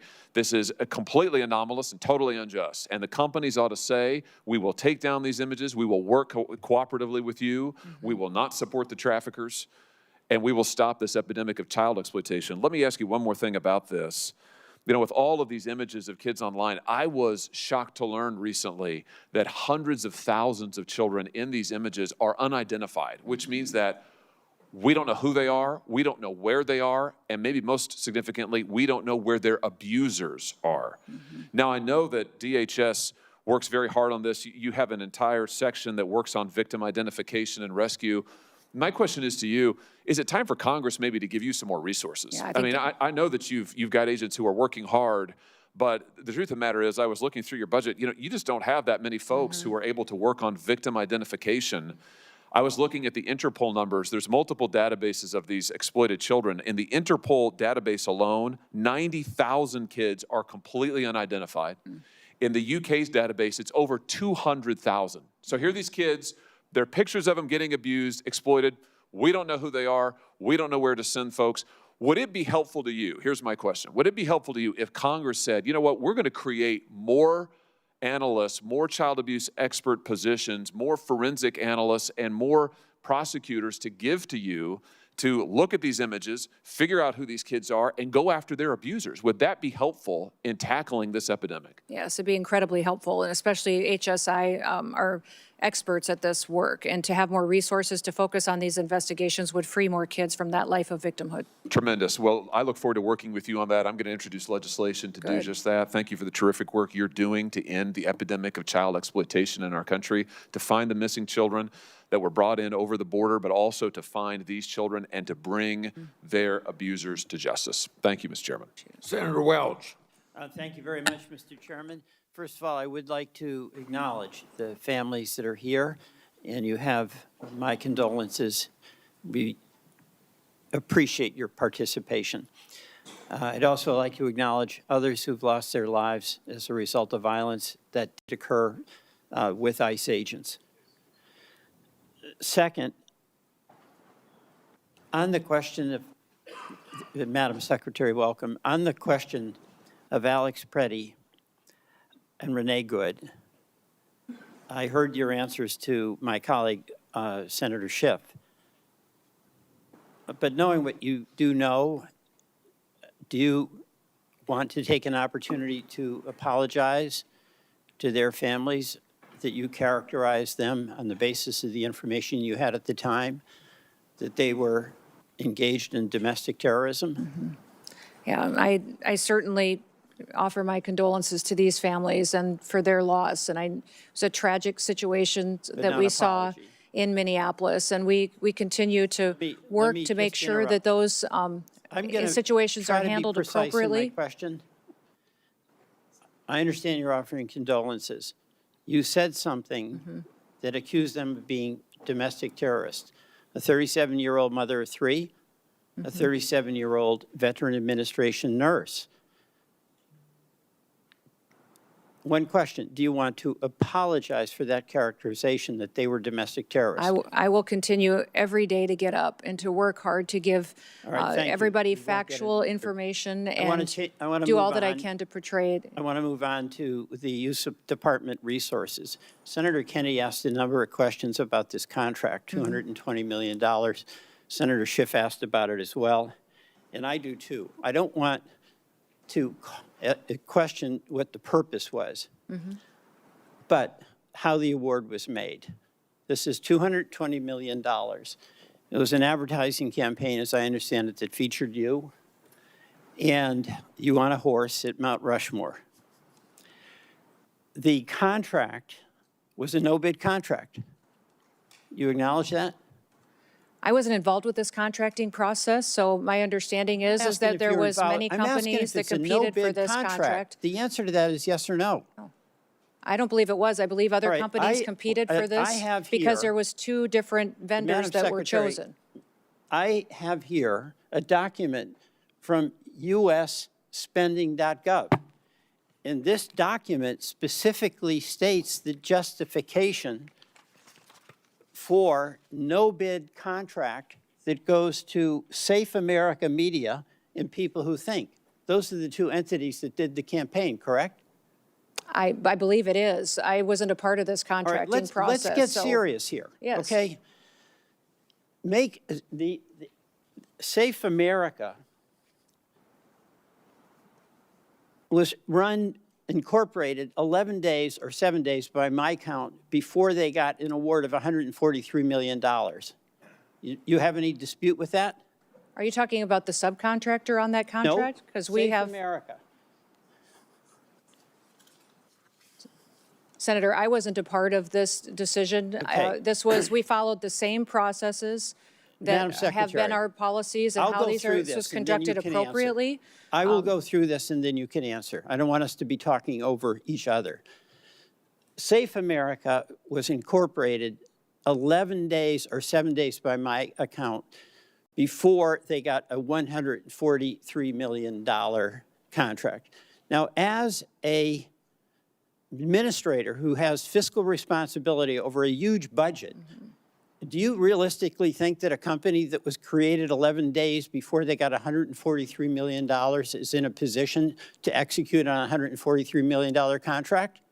Senator, I can't speak to their business model. I will tell you that since I've been at the department, I have reviewed over 10,000 contracts. Okay, I have saved the taxpayers over $13 billion I want to go through this, by Madam Secretary. renegotiating contracts and being more efficient. Mr. Chairman, I don't want the filibuster.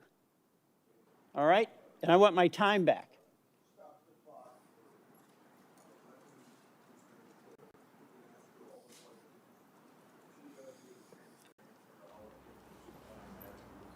I'm not denying her a chance to answer. I'm asking you to deny her the abuse to filibuster.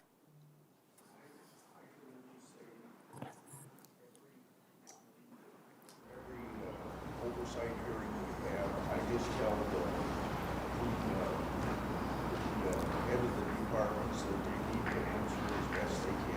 Okay. They don't answer a specific Senate question just the way it wants to ask. I'm not going to be the referee of that.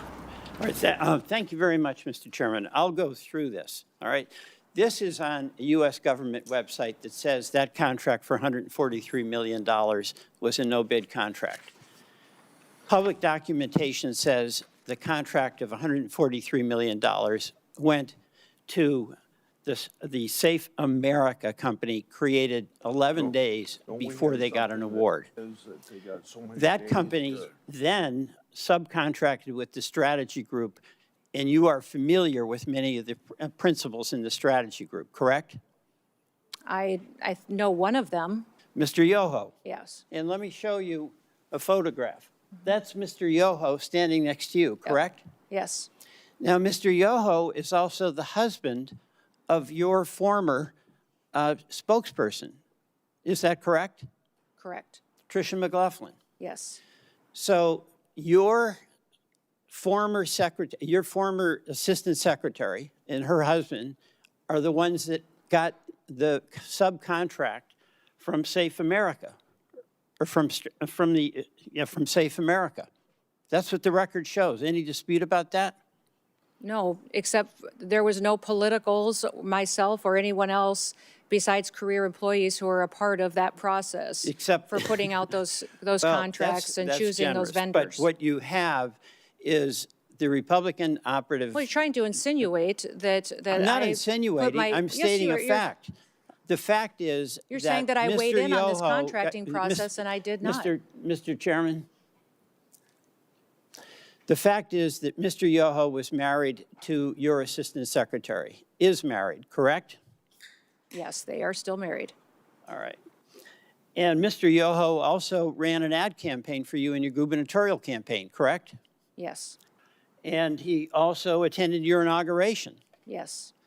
And Mr. Yoho received $8.5 million, or his company did, from the taxpayers of South Dakota when you ran an ad promotion showing you doing various jobs, like a plumber and a dentist, correct?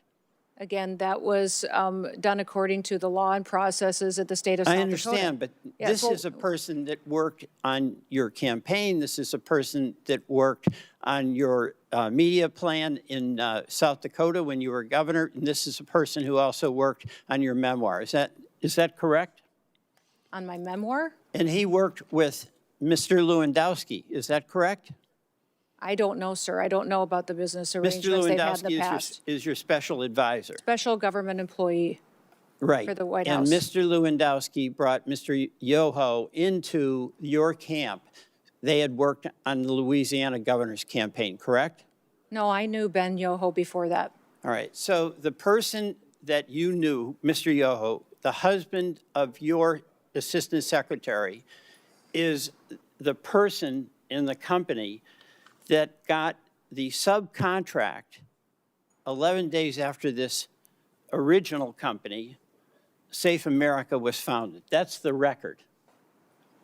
So I have a question. Did Mr. Lewandowski receive any compensation directly or indirectly from Safe America or from the strategy group? Senator, I don't have any information to that. I can't speak to that. Would that be of interest I don't think so. for you to find out? Sure. Well, so will you ask Mr. Lewandowski, did he get any compensation directly or indirectly from these contracts? Are you asking me to go ask him? Yes, I am. Ask your special government advisor. I can do that. And you'll get back to us. Get back to you. Yes, All absolutely. right, we will want that. Now, you said at a cabinet meeting on March 24th that we are going to eliminate FEMA. Is that correct? Eliminate FEMA as we know it, that it was no longer going to be a politicized disaster response agency, that President Trump was going to ensure that it was there to respond. We need FEMA reform. The people of Vermont have suffered. We had floods on July 14th of 2023, 2024, and 2025. We need local control. We can't have a FEMA that is abolished or a secretary that promotes abolishing FEMA and not providing services that our citizens in all our states need when they're on the receiving end of a monster storm. FEMA has been responding twice as fast than it ever has in history and empowering states and local emergency management directors to respond. And we come in and support them as well. I saw the graph that Senator Tillis held up, and that's not what that graph says. Mr. Chairman, I yield back. Okay. Three things before I call on Senator. Did you have a couple minutes you wanted to address something, or should I go on? No, that's fine. I just would like to say that FEMA has gone forward and done 60 different emergency disasters, 41 major disasters, and that they have overwhelmingly responded and taken care of American citizens and removed the politicization that Joe Biden put into the agency. I'm proud of the work that FEMA has done. They've deployed dollars immediately and responded and partnered with other agencies to save people, such as the Coast Guard and CBP in the flooding situations in Texas, and have continued to make sure that while local emergencies are executed at the local level, that they're managed by states and that the federal government is there to support. The Department of Homeland Security shutdown is now in its third week. It should come as no surprise that the Democrats opposed enforcement of our immigration laws. They did so for 4 years when they controlled the White House. Just last week, they refused to stand and support President Trump's call to protect American people during the State of the Union, but Homeland Security includes other critical entities like Secret Service, FEMA, TSA, Coast Guard that Democrats refuse to fund and whose workers aren't getting paid. The primary responsibility of the federal government is to keep the American people safe, so it's critical that Democrats fund DHS in the end of this reckless political exercise. The hearing record will remain open for 1 week. Members should get their questions to the secretary at the end of the week. My expectation is that the department will answer the committee's questions for the record. Senator Noem, Secretary Noem, Senator Cruz is going to adjourn this meeting. Okay. I'm going to go to another meeting. I thank you for your appearance today. Senator Cruz. You. Thank you, Mr. Chairman. Madam Secretary. Yes, hi, Senator. Congratulations on a grueling morning. I am the last thing between you and returning to work. Let me start by saying thank you. Thank you for your service. Thank you for accepting the charge to protect this nation at a time of enormous peril and at a time, sadly, of far too much politicization and demonization of the Department of Homeland Security. Department of Homeland Security was founded in the wake of the September 11th attacks, after nearly 3,000 Americans were murdered on our soil. It exists because we learned at terrible cost that vigilance is not optional. And the success of vigilance is quiet and often ignored. It is measured not in headlines, but the absence of them. The flights that land safely, the plots that never materialize, the threats that are intercepted before they reach our communities. Like sentinels standing watch at the walls of a city, the men and women of DHS guard the homeland day and night with extraordinary dedication and professionalism. And yet, over the past 18 days, Democrats have shut down the very department tasked with that mission, weaponizing the budget process to advance political disagreements. The same voices that once called to abolish ICE and defund the police have now left the sentinels unsupported and the watchtower dark. That is what the Democrat shutdown has done. Let's get to the truth. For the American people, this oversight hearing is about three things: where we were, what has been accomplished, and where we need to go next. Let's start with where we were. Secretary Noem, when you walked into DHS, what was the state of operational control at the southern border that you inherited? There was no operational control. In fact, our Border Patrol agents and federal officers were being forced to help facilitate the invasion of dangerous criminals and aliens into our country. Were daily encounters at or near historic highs? Yes, they absolutely were at historic highs, the worst we've ever seen. Between 2021 and 2024, the Biden administration released more than 13 million illegal aliens into this country after encountering them at the southern border. Is that correct? Yes, that we know of. There could be millions more. DHS data reflects during this period of mass releases into the interior, crimes committed by foreign nationals included at least 15,000 homicides and more than 20,000 sexual assaults. Is that correct? That is correct. And I will say, these numbers are not abstractions. And I will say to all the angel families here, thank you for being here. Thank you for holding the photographs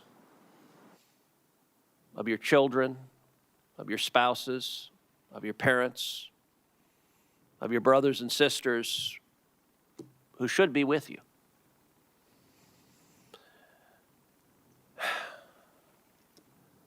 Names like Jocelyn Nungary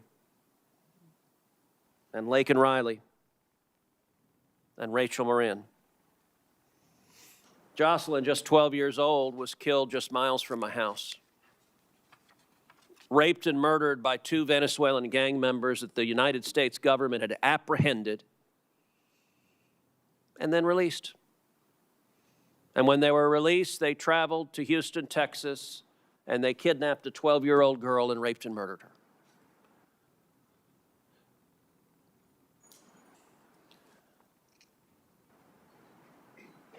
In your time at DHS, has anyone in the leadership of the previous administration explained why the hell they let so many violent criminals free in our country? No, they haven't. In fact, under the Biden administration and Mayorkas's leadership, they closed the victim's office at ICE, the Voices office that would help families that suffered a loss like Jocelyn's family and Laken's family and Rachel's family. They had no resources, no way to track court appearances or to get counseling services, no support whatsoever. They purposely closed that down to punish these families even more. So it wasn't just murderers and rapists that were being released in this country. The open border under the Democrats also became a pipeline for poison, killing our children. Secretary Noem, when you took office, is it correct that fentanyl was the leading cause of death for Americans between the age of 18 and 45? That's correct. Was the volume of fentanyl crossing our southern border at or near record levels? Yes, it was. And would you agree that when operational control collapses, cartels exploit that chaos? They exploit it and they become enriched from it.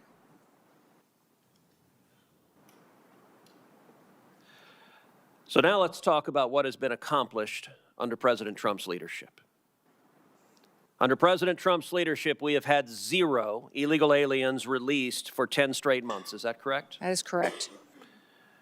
In President Trump's first year back in office, how many illegal aliens have left the United States?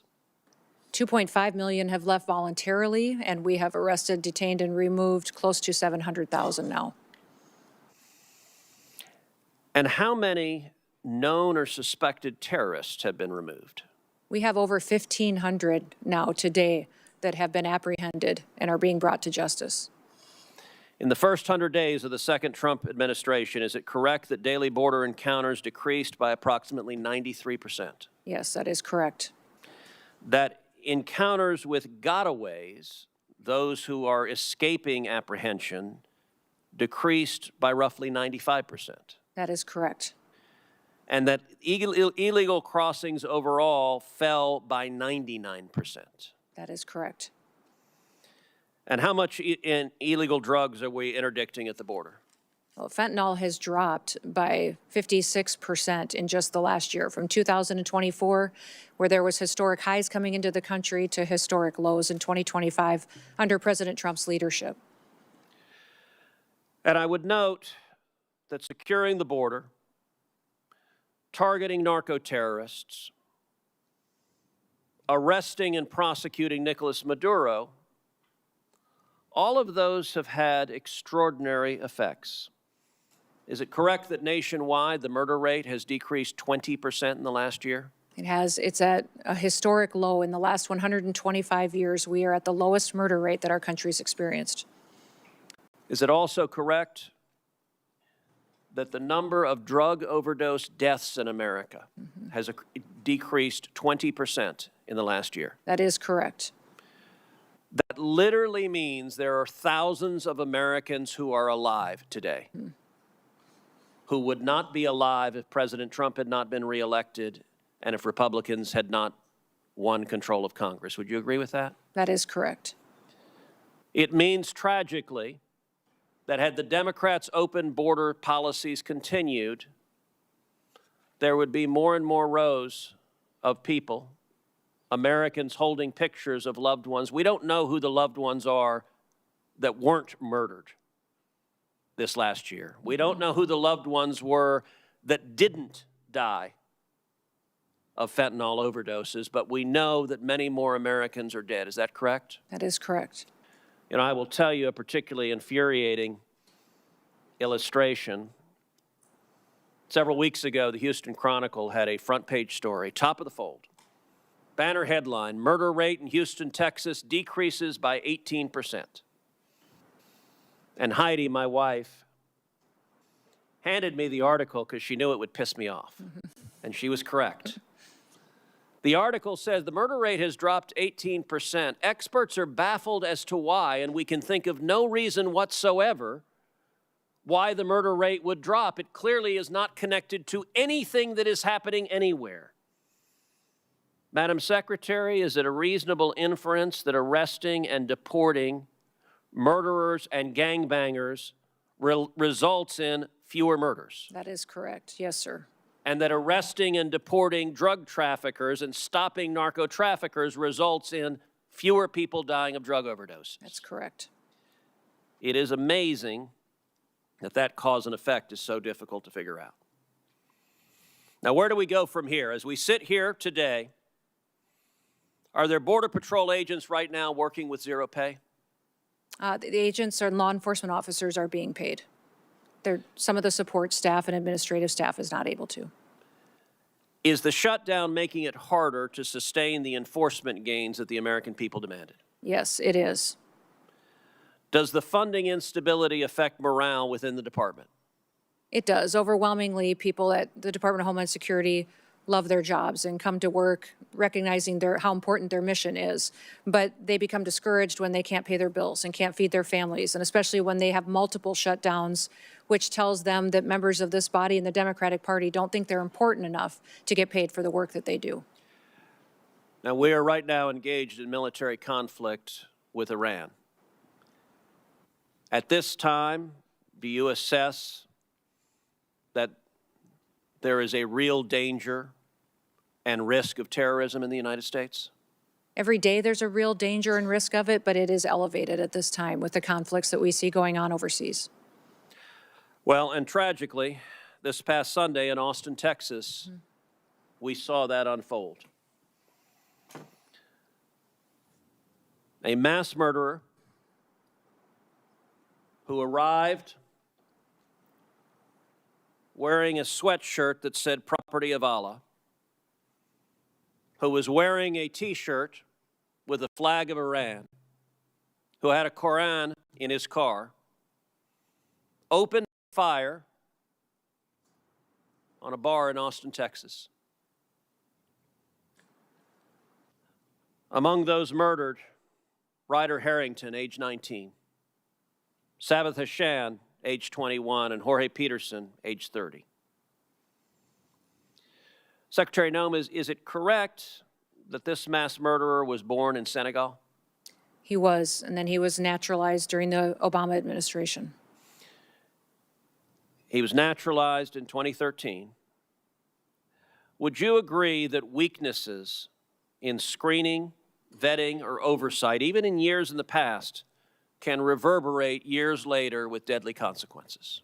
Yes, absolutely. That's why in green cards and naturalization purposes, the last several years under the Biden administration, we are re-vetting individuals from countries of concern. And despite the risk of more terrorism, of more Americans being murdered by radical Islamic terrorists, Democrats are nonetheless voting over and over again to cut off funding to the Department of Homeland Security. Mm-hmm. And encouraging resistance against our law enforcement, encouraging violent rioters to continue to resist us and to protest against ICE and the operations that we do to uphold the law.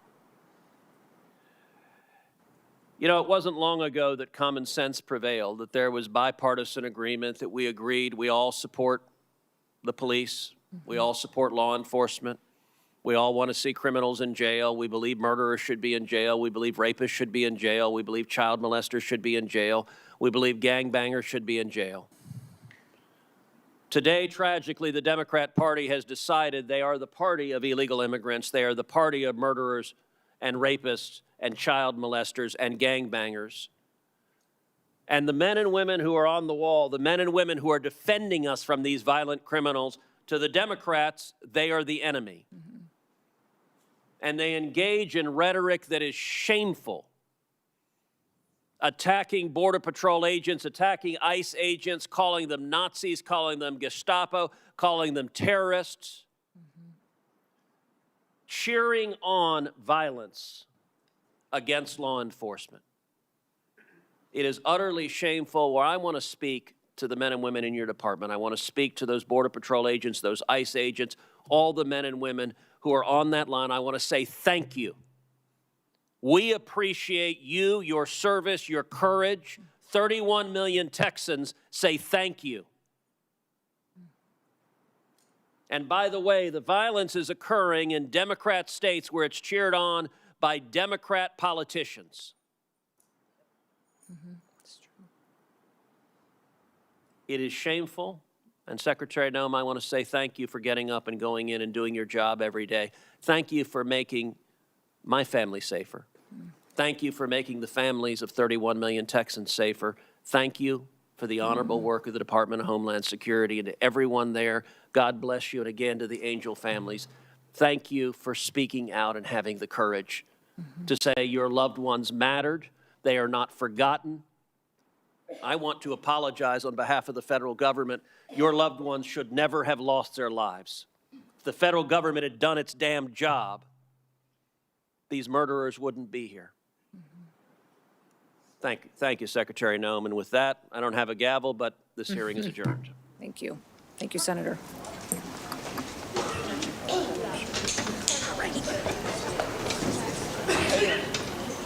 Kristi, you should be ashamed of your testimony. You lied, and you literally spun everything wrong. What?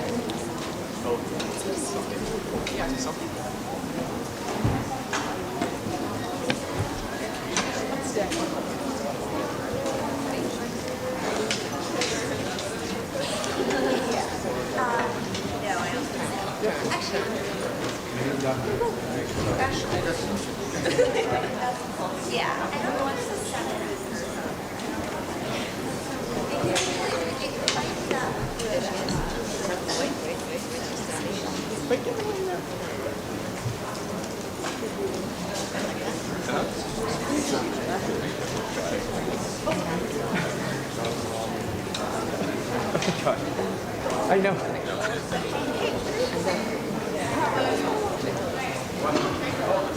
Oh.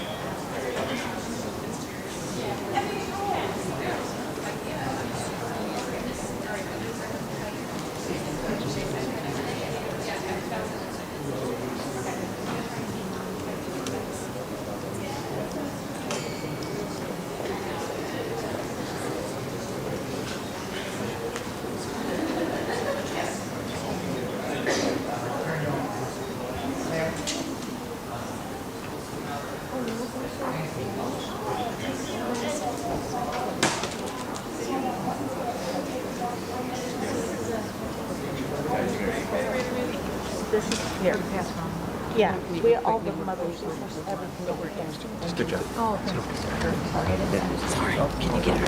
I would very much like to see some during the Stay here. Absolutely. We'll do. Just push out. Thank you very much. Yep.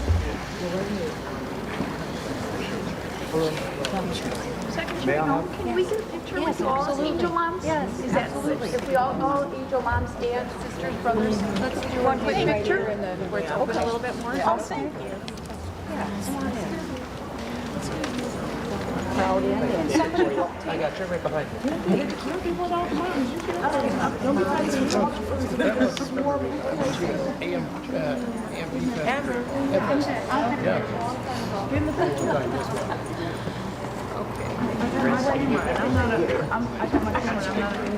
I didn't get in. Everybody in? Everybody in? I know. I was just going to say. I gotta get in here. I think so.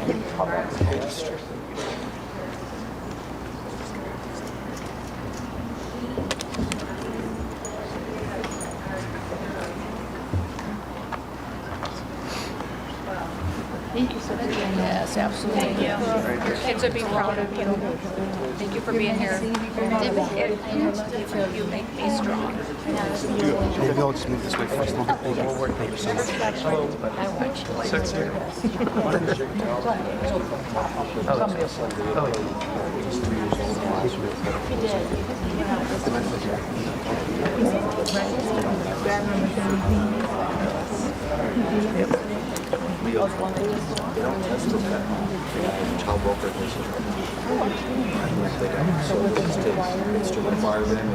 That was Homeland Security Secretary Kristi Noem testifying before the Senate Judiciary Committee as the partial shutdown of her department enters a third week now. If you want to watch the hearing again, we'll have it in full tonight at 9 Eastern on C-SPAN 2. It's also available on the free C-SPAN Now video app and online at cspan.org. Coming up later today, the House Rules Committee meets to set up debate rules on a funding bill to end the Homeland Security Department's partial shutdown after a previous House-passed bill stalled in the Senate. You can watch that committee meeting live at